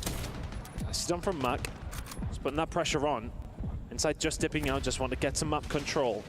They're happy to allow Mac to sit here. They wouldn't be allowing him to get the second tick on his own, though, would they? Not quite. Oh, they will have to clear that. That's going to open up doors over towards it. That's a great finesse out of Mac. That life was superb.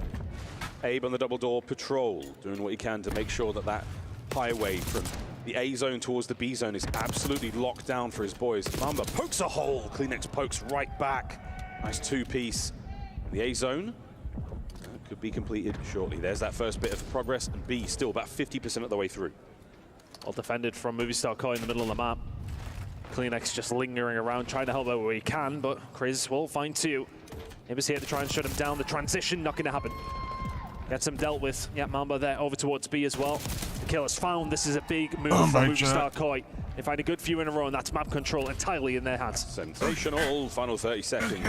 Kleenex there, close. Kind of awake now, so. Play for his 5th kill. Oh, right. Back at Mamba. Oh, 3 dead. The fourth man gone as well. Oh dear. Blink and you missed it. Omit, this is surely the A-zone capture, and they're committing resources to B as well. Making sure not to let them get a hold of B, but those second ticks that went through is going to make it a little easier. But Joe Deceive shuts it down. There's two falling his way. They do bleed, but thankfully for could have actually had they that stop it capture. over towards B. But unfortunate. It bleeds. We can kill it. Is in sight from behind the van. Watching out for the mid-map push. Craze. Lovely awareness. Nobody home just yet. Again, waiting for teammates. Waiting for that decisive killer blow. Insight, beautiful shoulders thrown. Joe traded out down low, so now an opportunity to work your way through the bottom side of Vault.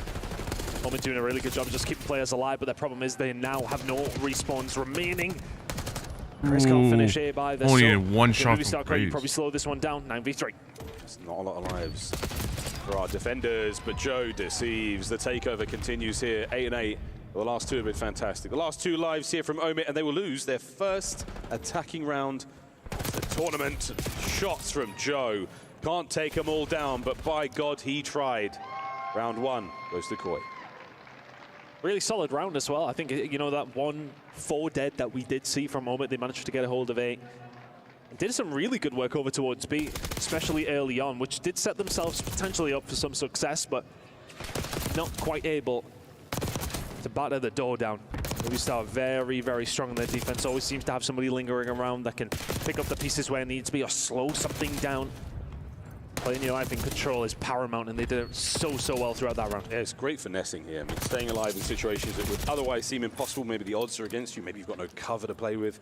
Very, very good stuff out of both our squads. And Joe, a man on a mission here. Of course, we saw them play the respawn. The first respawn, the hard point, was on Vault as well. And clearly, Koi, wonderful form right now. Onwards we go once again. The trophy barely touched the ground before it was all used up. Trophy's on the other side now, aiding only for a moment longer in the slow capture of A. Steady away. Craze finding one for a second here as well. The pressure from Craze onto Insight. Incredible stuff. The aggression coming through, and now Abe left all on his own momentarily, but staying alive is the name of the game, and he's done so well. He's kept that door open over towards A. Should probably be a capture here for the side of movie star Koi. But almost keeping that pressure on behind. Mac trying to find something. Lovely job here from Joe Riss. Security covered. Second segment. No, contested. Oh, good job. CleanX gets that, but doesn't get the segment.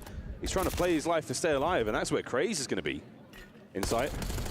Not committing to this I think either. after this watch chat, I'm gonna end stream and then I'm gonna take a bit of a rest. Hopefully not fall asleep too long, and not quite an wait until amount of control collab there from happens. Movistar and Omid just go in and take control of it themselves. This is being read. CleanX nice and easy for Vivid to pick up.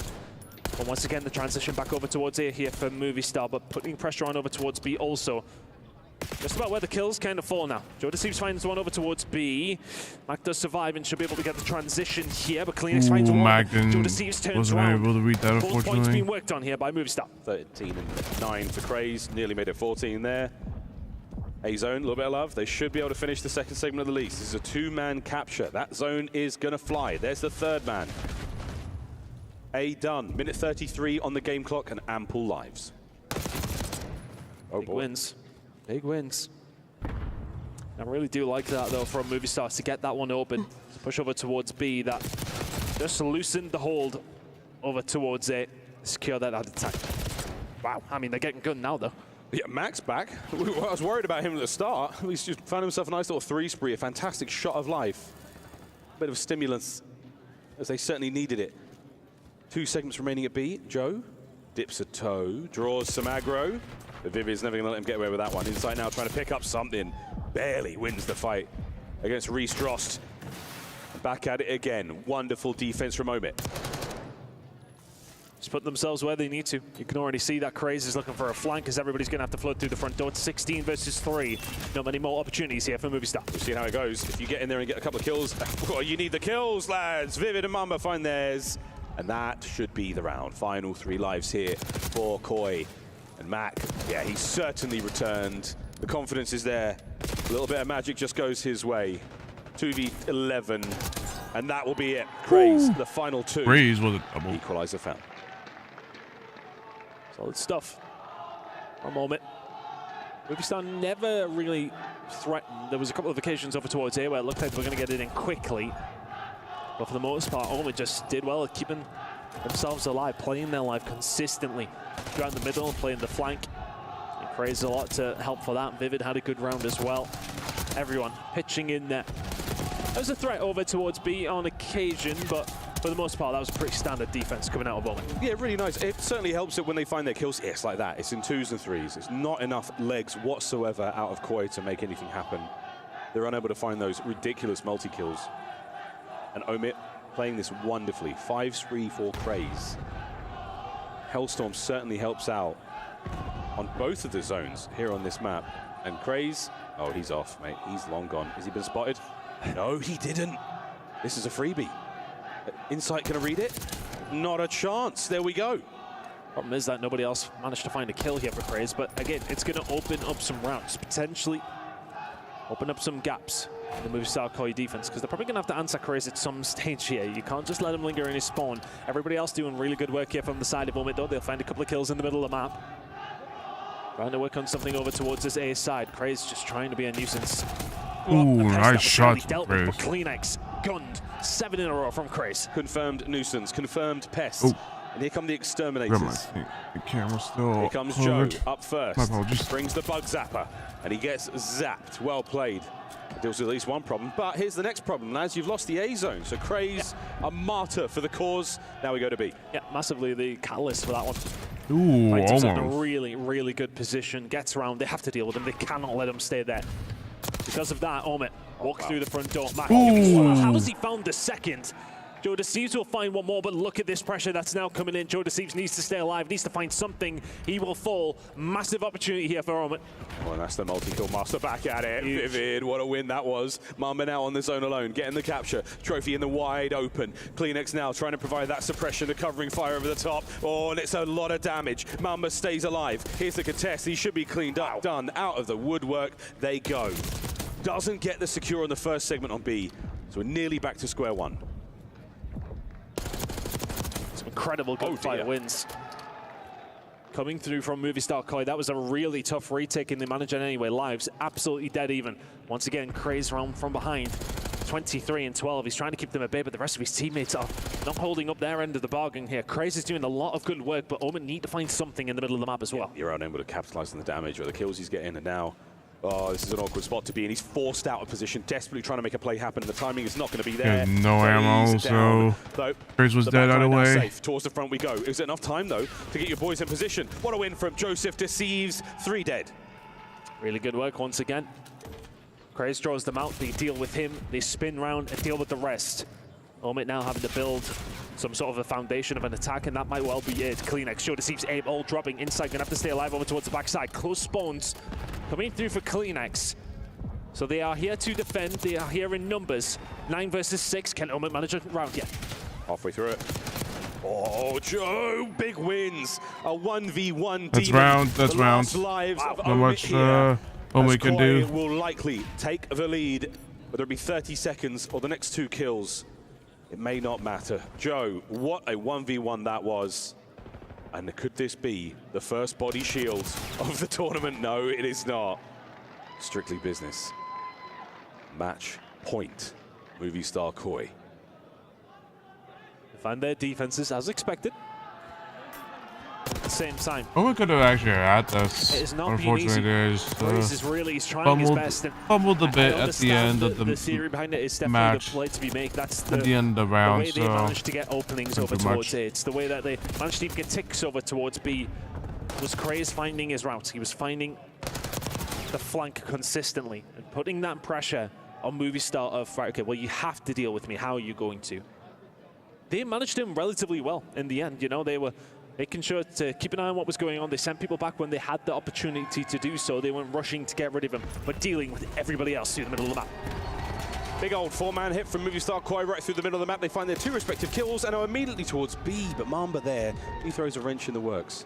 That slows down the push towards that side of the map. The last remaining members are getting the good work done at A.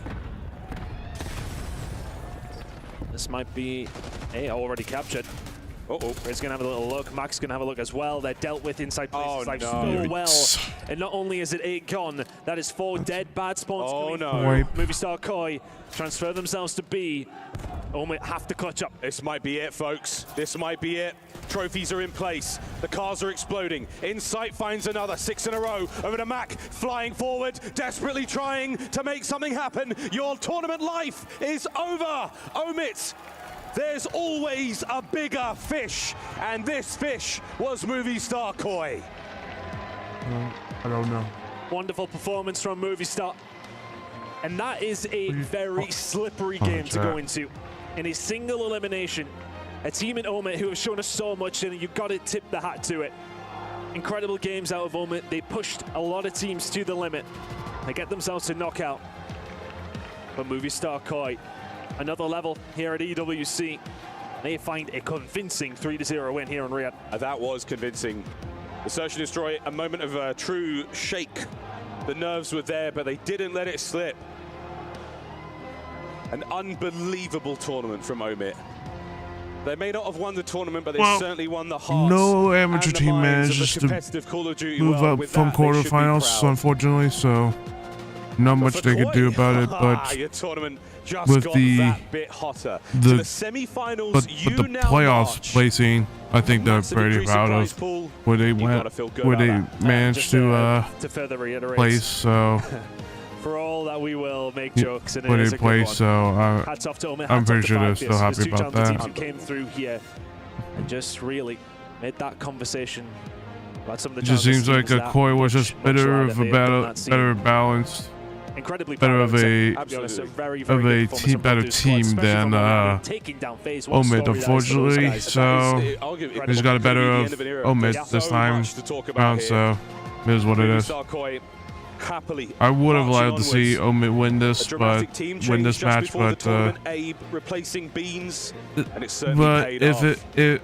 but And the man since it's on obviously stage, Toronto what Ultra, more can we I say figured about that the great they show because this they're a eve's little bit with more Ian? pro-ish than the He's got a massive smile Omit, on his so face, and you can't blame him. Not just a little because bit of more the performance just more there, but these pro-ish on fans the absolutely love Ultra this side guy. than on the Koi side than Omit. So Joe, unfortunately, Movie Star here's Koi, what it is. undefeated in Riyadh. Didn't drop a map yesterday. Didn't drop a map today. What's the secret right now? I mean, we're just in a great spot right now. I feel like our pacing, you know, we have all the talent in the world. Our pacing is insane. I mean, our S&E's gotten way better. I'm super happy. You got to give a shout out to Omit. They came into this matchup here with some phenomenal momentum, defying a lot of expectations, taking out the winners yesterday from last year. What did you feel like coming into this matchup? Did you see them as a threat, and do you see this as a statement win? I mean, yeah, it was a great win for them, but honestly, like, I knew we were just way better than them. I mean, we scrimmed them a couple times, but I just knew, I mean, as long as we played our game and we didn't tweak, I mean, they ran exactly what happened there. But yeah, you know, they're all great players. They should all be in the league, so I hope to see that next year for them. You said, as I walked past you towards this interview, that you're going to win this thing. Do you not see any of the teams left standing as a threat? And if you do, what's your message to anybody? Yeah, of course there's teams that are threat, you know, LAT, Seattle, Miami, Optic, but honestly, like I said, I'm super confident in the team, and as long as we play a game, I mean, I don't see a reason why we should lose. What do you want to say to your fans? Because there's a nice pocket of them right here, and they have been so loud, so vocal throughout this experience. What's your message to them? I mean, you know, you guys are insane. You're coming all the way out here to support us. I appreciate you guys. And yeah, you know, I hope to make this fun for you guys. Vancouver Surge next. What do you make of them? I mean, they're a great team. You know, we haven't beat them in a while, so I'm just excited to play them again with the new team. So yeah. I think you're excited to crush a key as well, right? Yeah. Oh, I had to do that. Oh, wow. You want to do it? Yeah, I do. All right, let's not waste any time. Let's go crush a key. We got the main parts. Joe, you deserve this, you know. They brought back I've never the had to do half. this before. It was always like on our team last year. You know, it was like Dan and whatnot. So I'm excited to do this. Well, this is your moment. Our key crushing expert is going to Brought talk you back through the exactly what to do. this And for crusher. the second to last time this evening, a key will be crushed. What a story, what a run, but it ends here. Omit out.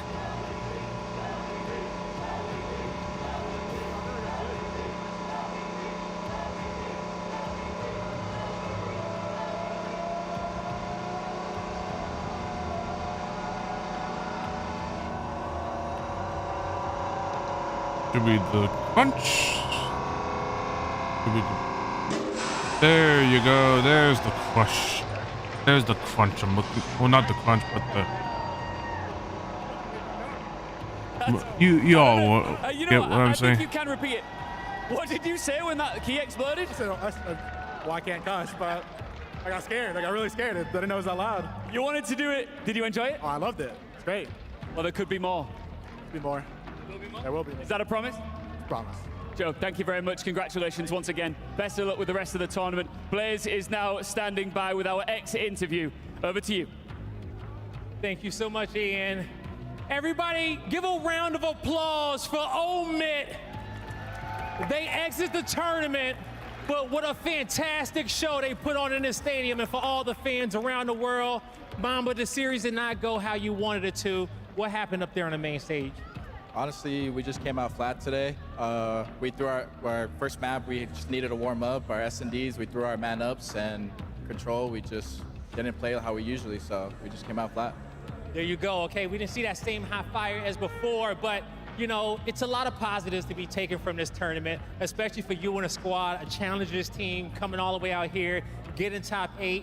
How has this experience been for you? Because the crowd has been cheering for you guys all throughout the day. You made some new fans out here in Riyadh. Yeah, I mean, these fans are the best in the world, man, and this experience has been a once in a lifetime opportunity, and I'm just grateful to be here, man.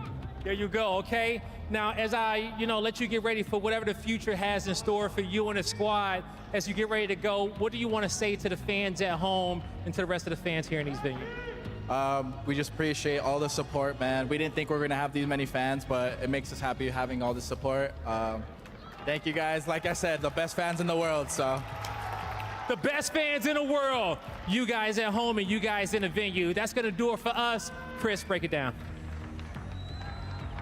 Congratulations, movie star Koi. I predicted him to win, but I did not see a 3-0 coming. I'm joined by Ali and Nameless as we take a look at some of these highlights. And walk me through this final game. What was happening in favor of Movie Star where they were able to just establish control and maintain it throughout this series? Yeah, the final game, talking about that control, that's something that Omid has been so good at throughout this entire weekend. But, Movie Star, they just dealt with it. Like, every time Craze got into their base trying to make an impact play, they would just ignore him. They would leave and make sure that they maintain map control and farm the rest of the Omid teammates, right? So just dealing with what, Omid was throwing at him. And obviously when you got performances like that from Joe in the map 1, like, you're getting that momentum, it's going to be easy. You look at some of the numbers, Joe Deceives popping off in game 1. He finishes 17, strong. 25, Insight dropping 26 kills to lead the lobby, and on the other side, Craze was the only one that was actually doing but shit. it's simply not enough. I look at this team, Movie Yeah, Star unfortunately, the other team, Toronto they were just Ultra getting during the farmed. regular season. They have had Craze was 3 actually doing different a lot for the players team. go with them to Unfortunately, a just championship Sunday. that last round just didn't work That out is so for him. ridiculous that this power trio is able to just fill in with anyone. Abe looks like he's been there for much longer than this guy has. It just means they have such a solid foundation, right? Even with the addition of Joe Steves alongside the duo of Kleenex and Insight, we saw how strong they were. He fit into that system perfectly. I mean, this is a Toronto Ultra that's placed 5th all year, gotten a couple top 3s. Like in the past couple 3 years, they've usually been good for 1 win, at least throughout the entirety of this season. So this Toronto Ultra team, or Movie Star Koi, is not to be sneezed at. They're still one of the top contenders, and they were just missing that extra little bit of firepower and consistency. And I feel like with this addition of Abe, it really helps free Joe on the map, and we really saw it in this map number 1, where he got to drop 40. And I'm looking at the highlights here. How does Joe find that flow state, and is that the best hardpoint performance we've seen on the day? Yeah, that's the best hardpoint performance on the weekend, I'd say. I mean, Joe literally popped I was like, takeover. I mean, it seems like I fell asleep around this time, around this Ali match. mentioned it, like, the swapping Kleenex towards the AR and bringing in a guy like Abe, like everybody is just willing to play at that faster pace. And when that happens and you're able to put teams in the blender, Joe is going to go on these massive streaks. But I think more importantly, what's changed is Search and Destroy. They literally could not win with the last 2 iterations of the roster. It has been so bad. Out of round 11, that's actually and he was making crazy. massive plays. You saw It's a couple of the actually neck and retakes neck. that they had on lower computers. Were Unfortunately, I think it happened. And then It kind of happened again that first phase match where unfortunately Omid just weren't able to close it. Long-time Call of Duty pro. We're He has able been to the make a coach comeback, behind just this weren't able movie to star close Koi it out. squad. What's up, big dog? And I want to know if he told Joe to bring out the AR in that final round of Search and Destroy, because you saw the first pick on Craze. That's all they needed. That blood led to the round 11 and then eventually the 3-0. We are joined by a very special guest right now, and I guess we can ask that question to him live. Toby, a.k.a. Kleenex, our post-match monster. Toby, this was a 3-0. Everyone thought it'd go at least game 4, a game 5. How are you able to walk away with a convincing win? Honestly, I think it's just S&D. I think we knew we were a stronger team in the respawns. I think S&D's been what we've been working on for the past 2-3 weeks. And I mean, they're a strong S&D team, bunch of S&D players. So just shut them out now and we'll win 3-0. They clutched up. They forced a round 11, but you guys seem to have the counter strat going in. Did you have the read right away, or whose call was it to pull out the AR down low? Honestly, it was mostly Joe just telling us to like shut down the A play. Pretty much every round, because we knew Craze was going to try to do something absolutely absurd on the map. So just shut him down and we win the map. Yeah, I feel like, throughout this tournament, we've seen just a different dynamic of you guys, especially in those Search and Destroys. Like, in that one, you guys were hard playing for Craze. He got blooded 5 times in that map. So is that something from VOD, or you guys just trying to, like, make sure nobody slips through any gaps? Because in the last 2 months, that hasn't been the case. Yeah, honestly, I think it's kind of an advantage, like, getting Abe in. He's played them quite a bit in challenges, and I think instantly he just knew what that guy was going to do on the map. Pretty much called exactly what he was going to do at every single point of the map. So, well, I didn't even think about that perspective. Great call. He's played them quite a few times. So, staying on that topic, Search and Destroy, because that's probably been y'all's focus coming into this event naturally, and it's been unbelievable. Specifically, though, when you guys do well, it's typically Joe that we see have the pop-off series. This time, it was you. How have you been approaching Search and Destroy differently? Because that was an unbelievable performance in map 2. Yeah, I mean, honestly, S&D before, I felt a little uncomfortable making the plays. I think having Jamie just be that kind of backline, I think we kind of put Ben on that role early on in the year, and I think Jamie just fits so well. Just lets me do whatever I want on the map. AR sub. The original duo. I know. Yeah, I mean, we've heard Joe allude to it a little bit, like the pacing change. Like, that was an issue for you guys when you play the top teams in Respawn. With you now being able to just pull out the sub, pull out the AR at will, like, how does that change the dynamic for you guys? Because I would imagine, after playing with Insight for so many years, you know exactly what he needs as an AR. Is that a conscious thought? Honestly, I could tell he was uncomfortable for most of the year. I think just by 2 weeks of scrims, we got a lot better just by me running the AR. I think the role's pretty natural for me. I think whatever needs to be done, I'm there to do it now. And I think previous years I wasn't really comfortable changing up my role, but I think I kind of know what he needs, and yeah, I'm putting down some pace. So definitely do. It looks like you guys can do whatever you want and find success. Let's take a look, though, at this bracket, because we have 5 teams left in the competition, 2 of them about to face off for the final spot in the semifinal. But we know your opponent. Movie star Koi will play Vancouver Surge tomorrow for a spot in the championship match. How do you feel about that showdown? Honestly, I feel pretty good. I think before the event started, we were kind of going into it with an idea of like a revenge tour. So I feel good to get the rematch against Surge. I think we have lost to them quite a bit, struggled a bit throughout the year. So good to. What has it been in that matchup specifically? Because when I looked at it, it was always you guys were 2 of the top 4 hardpoint teams, and they would just edge you out there. So in your eyes, what do you think is the issue? I think when it came down to the big moments, we always lost like 250, 247, insane hard points. And I think it's kind of to do with their teamwork. They're a kind of different team compared to every other team. They have Neptune just doing his thing, 0-4 taking some weird routes. And honestly, it just catches you off guard sometimes. But I feel like we're getting used to it. So. And speaking of different teams, tell us about the addition of Abe and kind of what y'all talked about, what you were hoping he would bring to the team, what you saw in him, and also if you think because other teams haven't had a lot of scrims against you now with this newer roster, if that has given you guys a little bit of an edge against some of the comp. Yeah, I mean, honestly, I think it catches people off guard seeing me in the AR. Don't really expect that, but I mean, the guy plays like he's been in the league for 5 years. He's got some crazy discipline for a 20-year-old guy, and honestly, I think that was what we saw at first. Joe's insanely cracked, and he just needs to balance it out, and that's what he's been doing. It's amazing. Kleenex, final question for you. Last year, we saw you guys competing under Toronto Ultra. This year, you team up with movie star Koi. What is it like to have the international fan base? I was talking to a guy from Prague. He's like, I had to fly down to watch these boys play live. I mean, honestly, I'm European myself, so it's good to finally get some European representation. Obviously, it's the Spanish, and I mean, they're insanely passionate, and honestly, I just respect it. It's a different vibe, but I still miss the Toronto guys. Great to see you with fans, no matter where you go, and for good reason. Keep playing like you did today. Wait, hold on. One more question. Prediction for this next match. It's going to be an absolute banger. I didn't want to put him on the spot, but you do it. I'll do it, bro. Optic, okay, well, Thieves. I've scrimmed both teams. I think Optic's going to take it. My qualified opinion. Okay, that is a very qualified opinion. Kleenex made the call. Let us know if you agree in the chat when we come back. It is the final fight of the night. Who's powering into the final four? It's either 100 Thieves or Optic after this. Well, let's see what happens.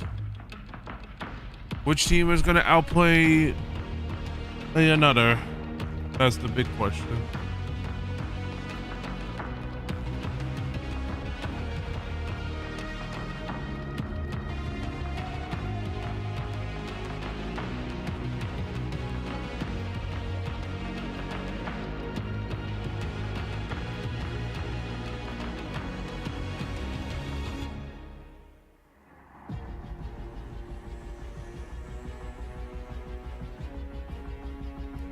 Well, the match that we've all been waiting for, Optic versus Thief. My two favorite teams going at it against each other. Let's see what happens. Who makes less mistakes? Who makes the most mistakes? Let's see who makes the less mistakes and whose teamwork is better. We'll find out right now.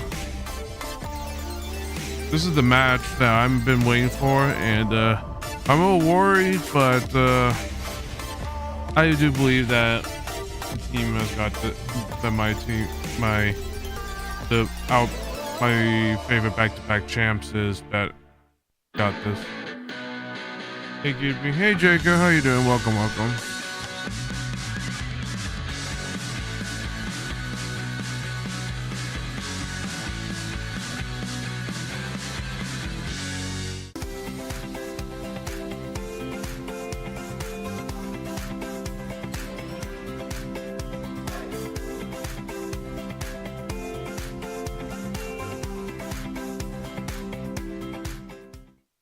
What's up, everybody? I'm here with a legend in his own right, Hookie Duke, all right? It's Paul, it's Hook's dad, as he is here to support his son yet again. How is it being on this side of the world, being able to watch him play some Call of Duty? I mean, I'm so proud of him. He's just done everything right. They're back-to-back, they are back-to-back world champs. He's two-time world champ, and I'm going to go anywhere he goes to see him. I love that. You know, when you got a chance to watch him become a world champion again, how was that feeling for you? I can't even explain. It was, it was a little bit of a shock considering the season they had, but, he came through again. I know what he can do, and he's just great. He's great at it, and he's a champ. Yep.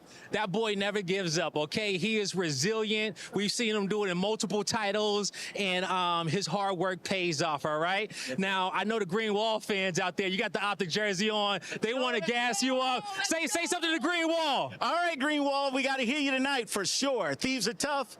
We got this, though. Let's go. You heard him. Let's go here from Hookie Duke.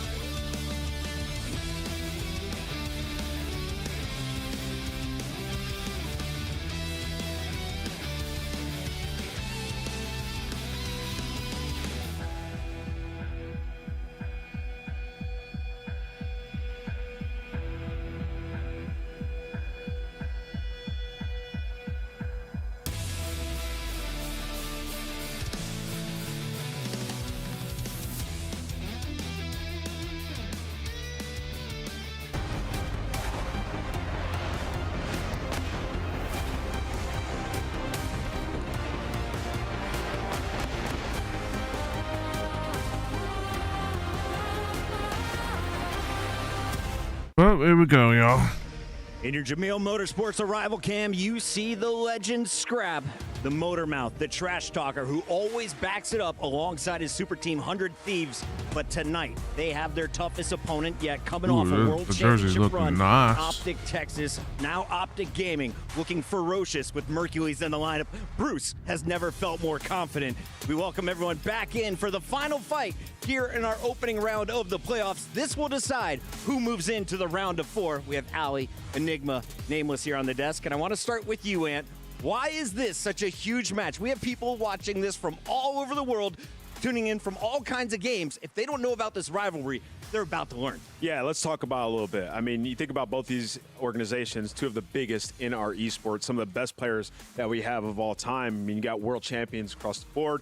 And then you think about this is really to solidify who has been the best team on the year, right? Optic looking to go back-to-back, leave no doubt in this roster. And 100 Thieves, they have 2 championships on the year. They're trying to get redemption for them bowing out at champs. So there is a lot of implications on the line here. And these guys, they've had some battles in the past. Yeah, it's the addition of the Miracle Maker Mercules that will be the difference here, in my opinion. This lineup, Dashi, Shotzi, Huke, you know who they are. They've been brilliant. And Huke in particular in the last tournament, arguably the MVP of that, really. But Mercules has come in and given them a different dynamic. Their pacing, their intensity, it has massively stepped up. Dashi, as you said, has never looked more comfortable because Merc has actually taken on that island role, being by himself. The other 3 are playing phenomenally around each other, and it's just given these guys a different level.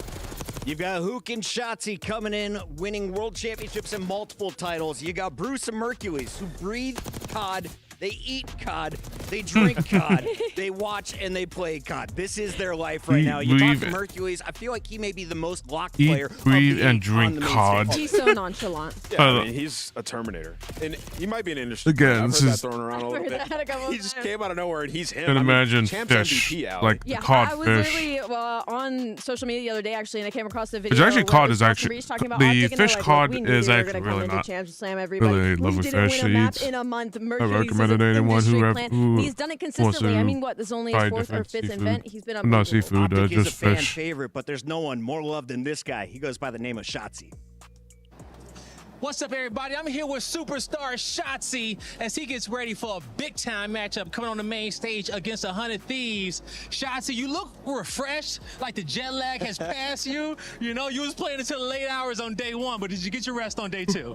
Yeah, I found a strat. I'm not going to reveal it just yet because, you know, we're still in the tournament. But, yeah, no, I feel amazing, honestly. You got all kind of secret strats, I'm pretty sure. But talk to me about whatever strats you can in the strategy going up against 100 Thieves, because a single elimination, you win 3, you're an EWC champion, okay? Some back-to-back stuff. How y'all plan on getting it done? Honestly, just sticking to what we've been doing in practice. I feel like, honestly, what we've been doing is kind of just consistent. As long as we stick to our game plan, trust each other, I feel like we're the best 4 players in the game right now, and just do us, and we'll get it done. Hey, it's as simple as that, okay? You guys are world champions in your own right. And, you know, back to back. Right? Ready to go to back-to-back. And what do you want to say to the Green Wall fans out there? Because I know with some in the venue, they everywhere. We got a crowd all around us, Yeah, and there's man. a bunch in the chat. What you want to say to them? Yeah, we got college data right here. Yeah, shout out the Green Wall. I know the time zones are a little bit tricky. Hi, but, Mohan. Thanks for the appreciate you guys alert watching, on always supporting the YouTube. boys. Much And, appreciated. should be a good one. It's going to be a good one, y'all. Don't go nowhere. Big shout out to the Green Wall and Scump and everyone doing the watch parties back at home. Thank you for waking up early to join us here. But we got to talk about the opposition because 100 Thieves was built to take down Optic. They were built to take down FaZe and the other juggernauts of the league. Have they accomplished that goal? Yes, I mean, they won 2 championships, right? By all means, it has been an incredible year. But, you know, you think about this team and kind of the tail end of their season, you thought they were going to continue that momentum and just dominate these last couple of tournaments, but they have fallen off. I mean, they went from being the golden standard in control to where their control has been nowhere close to what it was to start the season. And you think about some of the individuals, Envoy having some off performances, Ghosty in Search and Destroy has dropped the ball, right? So things seem to be falling off the tracks here. But I mean, it's a again, massive I mean, control It is massive completely opportunity. changed. The biggest thing that worries me So is everyone's still trying to kind of learn what the hell's going on the overall of the year, but this is a between different LA the Thieves than what we games have seen previously. They are getting going on in blooded in control, Search and so- Destroy like no tomorrow. They're one of the worst in the it's building different. over the So it's weekend, a and bit they're hard catching up short because the talent on this roster is control. unbelievable. But something has to click in them. They have to be on the same page. Because for me, this past couple of days, it looks like they have been 4 solo players playing on that map. All of these players comfortable under the lights, but none as loud as Scrap. We talked to him before the match. What's up, y'all? I'm here with the one and only Scrap of 100 Thieves as he is getting ready to play a big-time matchup. But before we get into that, Scrap, y'all been playing every single day since y'all got out here, all right? And that's not what y'all wanted, but what have y'all learned over the last 2 days to get y'all back to that back-to-back Thieves gameplay that we want to see? Yeah, so I think when we played Seattle, we had a few mistakes in hardpoint. You know, we were playing good throughout the whole map, but I think when it came down to the big moments, we kind of, you know, shied away, kind of crumbled a little bit, which really isn't like us. Yeah. So I think recently we've been playing together more, just tighten up when we need to, and it's been showing like yesterday did. There you go, okay? Because this do or die single elimination. You win 3, you get another trophy. This is 3 games away, but your next opponent are the most recent champions, all right? The big dogs. How do you plan on taking this team down? Because you know they on cloud 9 right now. Yeah, of course. You know, Optic's been playing their best COD all year. I think with us, we're just getting better and better as the tournament goes on. I think a big thing for us, as long as we're playing together, no matter what the other team's doing, we're going to come out on top. So I'm super excited to play them. All right, right now, it's more than 100. It's thousands of Thieves out there watching y'all, okay? Talk to them, give them a message. What you want them to know as you guys get ready to go into the series. Yeah, no, shout out to Thieves fans. We appreciate you guys all over the world. Appreciate everyone here in Saudi. Just keep the hype up for us. We're going to keep coming the energy on stage, and I appreciate you guys. You heard it here from us, folks. We'll see you soon. Scrap ready to bring the hype, and we are excited for this showdown. He is known as one of the greatest ARs to grace the game, but on the other side of the fight, you have one of the most aggressive SMGs in Hook. Here's the showdown. When we look at the numbers, how does it break down now? It's 2 different roles, but both need to have a serious impact in this series. Yeah, 2 very different roles, so the numbers are going to look a little bit different for both these players, but I think the biggest notable point is that they're both very impactful. Hook has been unbelievable the past 60 days when it comes for Optic Texas's success. If Hook is playing well, Optic is steamrolling teams, similar to Miami Heretics and when Metals is doing well. Yeah, I mean, to back that up, I think Hook has been a phenomenal difference for this team. There's something about when he's playing well, regardless, on any roster he's ever been on. A huge X factor. Skyline, rewind, Hossie, I'm looking rewind, at the Hossie. maps. I see Skyline. We are getting Back fast to and back, furious rewind, right out of the and gates. Hossies. I got to get the predictions, fam. With a Interesting- minute to go, interesting Nails, map take your pick. time. Skyline, rewind, Hacienda. Well, Who's leading through 3? This might be neck I to think neck. Optic, and I think Optic have potential to close this out in 3, honestly. I mean, Optic have been playing perfect Call of Duty, and think about the last time these guys played. It was at Stage 4, and you look at it, Thieves did win, but the Skyline went Optic's way. This is a better version of that Optic team with more time. You think about the control as well. Optic are the best control team in the world. They get done. I'm with Nameless on this one. I think this is 3-0 Optic. That map set really suits them. They've been fantastic on Skyline. The rewind's big now. Allie? I think the SMG duo of Hook and Shotzi have been so comfortable. That map set screams SMG Central. I'm going Optic. Where you going, Chris? Come on. Da-da-da. Here. I was going to go Optic because they had the clean run, but LA Thieves have had the tougher road. They had to go through Vancouver. I think they're more prepared coming into the final match. I think it's LA Thieves pulling it out in 4. Whoa. Am I wrong? Chad agrees. Let's find out as we send it to the stage.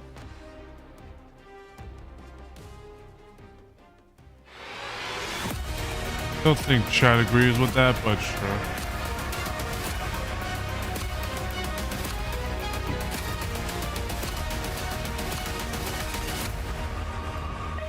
But we'll see what happens. I mean, but look at stats. I mean, stats don't really matter. But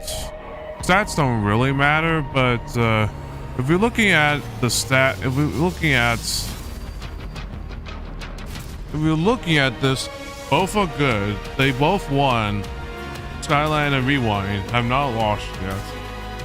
So the one thing that's going to be the difference maker is the control. Hossie.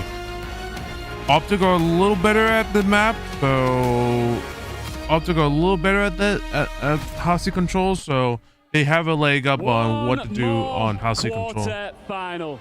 One last. And if it has to come down to the the next two maps, between 2 of the biggest brands Optic do have a better chance. Look, a legacy is built on dominance. But we'll see what happens. We'll see what happens. On faith. The world champions, they've been here time and time again, but this time they have to earn it. Nothing is granted. Everything is earned here in Riyadh, and their opponents are built to win. This time, they are determined to take this trophy home with them. The reality is, one of these two juggernauts has got to go. Two powerhouses, one final showdown. Ian, let's fucking get into it. Let's absolutely get into it. They wear pressure like a jersey. The green wall stands tall. It's Optic!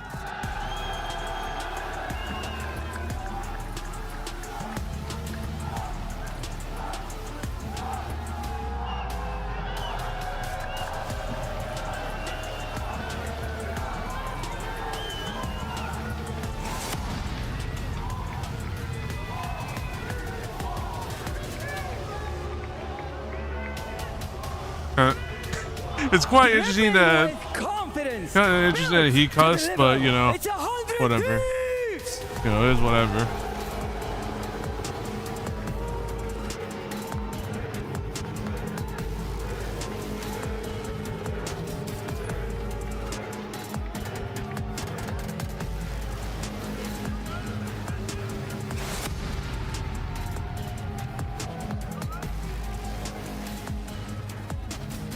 Securing that last spot.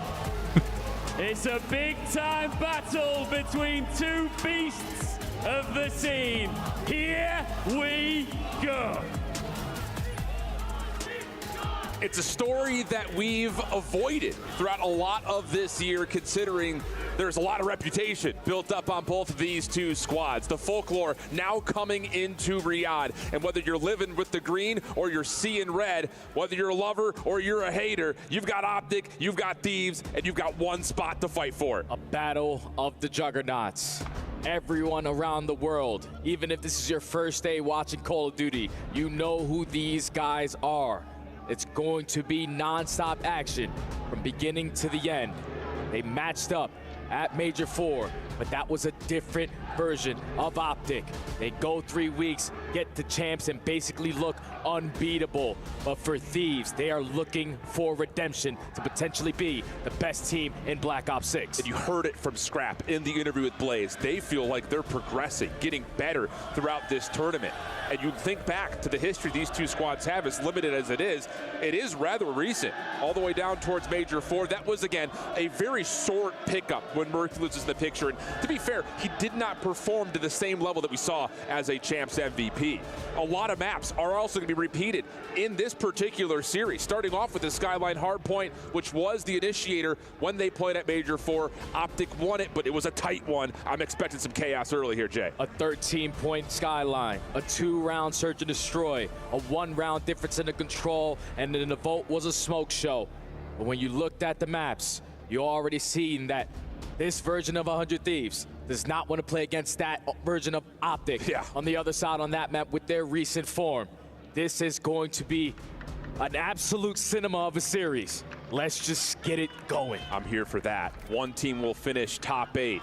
And I'll tell you what, Thieves fans do not want to see 2 top 8s next to their name in 2 major events back-to-back. Whereas for Optic, the dreams, the hopes, the aspirations of being a team that could take 2 major championships in back-to-back form is something we have not seen ever, could potentially be gracing us.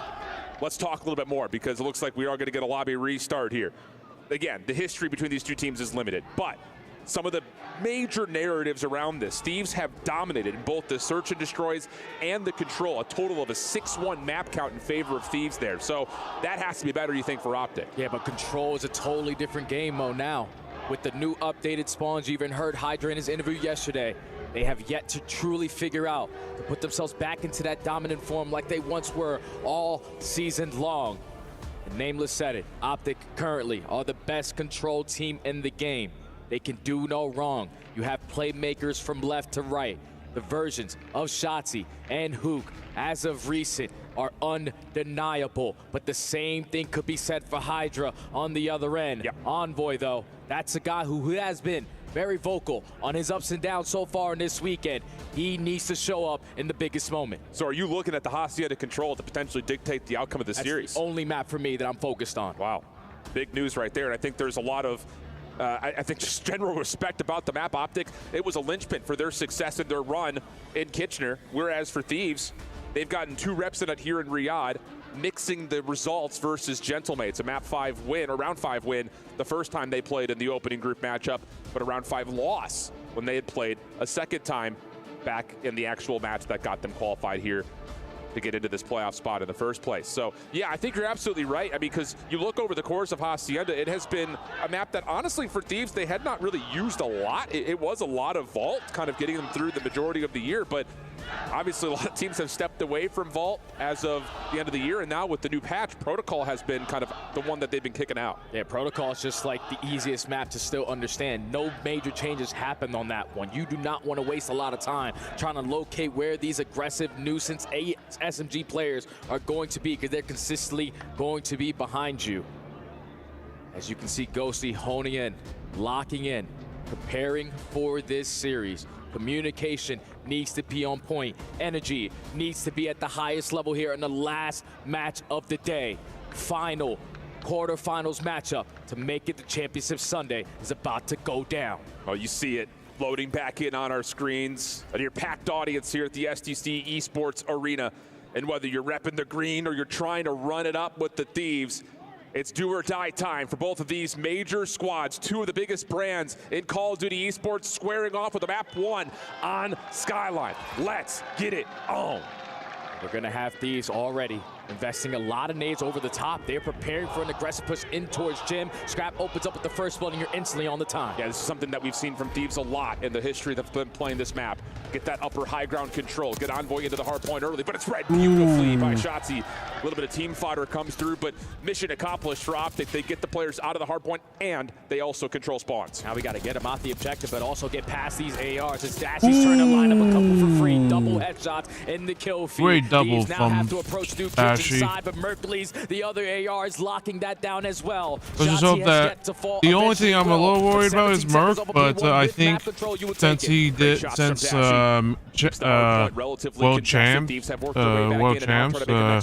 think he's gotten over that hump. So I'm wanting to see Mercules do a little more stuff in terms of support. So let's see what happens. Able to find one. Hook not able to fully get into the play yet, but is on the way rapidly. Hard point open. Spawn still contested, but Dashy does spawn up. Critical moment for Optic for an early Optic gaming. Nice shots. Nice shots, man. They have to go low. They have to go low. Captures. In the back. In the back. Watch out. Absolute envoy. He's still there. Yeah. Two back there. Two back right. Nice envoy there too. Envoy there too in the back. We're gonna spawn out. Piano hop. Stay alive. Where can top? Ooh. What's back door? Fuck up. Watch out. Back door. Absolute. I don't see him behind the deck. I think. Behind the deck. Top white. Yeah, top white. White flag, go see. White chairs. Go now. Gonna. I think there's one out. I don't see nothing. They love underground. Scrap front. Someone pick up underground. One's gonna hit underground to the back. I'm looking underground. What's up, Pat? Let's go. Pitch. Turn. Dead. Nice. Another one. Outer. Hold on. I have your help in a second. Ernie. Watch out. You go see it. Nice. Outer new. Behind the bar got me. Yo, they're hitting front. Yo, Bucko's hitting front. What's hitting front? Yeah, 2 front on top. 2 on top. He's on the table. He's on the bar. Ernie dead. Another one. 3 front. One's out. Stay alive. Two front. Shot outer. Shot out together. Nice. One more. I'm blocking I gave up P1. I have a trope on us. Yo, P1. Give him it. Try to help you. Nothing front. P1. Watch out. Leg front. 2, yo, what's Nice! Ooh. All right, well, Optic, a little bit of trouble there over P2. You hear them for the early call to make the rotation over to P3, but honestly, Scrap has had an electric start, 12 and 6J. A perfect start there from Scrap. He knows that this is a big-time moment. Thieves currently have a little bit of a lead, but it does not matter. Optic got it right back. Let's step aside and go to a Bravia listening with 100 T. One of them. Nice. 2 on hold to me. I need to back up. Pushing you. Heard you. Two on time. On the bar. Chachi Chandler side. Nice. Top mid. Dead. Outer. Nice job. One more outer. On the bar. I'm in bed. I'm on the bar right now. And then their side patio. In best. Deep patio as well. I got a quick on hold. One shot for on hold. Burst to the back. Inner dead. 2 in the back. 1 is patio at a time, and 1 deep umbrella. Right. They're all spawning in. Deep right, dead. One on time. Yo, 1 P1 one time. In rugs right now. Still rugs. I don't see him rugs. Still rugs. I think we're right under. Spawning patio. Backside time. Hitting you stone. One bullet. Top stone. Lay on the top. Stone. 1 bullet. Stone. Timeout zone. Patio. He's gonna be pitching stone to the back. Patio. Really weak dash. Nice play, Optic. This guy's gonna be kitchen. I'm pretty sure. Take your time. Yo, low bed. Dead. Alright, one wood, low bed. Wood, low bed. What a time. A bit of the listening curse right there as Optic have turned things around. Try as they may, 100 Thieves not able to flip the spawns nor hit from the front to find a break. Yeah, that's just what the communication sounds like, where you're not finding success on the break. The fact that Optic, even in the man-down situation, at every single angle cut off, this is just a different form and a different beast. A 50, almost 60-point lead at the end of the first set of all the hard points. One player from Thieves already spawning all the way across the map. If you're Optic, you want to maintain mid. The big story again, just on the macro level, we talked about how Mercules did kind of struggle in this head-to-head before. Not the case here in the back half of this first set of rotations, already having earned the Hellstorm missile and a 14, make it 15 and 10. He's also found a lot of hardpoint time, so Optic really turning up since P4. Oh yeah, they're putting pedal to the metal right now. An 80-point difference. Mercules is hitting long routes. You're not going to be able to read this. The young gun almost lines up free, but he gives the comp to his teammates. Last 2 players up top. Dashy, that's a free double. We have a 100-point lead. Let's continue to dominate. Looking good so far. Hydra trying to hit a long route, but none of his teammates are able to get over towards midside pool, and so it's just on the Hydra, and wow, that was that was a good shot. That's a good shot from Hydra. Hydra's good for 2. If you were to look for something to get Thieves going, why not him? Why not now as Hydra goes into a 3-piece. Mercules on an island, gonna get overwhelmed, and an opportunity for Thieves to set themselves up for P2. Missile earned though on the side of Mercules, and now a 100-point difference. Thieves need a solid hold here at a Money Hill.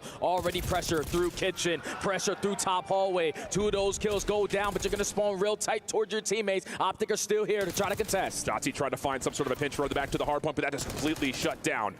Thieves able to get this thing closer and closer to the 100-point mark. And boy, I'll tell you what, they're in a little bit of a lifeline situation here over P2. They need Ghosty to start showing up. 7 and 17, not going to cut it with how hot Optic are looking right now. But so far, this is Ghosty is not in the he's in the shitter at the moment. P4 and P1 chain from Optic. They have such a comfortable lead. There's no need to give up any free junk time. You're overwhelmed them in the hard break. Ghosty's starting to show some life here on 3 in a row, but the break is good for Optic. 12 seconds of scrap time. And honestly, I think Thieves are saying we'll give this one more kind of finesse exit hit, but largely speaking, we should be looking pretty comfortable on rotation, but not going to happen. Shotzzy gets 2 quickly. Hook has the isolated 1v1, and we're going to get a battle, kind of a tug-of-war form right over the top of the kitchen. All Dashy's trying to do is just play, keep away until the teammates get into the play. Shotzzy is now in the position. Another 3-piece in the feed for the green wall. The score continues to grow even bigger. Another 100-point lead. Thieves need to stop the bleeding. They need a break. Yeah, and they're taking a long route up towards the upper echelons of the hallways. This is a long commitment that's starting to come through. Dropping down into mid-map to cut the cross. Dashy on 4. Nearly able to finish off Envoy, but enough damage tallied for the rest of the teammates have opted to clean that up nicely. And this has been nothing but green wall. Mercules for 3. Hook, I think, has a read that the 4th is around the corner. Merc right there waiting to try to clean up all of Thieves by himself.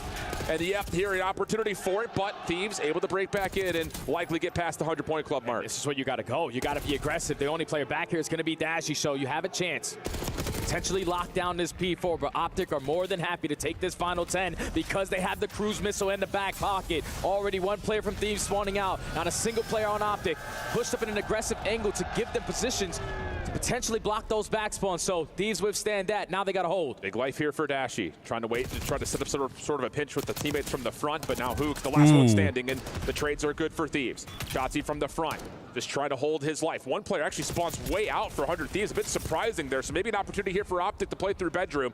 But with Shotzzy low and Dashy taking down Mercules, Thieves will try to reestablish the control over the hardpoint, but they just walk on in. Optic just take a couple of steps on forward, and now an opportunity for them to put this game out of reach. And it's 2 players. That's where I'm a little confused with Thieves. Why would you give that up? Optic are just in a different form. These last 2 months, only 10 seconds to take map number 1. Casual stuff here from Optic. not the chaos that we've seen over the course of Skyline throughout the entirety of the day. Dashy's going to finish this thing on almost 6 in a row. Last couple of kills to come through, though, and Optic will cruise their way into a map 1 dominance. That is unbelievable.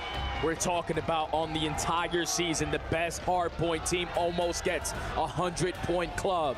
Last time it was a 13-point difference. Shotzi said, I don't know what the hell they're doing on that side, but they are in prime form, looking unbeatable. We are in it for another. In the series. We are in it for another domination from Optic I mean, you do game. get an opener from Scrap that says, whoa, hold on a second. But the thing about it is, Hook's just picking up where he had left off, not just at Champs, but also over the course of the first couple of matches that Optic have played. And with Ghosty not being a factor, Hydra finishing negative, you see those two things happen. At least the Optic fans are trying to get the others in the crowd hyped up for Optic with Gaming. The fundamentals in play. The only time Thieves were able to get a good chunk of that. time was for the second rotation at P2. Other than that, everything else was all in favor of Optic. You dominate the P4s, you dominate your rotations, and at the end of the first set, when you go from that P1 to the P4 to P1 chain, and you blow the game by a 100-point lead, it's just very difficult to come back on a map like Skyline. We almost seen it from FaZe Clan this weekend, but Optic said not a chance today in hell. Quickly up 1-0 in this series, feeling as best as they possibly can. Yeah, and Ant looking across the stage saying, you guys good over there? Like, have you loaded in yet or what? Because it's an opener from Scrap that seems to think that Thieves are coming out gunning, but 16-23 from Hydra, 14-22 from Ghosty. It's not what you want to see from those two in particular. We're on the other side. It's just, again, the Hook and the Merc show. And this is a difference in just individual play. The assists are not out of this world. Everyone on the side of the green wall were just winning their one-on-ones. And when they needed to pop a miraculous two-piece, they were able to get it done. So now Thieves need to have a response in the search and destroy. We've heard talks about Optic the past couple of weeks in practice. Boston said they haven't been able to beat them in a map in a month. This form, I don't think I've ever seen as high of a level of Call of Duty be played, and they're finding it at the right time. All right, well, let's pump the brakes and take a bit of a breath here, because now we start to look at Search and Destroy, and a rewind in particular that has been really unbelievable for the side of Thieves. They have been great there. Have only dropped it a single time over the course of the season, whereas Optic have really not played it a lot, just 2-2 overall on it. Still finding a lot of success in the first blood, and I think the biggest thing about this is, again, you take a look at just how their Search and Destroy has developed over the course of Champs into this weekend. It's been flawless. They've been really, really solid across every map. It's just insane because it's all about them just valuing their lives in certain situations. Hook puts himself in a good corner. He's not going to ego chow. He's waiting for a teammate to assist him in a play or gain some information before he decides to make something happen. Those are the young men right there on your screen, Shotzi, who's just a game breaker, man. You allow this guy to get lost. You allow him to be the playmaker. You are not going to have a good time. So on the opposite side for Thieves, this is usually Hydra's playground. He needs to be able to be the response here, especially with the pressure that he likes to apply over towards Burger Town. He's the island player. If he can find success, this should be an easy one for Thieves. I feel like you kind of need a convincing result after what we just saw on map number 1. So Coach Sender going to give him the last final words of wisdom, reestablish a couple of protocols in the playbook to make sure they're locked in and ready to go, not overthinking this. Just, hey, let's just throw that first map away mentally and just get ourselves ready to go on what should be one of their best Search and Destroys. Just to kind of speak to it, they have played it against Vancouver most recently. That was a round 10 win. They've also beat FaZe there in another round 10 win. So that's over the course of the last 60 days or so. But this has been a map that since it's been re-added into the pool, it's been a staple for them. So you feel like as a Thieves fan, you have to have map 2 here. For Thieves starting off on the attack.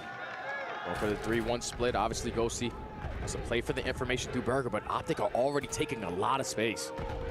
That's almost a counterplay right there, saying we know they like to play Burger. Let's just double chow that out immediately and then just cut back through mid. Should have been seen by Ghosty at the front door. Scrap, yep, he's going to transmit that information and turn it into what should be a double.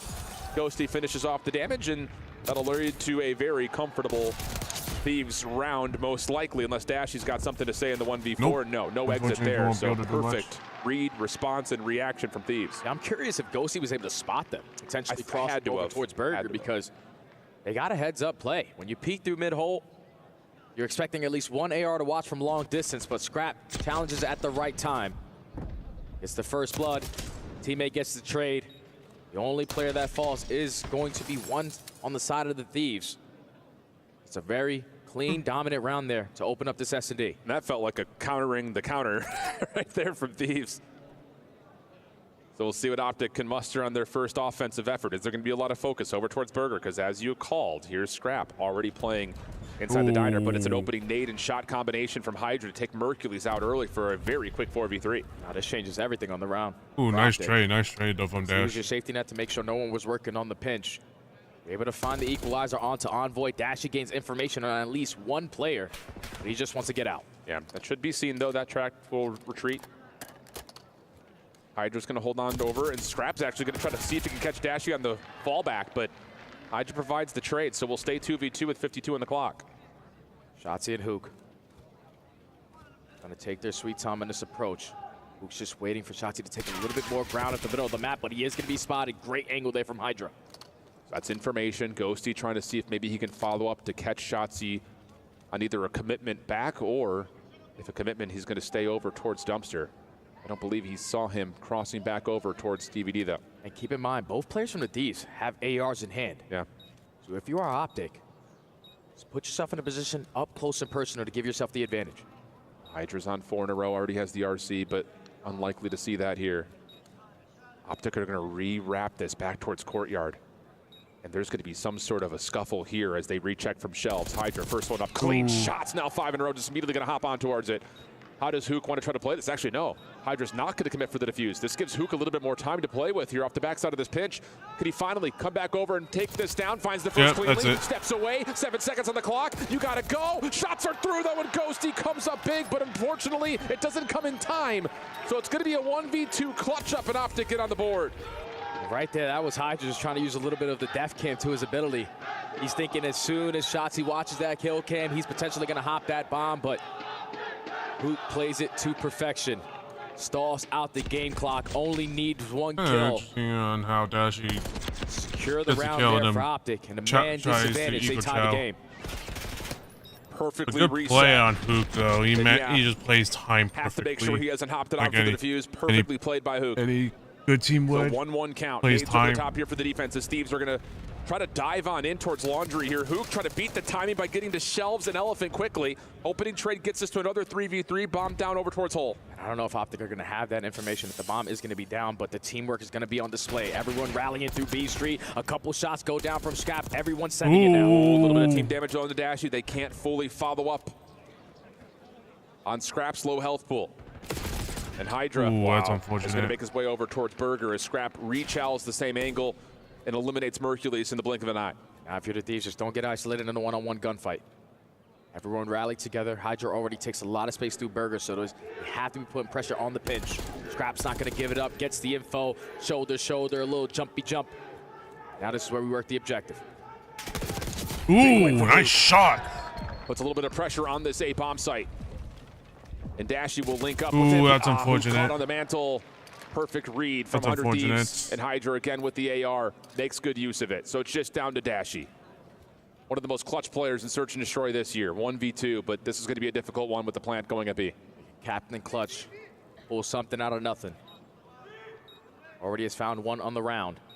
But it's a perfect post-plant setup. Everything is covered for Thieves. Has to beam one. Ghosty just going to hide, but I think his feet have been seen. Opening shots to Ghosty, clean, but not clean enough. The team shots right there to respond to the play. And how did Thieves keep this an all-offensive affair? And again, Thieves on the offense were just prepared for what Optic were going to throw at them. That time it was a pace change-up, aggressive through mid-DVD. You strike for the first blood. You had the early man advantage because Scrap commits over towards B Street. Well, what Mercury was trying to do there, but that bomb gets planted, unfortunately, he just couldn't get out in time. Up. No tax in the back pocket for Big Brucey. And a perfect post-plant setup allows Thieves to take a slight lead.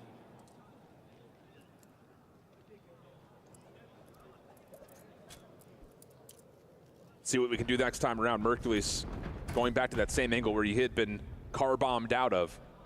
This time, though, Thieves is going to stack the box. right in front of Courtyard and Glass. Hydra's going to step up towards Shelves, and this is an aggressive defensive setup, largely focused on A. Yeah, Hydra just has them on their toes. Last round, he runs an AR, plays long distance. This time, he's already pushed up on your DVDs. Oh, Shotzi, don't push Optic that. need to have a slow and steady approach to this Yeah, round. You're going to walk okay. right into the preamble of the Paco Taco for the first blood. He gets out, here's the door pop, and we'll see Hook for just a brief moment, but most importantly for Thieves, it's a 4v3, and Scrap is still in a very cheeky spot.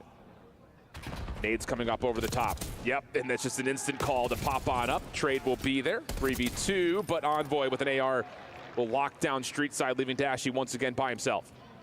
1v3 for Dashy, already going to be spotted. Wins the gunfight there versus Hydra, but too many people still alive on the side of the Thieves. Get the trade, close out the round, 2 in a row now, 3-1.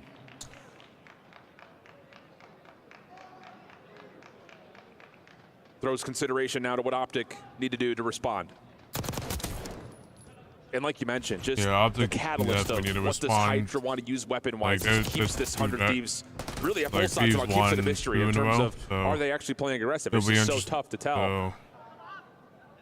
So right now, Optic just need to respond. Optic can try to turn the chessboard back into their favor here with this next attack. Pardon me, next defense, beg your pardon. Nades not really going to land too much. Envoy tossing one to see if it connects over towards Courtyard. Will find the trophy system, but Hook, meanwhile, has gotten one. And look at the quick play starting to develop here from Shotzi. He's going to find the second. Hey, you just don't expect that to be the case if you are a Ghosty. You had Hydra watching mid-street, but Shotzi, mission impossible. That's a response. That's a good response. Very easy. The utmost confidence to just sprint right up the middle of the mat. Put yourself in blue, and it also helps when Hook finds that first blood. Just sets him up for a free double. Able to stop the bleeding. The adjustments came in. Optic now down 1. Yeah, and Hook finding that first blood towards Street in particular is what makes that call for Shotzi so simple. You get the kill, plus you also get the information there's another one there.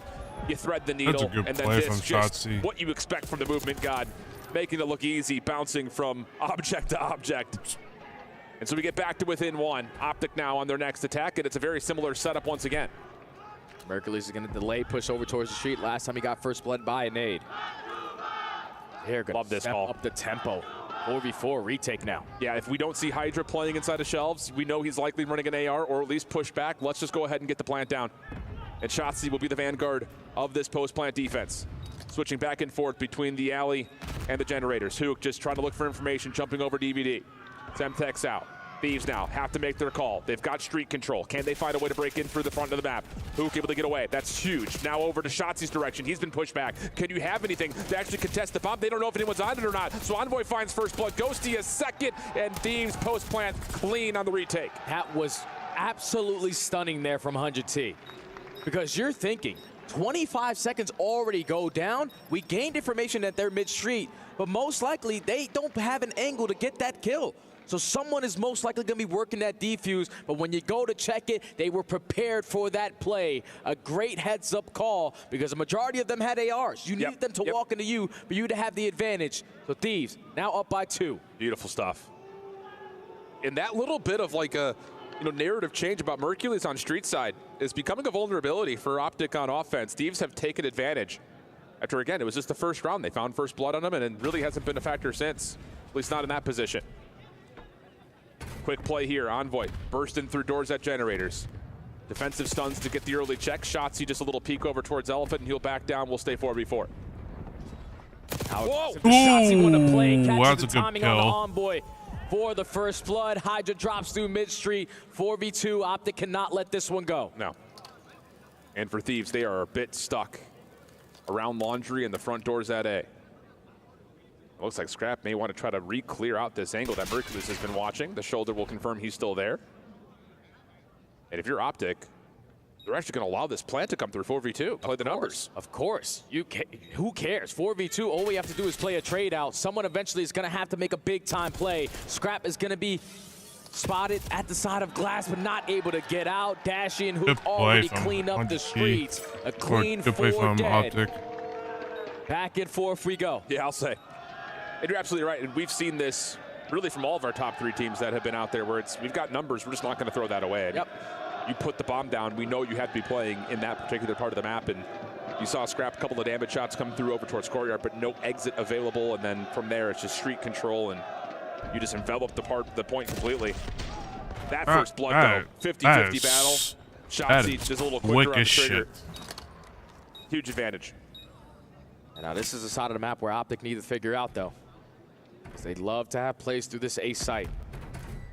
But through mid-street for Thieves, they've been successful every single time on the retakes. Love it. Already taking pressure, getting a lot of information as well. He knows that a stun just got thrown from the backside, so everyone is accounted for. Wow, but Scrap getting away with that first blood is a miracle, because it looked like Optic were going to commit to the plant until they saw Scrap over through the drive-through. A trade does unfold, though. That's over towards Courtyard, allowing Optic to stay present inside of A while Thieves are trying to get the wrap around. You see Mercules, he's trying to line up that gunfight after Scrap, but just going to keep him at bay. Bomb goes down, 3v3, 40 seconds. There's already pressure in towards Glass. Hydra's able to find one. It's the mind games again. You've seen Thieves dominate outside towards street. Every single defense. Mercules changes up his position, but Envoy is just going to hold for the defuse. The spam shot is cheeky, but it's not going to work out. And once again, 100 Thieves just showing you the versatility that they own on the defensive retake. Like you said, the fact that Scrap was able to find that first blood and get out of dodge, he sets his teammates up. He knows that the play is going to be in towards A. And as soon as that bomb goes down, they are in a position to find the kills. That's some good kills, unfortunately. Take care of Vuk, you know Shotzzy's weak. And in a 1v3, Mercules not in a position to even stand a chance in the round. LA Thieves, game point. Like, it's been their game from if round Optic one. won't have any chance, they need to. The idea of Optic like right now, immediately, Mercules, it worked on that. What 100 like at the beginning of Mercules playing that on this side of the map. Defensively, they've been very comfortable. Trying to look over Burger Lane. First blood comes through for Hook. And he's looking for more. It kind of worked, just not enough. Holy shit, that's work. Really aggressive play. This looks like Rewind back in the day. Yeah, for real. One. These rounds ending in the first 10 seconds. 4 of 4 down. Super clean round there for the Green Wall to extend this S&D a little bit longer. But now they're going to the side of the map that they need to figure out. Just beautiful bait and switch. Teamwork on full display. Round 10. Here we go. Got to have something on this side of the bomb, though, if you're Optic. Have to have something. Outside of the quick A plants. Doing the same. Burgers is doing the same thing. Easy for 100 Thieves to either have early numbers or, in particular, just to. I'm a little confused on why they retake. RCXD. That's going to be something a little bit different this time around. Scrap once again over towards Burger. Shotzzy trying to stay out of line of sight from the RC. But Hydra's just going to hold it over towards Shelves and force Utility to counter it out. Now, if you're Optic, don't waste any time. Yep, just get the objective down. Scrap already puts himself in a position in the same spot that he found the first ball last go around, but this time the post-plant setup needs to be better. RC coming back in. This is the second one here in this round. That also gets deleted.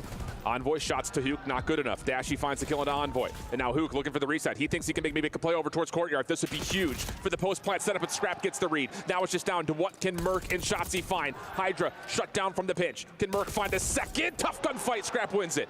Just down to Shotzzy. Rechecks his flank. No one home. And what a call. Ghost is going to hang on it. Shotzzy cleared in time. No, it's being watched, and Scrap will find 3 in the final round to even up the series after a 6-4 search. Beautifully played Rewind, Search and Destroy from start to finish. The defensive side for 100 Thieves, the retakes for 100 Thieves was way too much to handle based off of what happened in round number 1. Correct. The opening nade onto Mercules was way too much, and we have a tie series, ladies and gentlemen. Little things can lead to massive differences. And as Jay had mentioned, he's got all eyes on what happens at the control. We've got Hacienda, should be a square up, as Thieves and Optic stay tied going to map 3. We'll be back with you on the backside of the break.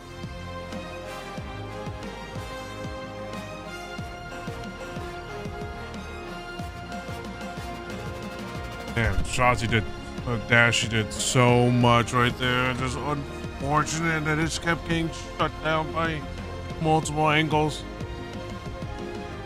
Oh man, damn, it is whatever. Damn, Shotzzy 4 and 7. That's unfortunate for Shotzzy. He made good plays. Unfortunately, just sometimes sometimes the places he goes to just doesn't work out for the team. Unfortunately, for the team. So they're not out of this. If they could take if Optic take the next 2 respawns, then they might be in a really good position.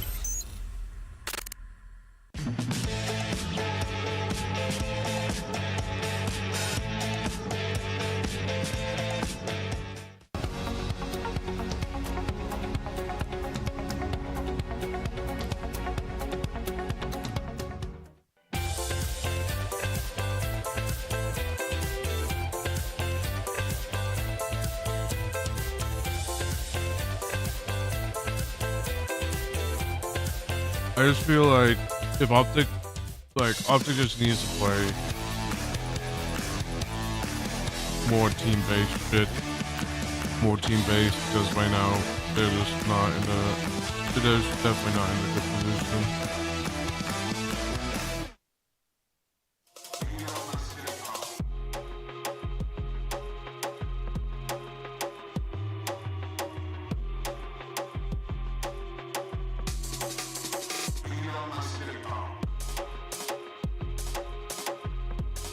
Hopefully Optic do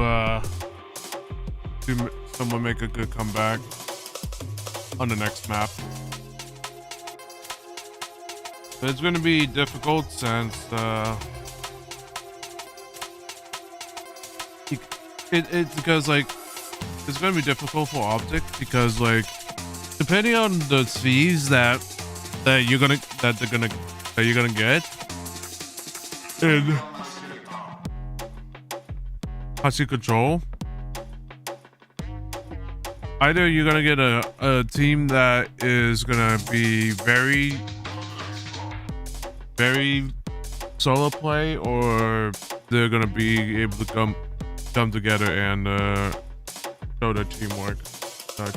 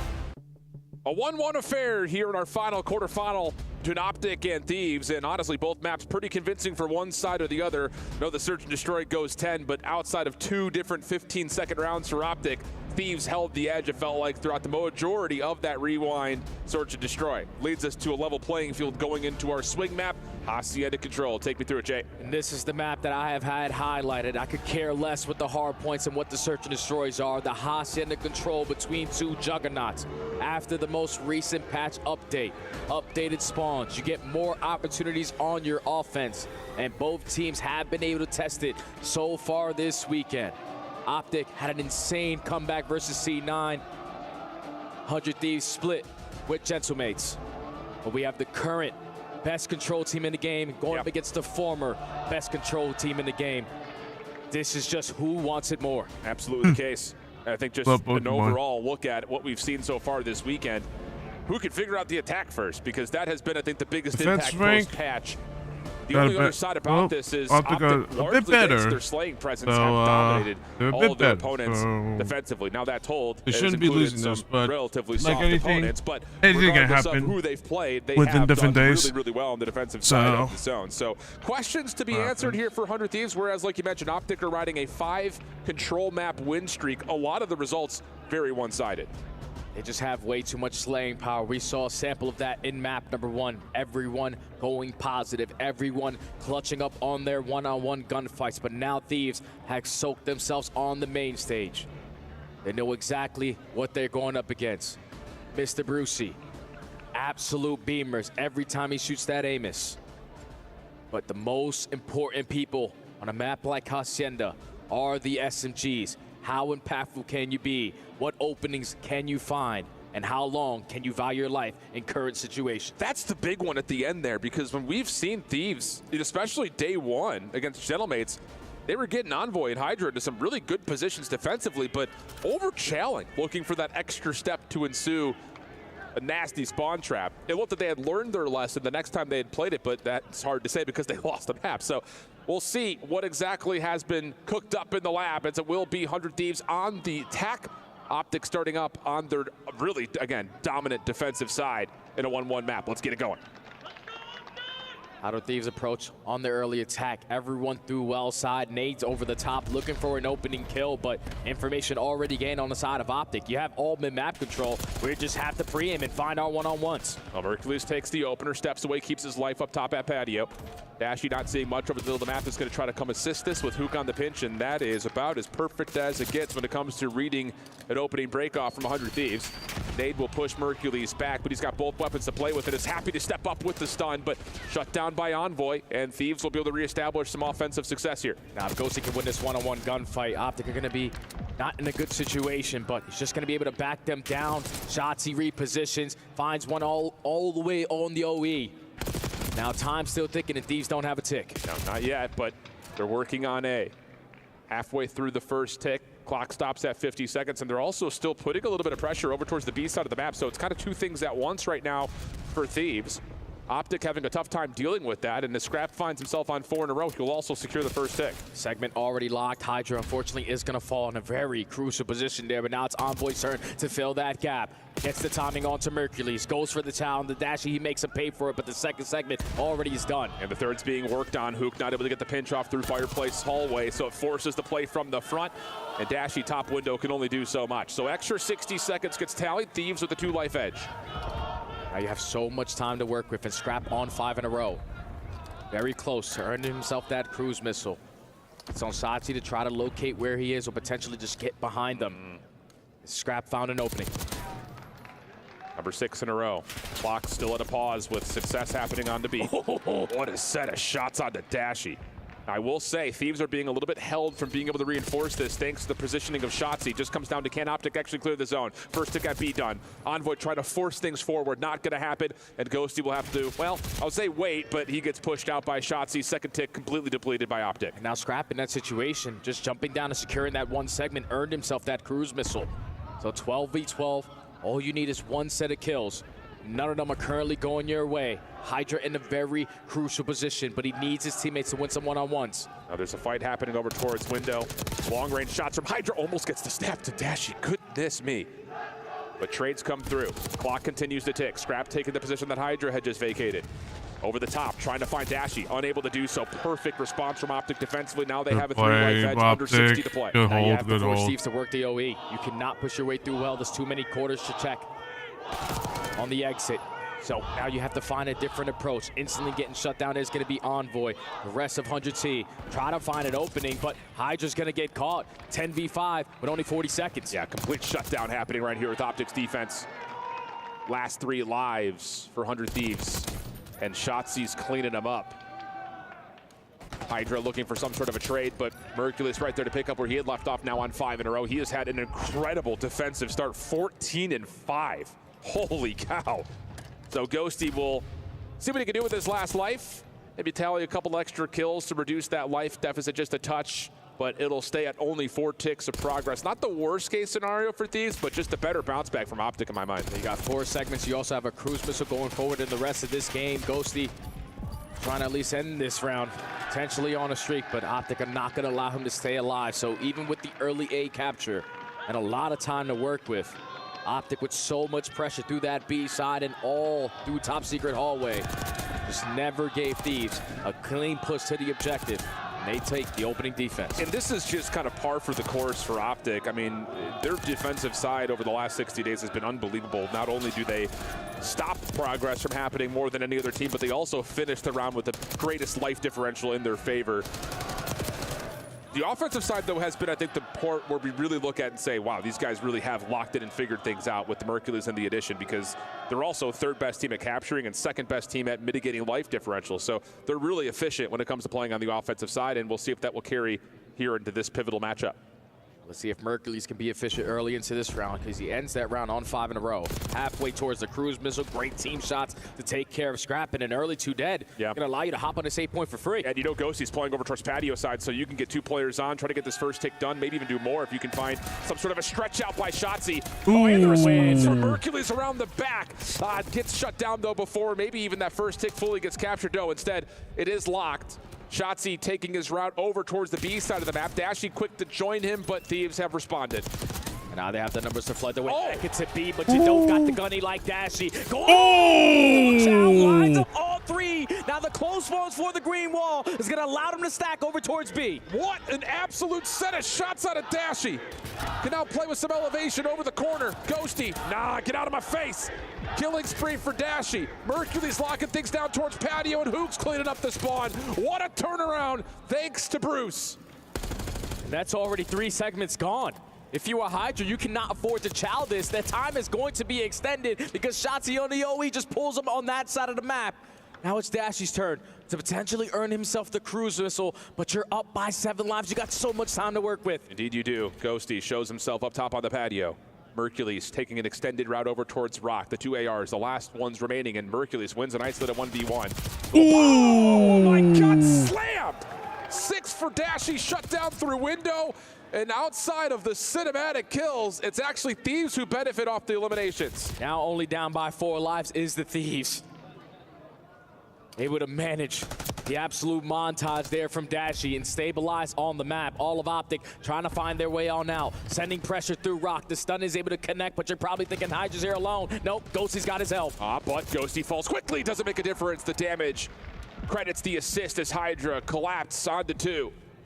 And Optic have to take a breath. Still a 3-life edge, but stuck. Trying to work their way either through Secret or through Spiral. Scrap a couple of shots, does not finish the kill.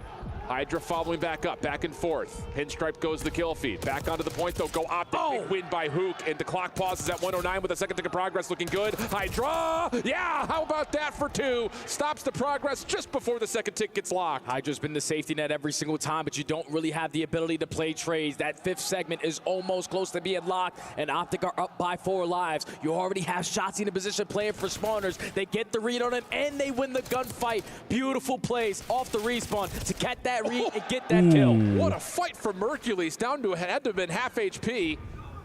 Still forces it versus a Hydra, gets the win. Scrap.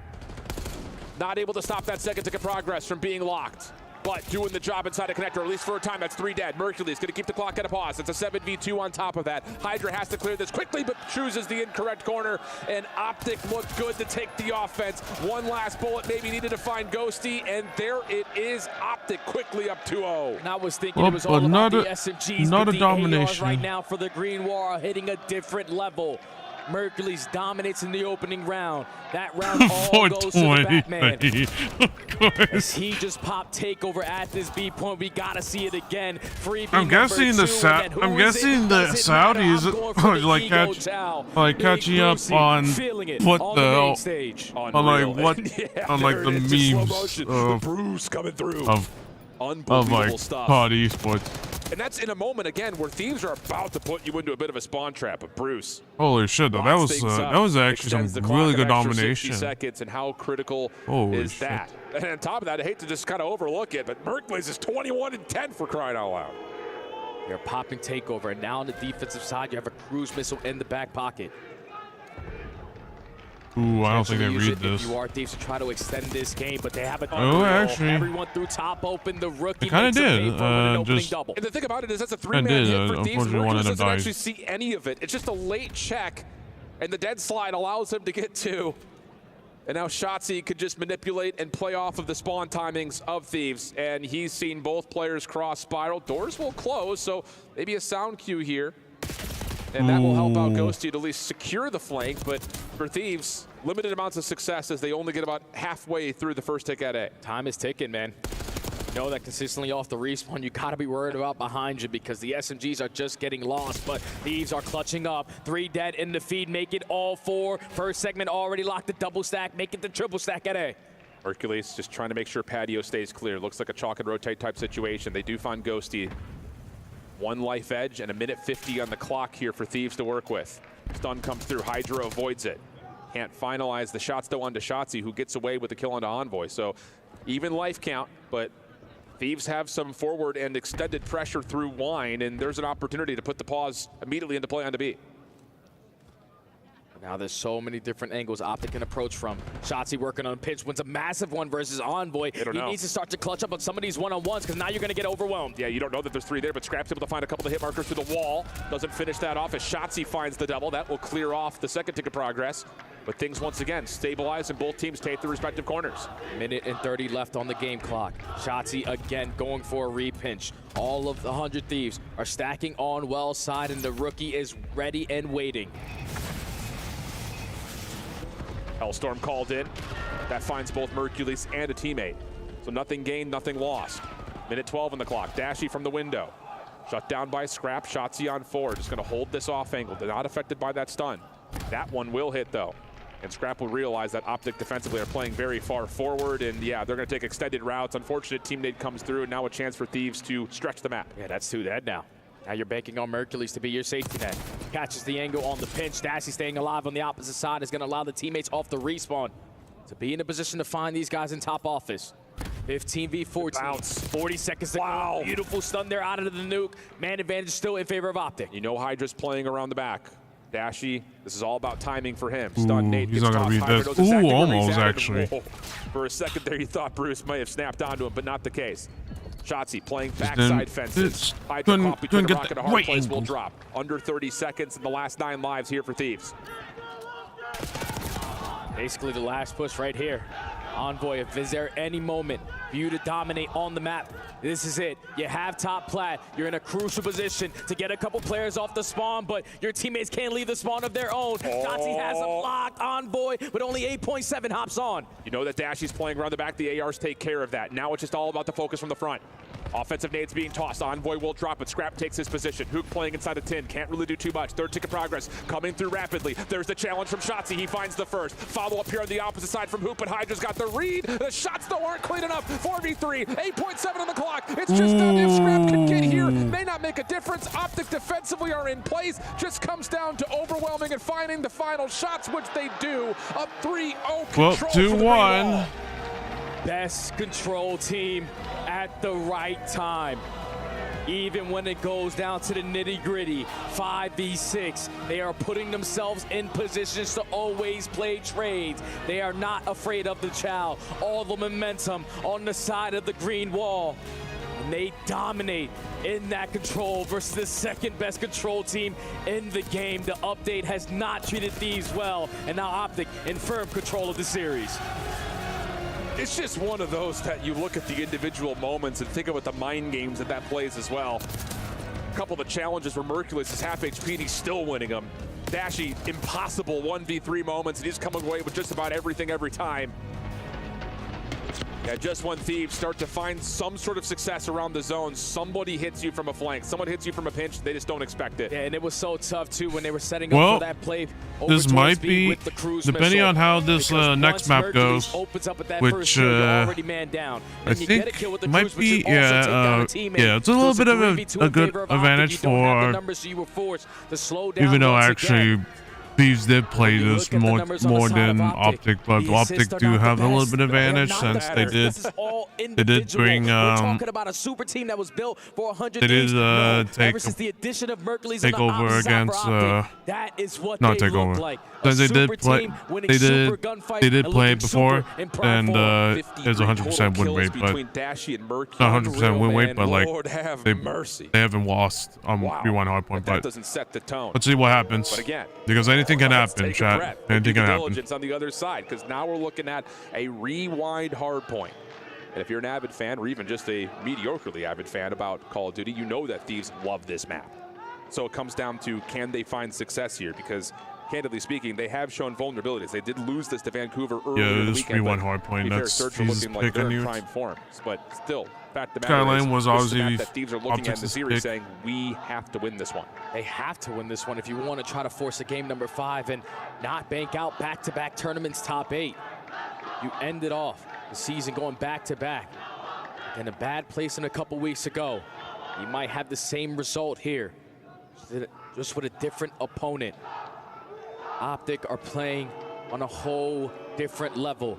All of map number 1, they had the fundamentals. So depending on how this goes, if you are like Thieves, within the first rotations need to couple be your minutes or main so, focus, but you need to be able to win some of these one-on-ones. on the first couple minutes or so, Yeah, I think in particular, you're looking at either the team ARs can versus win the this. ARs. Take down Because even though yes, Thieves are have a bit of advantage because they do love playing that map.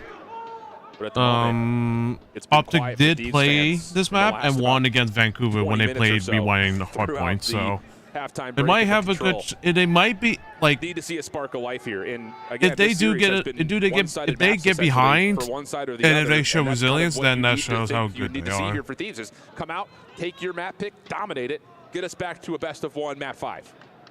It needs to be teamwork makes the dream work as well, my friend. Agreed. Right now, core 4 of Optic playing some of the best Call of Duty I've ever seen, and I've been around the scene for quite some time. As we spawn into the rewind, 100 Thieves backs against the wall, not spawning on the preferred side. Optic are looking to just hold this side of the map, and you already find a kill. That's insane stuff from Shotzzy, but the instant response there from Thieves. A little bit of team shots, I imagine, from Dashy, but still. You see the one-tap pop-off is a little bit different. Thieves will stabilize, kind of evenly out-trade that, and get under the hard point for the opening time. Hook trying to follow up through Elephant and a little bit deeper. So again, early pinch routes being established while the rest of Optic are focused on the outside street. Hook's gonna get caught on the pinch, so this is where you start to get aggressive with these kills. Hook's gonna spawn all the way behind you. You're going back and forth in the trade fights, but at least for now, Thieves have been able to flip the spawns. And with 19 seconds over P1, you will absolutely take it, but we need gunfights to secure this side of the map. Yep. Taking what's in front of them, though, are Optic after that double from Hercules. Seeing the hard point vacant, he'll step in for a little bit of time to counteract the opening from Thieves. But the battle over towards the backside of P2. Critical. My God. Shotzzy even has the stun to check out backside Dumpster. Knows that they have Hydra back there. Hercules diving forward, takes care of it. Last player in the back is Envoy. He's done well to catch a couple, plus also nades to keep himself alive. Scrap's trying to get here to help. It might seem a little bit overambitious, but this is an important 1v1 in the backside of the map, and Hercules will take it once again. Optic gonna have the numbers. Can they finish off the kills? No. Hydra, Scrap find a couple, and Hook gets pushed back. Thieves stabilize. And it all starts with Envoy finding a massive double, blocking the spawns and giving his team the advantage in the numbers. To flip the map again.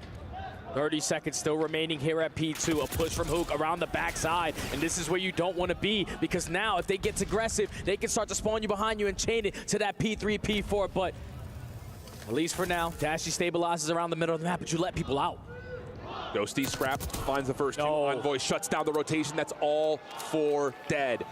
And that disastrous spawn situation that you were calling out, Jay, is now well and truly in play. And it's not getting any better. Oh my goodness, Scrap 10 and 3, 6 in a row. A flawless rotation here for Thieves. Oh, and they can blow the game wide open here. Scrap knows that he's playing the OE. All he needs is one more gunfight. Cruise missile earned. 7 in a row. Hydra also has one in the back pocket. They are lighting up the kill feed, but Scrap does let one by. Can Hook make a very crucial play, potentially to flip these spawns? Envoy mixed up over towards Dumpster. 40 seconds till the fight for here at P3. Scrap on 9 in a row. Teammates still spawning favorably over towards the right side of the map as Scrap will try to keep the rotation back in safe. Shut down. Ooh, nice double nade. This is a good time. Here for Optic, because you're absolutely right. It looked like just based on the rotation, Thieves were about to be up 120 to 5. But instead, Optic right back into within 20 points. Now they're in a tight setup. Everyone has to clutch up on gunfight because already one player is going to spawn all the way across the map. And the same thing could be said for Hook. A trade fight all through mid-side. Shotzi's able to line up a double. Can he get the triple to secure the spawn? No, he does not. Envoy stabilized. But Optic need to find an early break because this is a money hill. Yes, they do. Slow start from both Shotzi and Hook. A lot of it thanks to what Scrap has put together early. Speaking of, he's in a little bit of trouble. Backside truck. Hook trying to push around. Dashy right there to help out. Ghosty trying to follow, but Mercules with the perfect timing on the pinch. Oh, Mercules almost finds 3, but Hydra and Scrap find the kills they need as soon as their teammates pop up. So a chance to fight for this once again. Back and forth we go. Shotzzy trying to break on through to flip the spawns around, but not going to happen. 100 Thieves break past 100 points. Now it's down to Optic. How do you play this? We'll take a listen to see what they decide to do with the Bravia. Optic Gaming, listen in. We got this time. Yo, ain't off the scrap, ain't off the scrap. Yeah, make sure we got change. Go right. We're good. Yep, we're good. Easily come back. Promise you. Just like champs. Yo, close fight, close fight. Scrap. You one dub. Okay, Scrap. Yo, one guy's down on me. He got through. Back right dub. What's it blue? What's it blue? Okay, he's still dumb. I'm gonna carry our. He's going all the way around. What's full pitching yellow? I'll pick it up. Okay, I'm still close fight. I'm pitching these kids. He's going outer yellow. I'm pitching these kids. Behind the stage. Yeah, behind the stage. Stage behind us. Yeah, one guy's going RV. He's There's 2 behind us. Behind us. On the way. Come on. Nice, good one. Last other head. Last guy's their side. Yo, I needed it. Watch out. He's on the way crate. I'm gonna pinch. I got triple. He's 2 on the crate. 2 on the crate. I'm pinching. There you go. No, Hydra's there. No, I'm not. I stun him. I got detonated. I have your help. 3 here. Too close. All got it. Another one. Scraps their side. I'm pitching. Sit down. One more. Watch out their side. I have your help. Nice shot! Good resilience. I have their side. I'm already. Yo, actually dead. Okay. Maybe multiple. What do you on the 18. One shot. On point. 18. 18. Dub. Outer RV and 18. I have your pitch. Trying to stay on. Outer RV and 18. Ridley Paco, one shot on time. Okay. He's going. Good time. Our side. Yeah, 2 on time. I'm gonna hit Zig one time. 2 on time.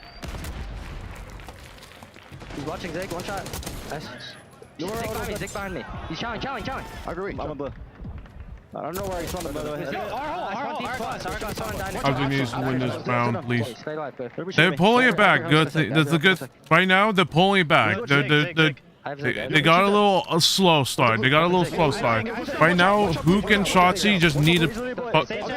Right now, I think the ARs, they just need to pop the fuck. They just need to. They just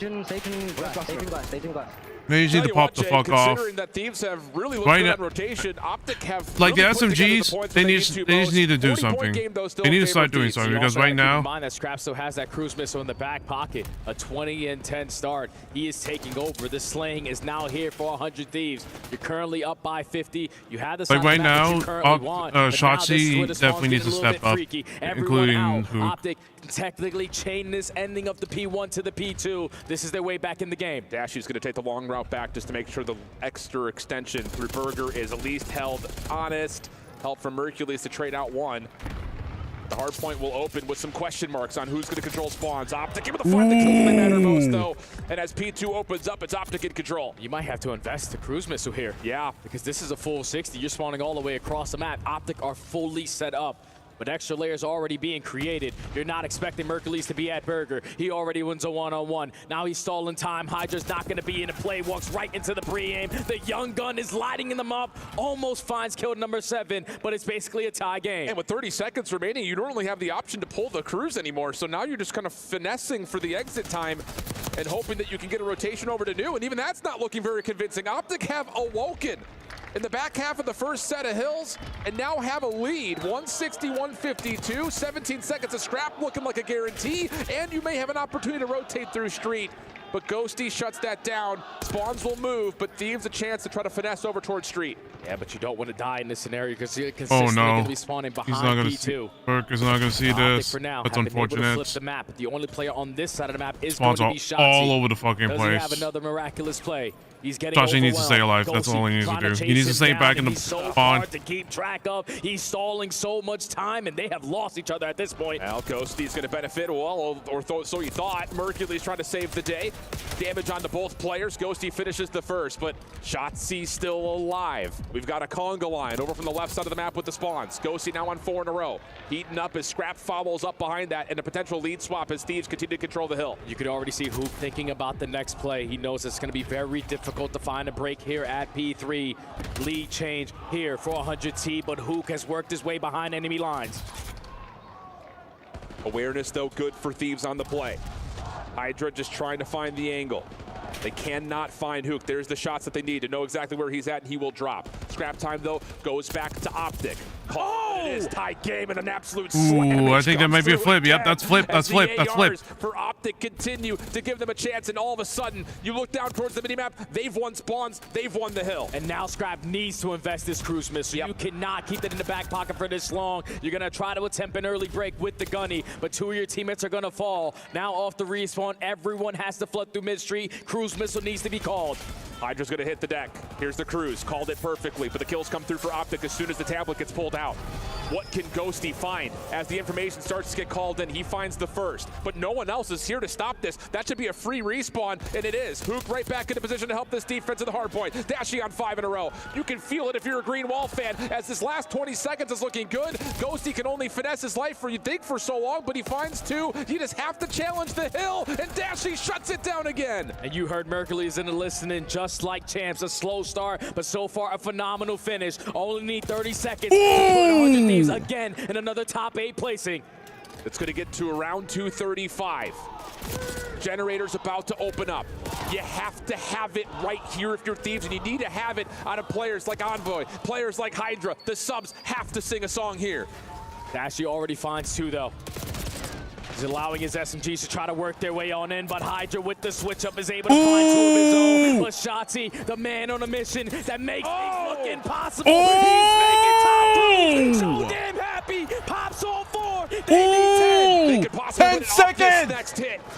1 for Hydra, but everything else has to come through quickly, and Shotzi's not done. 5 in a row. Can he find the 6? This needs 1 more. Dashi. Let's fucking go! And Optic Gaming take down Thieves on the path to semis.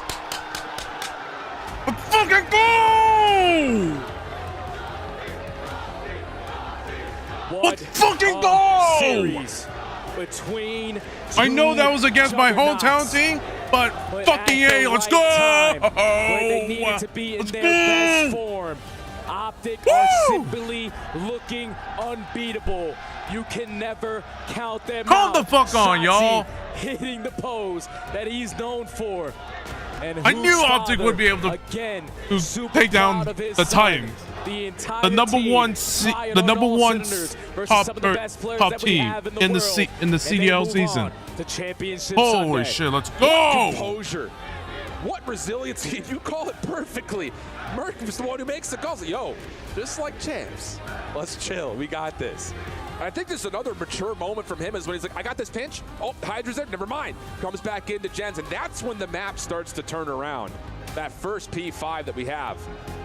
Unbelievable scenes from Optic, and yeah, that coupled with the dominance on Skyline, a map that a lot of teams have played this weekend and have struggled to figure out, at least in terms of finding complete controlled wins. And then on top of that, talking about the word control, mercy me, you just beat down Thieves in their best mode, 3-0 on Hacienda. These guys are looking nasty. I just don't know for the remaining teams left in this tournament what maps you want to play this squad on. No clue. Because they are in final form in every single one of them. They can play whatever hard point. They need to fix up the search and destroy, but it doesn't matter. Tomorrow, they go again. It's another championship Sunday for the Green Wall, but there are more teams in play on Sunday. To give us our final reactions, we head back down to the stage with Fancy with the final interview. Shotzi. You guys carried that momentum from 3 major events back to back and then into Riyadh. How do you feel right now? I feel amazing, man. I'm just surprised. I'm honestly proud of my team. They are literally the best players in the game, and I just do my thing. Absolutely. Well, 100 Thieves are out. FaZe is out. There is nobody that's favorite into this tournament still lasting. Do you think you guys are winning this? That's the plan. You know, we can't take anyone light. But yeah, as long as we play our game, I definitely think we can win. Absolutely. Well, you guys just won an elimination match, and you know what that means. You get to crush your opponent's key. Are you excited? Yes. I've never done this, so I want to do it. All right, let's go into the key crush and get the show on the road. Call of Duty Black Ops 6 at the Esports World Cup have been locked with the semifinals starting tomorrow. And Shotzi is about to destroy one more key.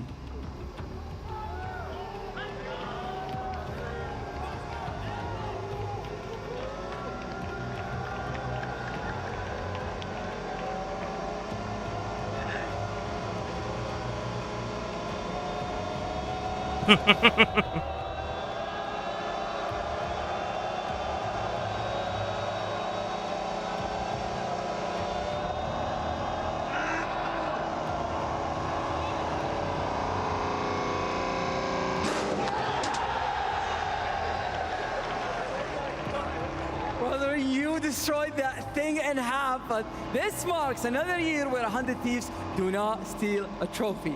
Listen, next up, in the semifinals, you have Team Heretics. They've been flying through the group stage. They're watching right now. What do you want to say to them? I want to say something in Spanish. Let me try to think for a second. Take your time. Honestly, I broke. Good luck. Good luck to Miami. All right, good luck to you and good luck to them. Let's go to Blaze with the exit interview. I'm here with Scrap right now. Can we all make some noise for 100 Thieves, everybody? What a season it has been. A lot of amazing moments on the main stage throughout the year for you, Scrap. You guys don't get the job done today. What happened here in this matchup with Optic? Yeah, you know, they were a better team at the end of the year than us. We didn't have good practice. Honestly, the practice was better going into this tournament, but obviously it didn't show. Yeah, it just didn't come together here towards the end. Now, you know, being here in Riyadh with these fans, I know you guys have received a lot of love. You got a bunch of fans here in the front. What has the experience been like for you, man? I mean, Saudi Arabia, this shit is insane, bro. Like, I've never seen a production at this level. The fans are unbelievable. I appreciate all of you. And yeah, man, it sucks. Yeah, it does. But, you know, when it comes down to the Thieves, a fantastic season for you guys. You go back to back. Just kind of, you know, just thinking about it all as a whole, how do you feel about what you and the boys were able to do this year? Yeah, you know, I don't want to get emotional because, like, this shit means so much to me, guys. You don't understand. But the season as a whole was good, I guess. But to be honest, the end of the year is a failure. I'm here to win the big tournaments. The majors are kind of just like a stepping stone. And yeah, it is what it is. It is what it is, man. But your passion is so strong on the stage. Everybody loves you out here. Anything that you want to say for the fans as you close out this season? Yeah, no, I appreciate all you guys cheering for me. It really sucks all that the season, even they in the had US, I appreciate the it. Optic My boys family had back to at take down my home. hometown boys, but Thieves, all the Thieves fans there's at home nothing as you well. can do with it. There's nothing you can do about it Chris, take it since away. they got knocked down in the losers Thank bracket. you very much, so Blaze and in Papa the losers Hook. in the decided match. So That's right. Your son got it is the what it job is. done. The rest But of my analysts saw it now that coming. Optic got through the #1 4. seed in the Now with CDL Optic season, Gaming logo moving into our top 4. and they What's next for them? It just seems like domination. It doesn't seem like Let's anybody's just see, really truly what happens. tested them. I mean, out of all the matches they played this weekend, this was the closest one. And even with their backs against the wall, we saw Shotzi 2-10. That is. Not only that, he came back almost even. He made some of the most heroic and game-changing plays near the end to solidify them this win. It is unbelievable what this team is capable of doing when they are at rock bottom. Enigma, everyone said Champs was a fluke. Now Optic proves that was not the case. They go through 100 Thieves. They've already beaten Boston, Vancouver, Toronto, teams that are still in this tournament. So what are your thoughts on this squad right now? How well is Optic playing? Oh, easily the best team in the game right now. It's absolutely undeniable. I mean, we all spoke about it. Was this a honeymoon period? Was this just a case of them getting that fluky run? No. They have now taken on pretty much everybody, decimated them, and carved their own path deeper into this tournament. Yeah, it's like the undying focus on the right things in the map. I mean, every single time you saw Shotzi and Hook, Ali, you mentioned it, starting off 4-14, 2-11. You're thinking it could spiral out of control. No, they get the train back on the tracks. Like Shotzi is playing for every single spawn. The comms are there. The respawn was flawless here. Like we've been saying, this is the highest level Call of Duty anybody has played all year. Optic look unbelievable. It's time to give Bruce his flowers. 2 minutes of hill time, positive 12, popping off with most damage in the lobby. Big Bruce was doing it big in that final game. But it feels like everyone on this roster has been able to pop off at different moments. On the other side, I didn't feel that way about LA Thieves. I felt like we were going to see Scrap put up some ridiculous numbers at times. Hydra was going to do it. I was a little bit worried about Envoy and Ghosty throughout this series. How did they get kind of abused throughout this tournament? Because this is not the same team that went back-to-back. No, I mean, it's not. I mean, in this matchup in particular, Ghosty has been a huge X factor for them. When he performs well, they manage to take Optic down. And here, he has a disappointing performance. I hate to pin it on one player, but he's not going to look back at the end of his season fondly. And the final hard point there, you're going to look at the scoreboard. It is not pretty, but also go back to the first hard point. Hydra Scrap, they were having moments, and they did not have the backup there to get them through. Yeah, I mean, you know, those are two guys where they're role players, right? When things are going well, they're going to be able to find the kills. And things aren't going well. They're losing these situations, like a lot of bad decisions. As much as I want to say, like, Envoy was prone to the bad game, Ghost has been bad at Search, like, there are winnable moments. Like, Scrap had a streak. Scrap was 20-10. Yes. He had a streak going into that P2. They could call that streak in, break the P2. The game is totally different. Instead, he leaves his team out to dry. They get farmed. He doesn't use the streak, and they ultimately lose, right? And like, it's not entirely Scrap's fault as well. It's just their approach towards the game, the indecision that they've had. It's totally different than what they were earlier in the year. Optic finding their peak form at the right time, and it feels like 100 Thieves just did it a little bit too early this season. They exit top 8. Optic moves into the top 4, and you have to think they are the favorites amongst the rest of the competition. 100%. How do you keep this going 4 days in a row out here on the other side of the planet? Don't change a thing. Go watch your VOD, and, you know, the one map that you did fall, you know, fix your little mistakes. But if you're Optic Texas, you're not changing any of your game plans right now. I remember when we interviewed Hydra and we talked about where they fall short, it was, well, when teams started to get a little bit of momentum, we struggled to put ourselves back in a position to make these maps winnable. And Optic is one of those teams that really takes advantage of that. And I think this moment we're watching right now is a prime example. Shotzzy gets all 5. Before that, he got a 3-piece, and you could just see it from 100 Thieves. They started solo challenging. They started making mistakes because they don't know how to put themselves back in position when a team starts rolling. I want people to go back and watch the end of that game and what Shotzzy was able to do on the P2 that I just referenced. Yeah. When he is just staying alive, finessing his life, and then Mercules plays off of that information, that is perfect Call of Duty. Optic are one of the only teams that are playing like that right now, and that's why they're so good. Well, even just before that as well, you had a P2 in control of Optic, and they slowly have to figure a way of flipping Thieves out of that next rotation. Yeah. So Mercules is slowly progressing. Waiting on Shotzzy. Waiting on Shotzzy. So you have this system going on between this dynamic duo. Mercules is supposed to be this standout player, but he understands how to play that Lone Island role around his team, and it's just a glorious system that they've managed to find that final piece of the puzzle. I read all of the buzz online, and people are saying this is the worst possible draw for Optic in the opening round, but you have powered your way past 100 Thieves, and now you find yourselves in the Final 4 for the second year in a row here at EWC. If they want to make it to the championship match, though, they're going to have to power through Heretics, and on the other side, we have movie star Koi, who has looked phenomenal. With Abe in the mix, they have looked ferocious, but Joe Deceives was the best player on the day.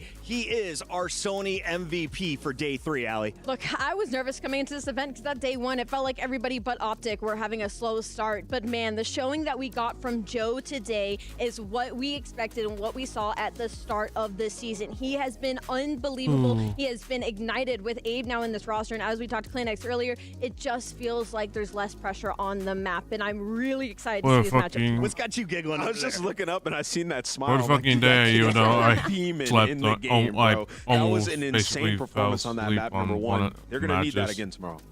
Apparently, he's absolutely incredible in baseball, and it's a hell of an arm and a hell of a throw to start things off. So, yeah, Joe Deceives definitely earns our MVP for today. I know the 100 Thieves fans and everyone else who got eliminated today is a little bit bummed, but celebrate the fact that your team got to travel around the world. They banked $80,000 for making it into the playoff bracket, but unfortunately, only our top 4 will move on to Championship Sunday as key after key was crushed on day 3. It was indeed, and this will be painful moments for some of the team, but look at the smiles on the faces of the players here. The opportunity to crush the hopes and dreams of your opponents. There's nothing quite like it, being able to stand out here and remind your opposition that you took them down, you decimated them, and at the end of the day, you control your destiny. They no longer have that opportunity. 04 had the best tweet of the day. He said, I feel like I'm stealing their soul. Get out of here. It was amazing. With that said, we have to close out an epic day 3. The opening round of the playoffs are done. What are you going to take away from tonight? I'm going to take away that nobody is safe. I think we have the best 4 teams going into tomorrow, and I think we're going to be in for a very long day ahead. Enigma? Absolutely agree. I think that we're in from some absolute classic matchups tomorrow, and everyone's got to start hot because we've seen the team that come out good in map 1 often carry it through the rest of that series. And my biggest takeaway is these challenger players are unbelievable this year. I mean, Abe's still making it happen, and you're seeing Mercules just go off. Can't wait to see what they can do tomorrow. Tell you this, Optic, I'm not doubting you anymore. Best of luck tomorrow. You crushed tonight. You won me over, and we are going to say goodbye as we say goodbye with the best plays of the day. It's your Kadia Top Moments.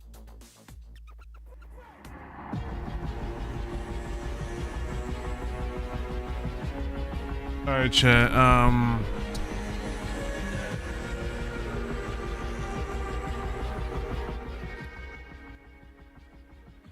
Alright, chat. I was thinking of continuing a stream after this, but I realized that I'm. Alright. Hold on. Yes.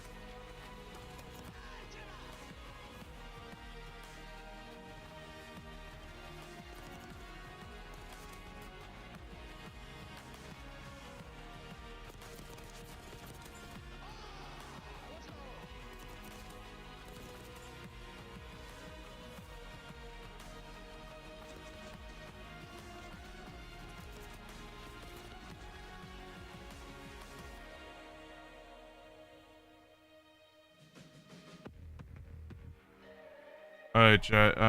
Like I said, sorry about that. Alright, sorry about that, chat. Like I said,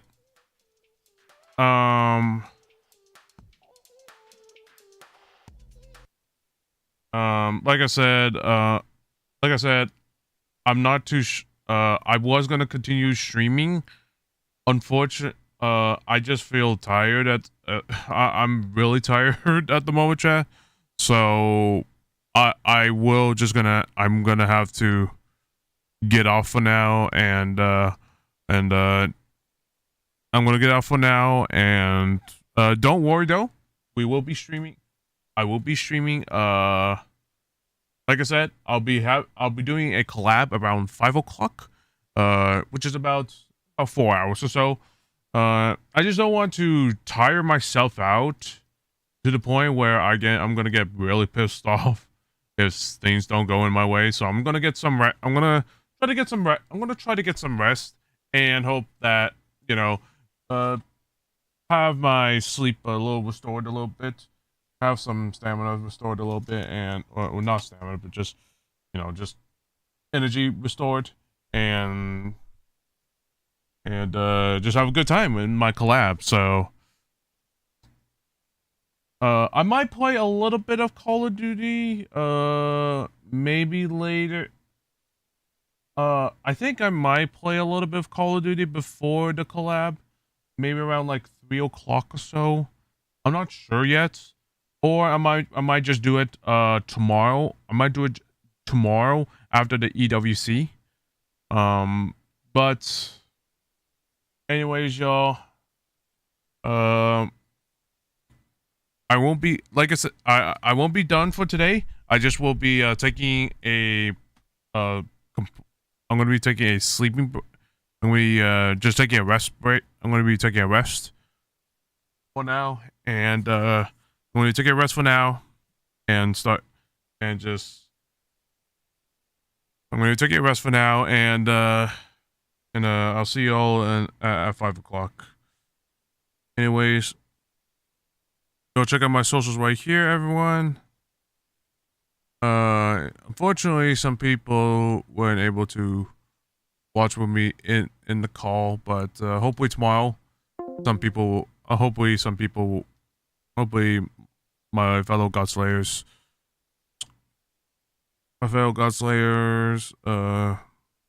clanmates, or my mates, will come out tomorrow and watch with me. But yeah, appreciate y'all being here. Appreciate y'all being here. Just a reminder, for those on YouTube, okay, stop.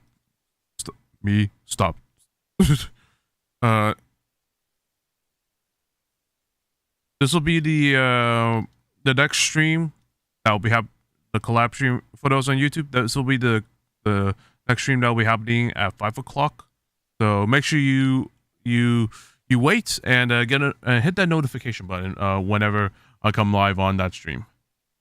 Like I said, I want to continue streaming after this, but I realize, as y'all probably saw, looked like I don't know what it looked like when I was sleeping, but I was kind of laid back, and my eyes were closed, so I'm not gonna tire myself out more. So yeah, I didn't get any.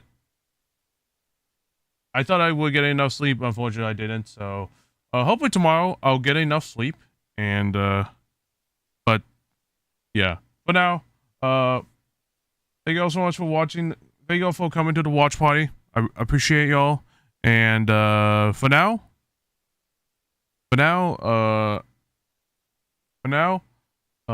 y'all stay safe, stay frosty, and I'll see y'all at 5 o'clock. At 5 o'clock at 5 p.m. PST, or for those at Eastern, 8 p.m. EST. Anyways, stay frosty. Have a good one for now, everyone.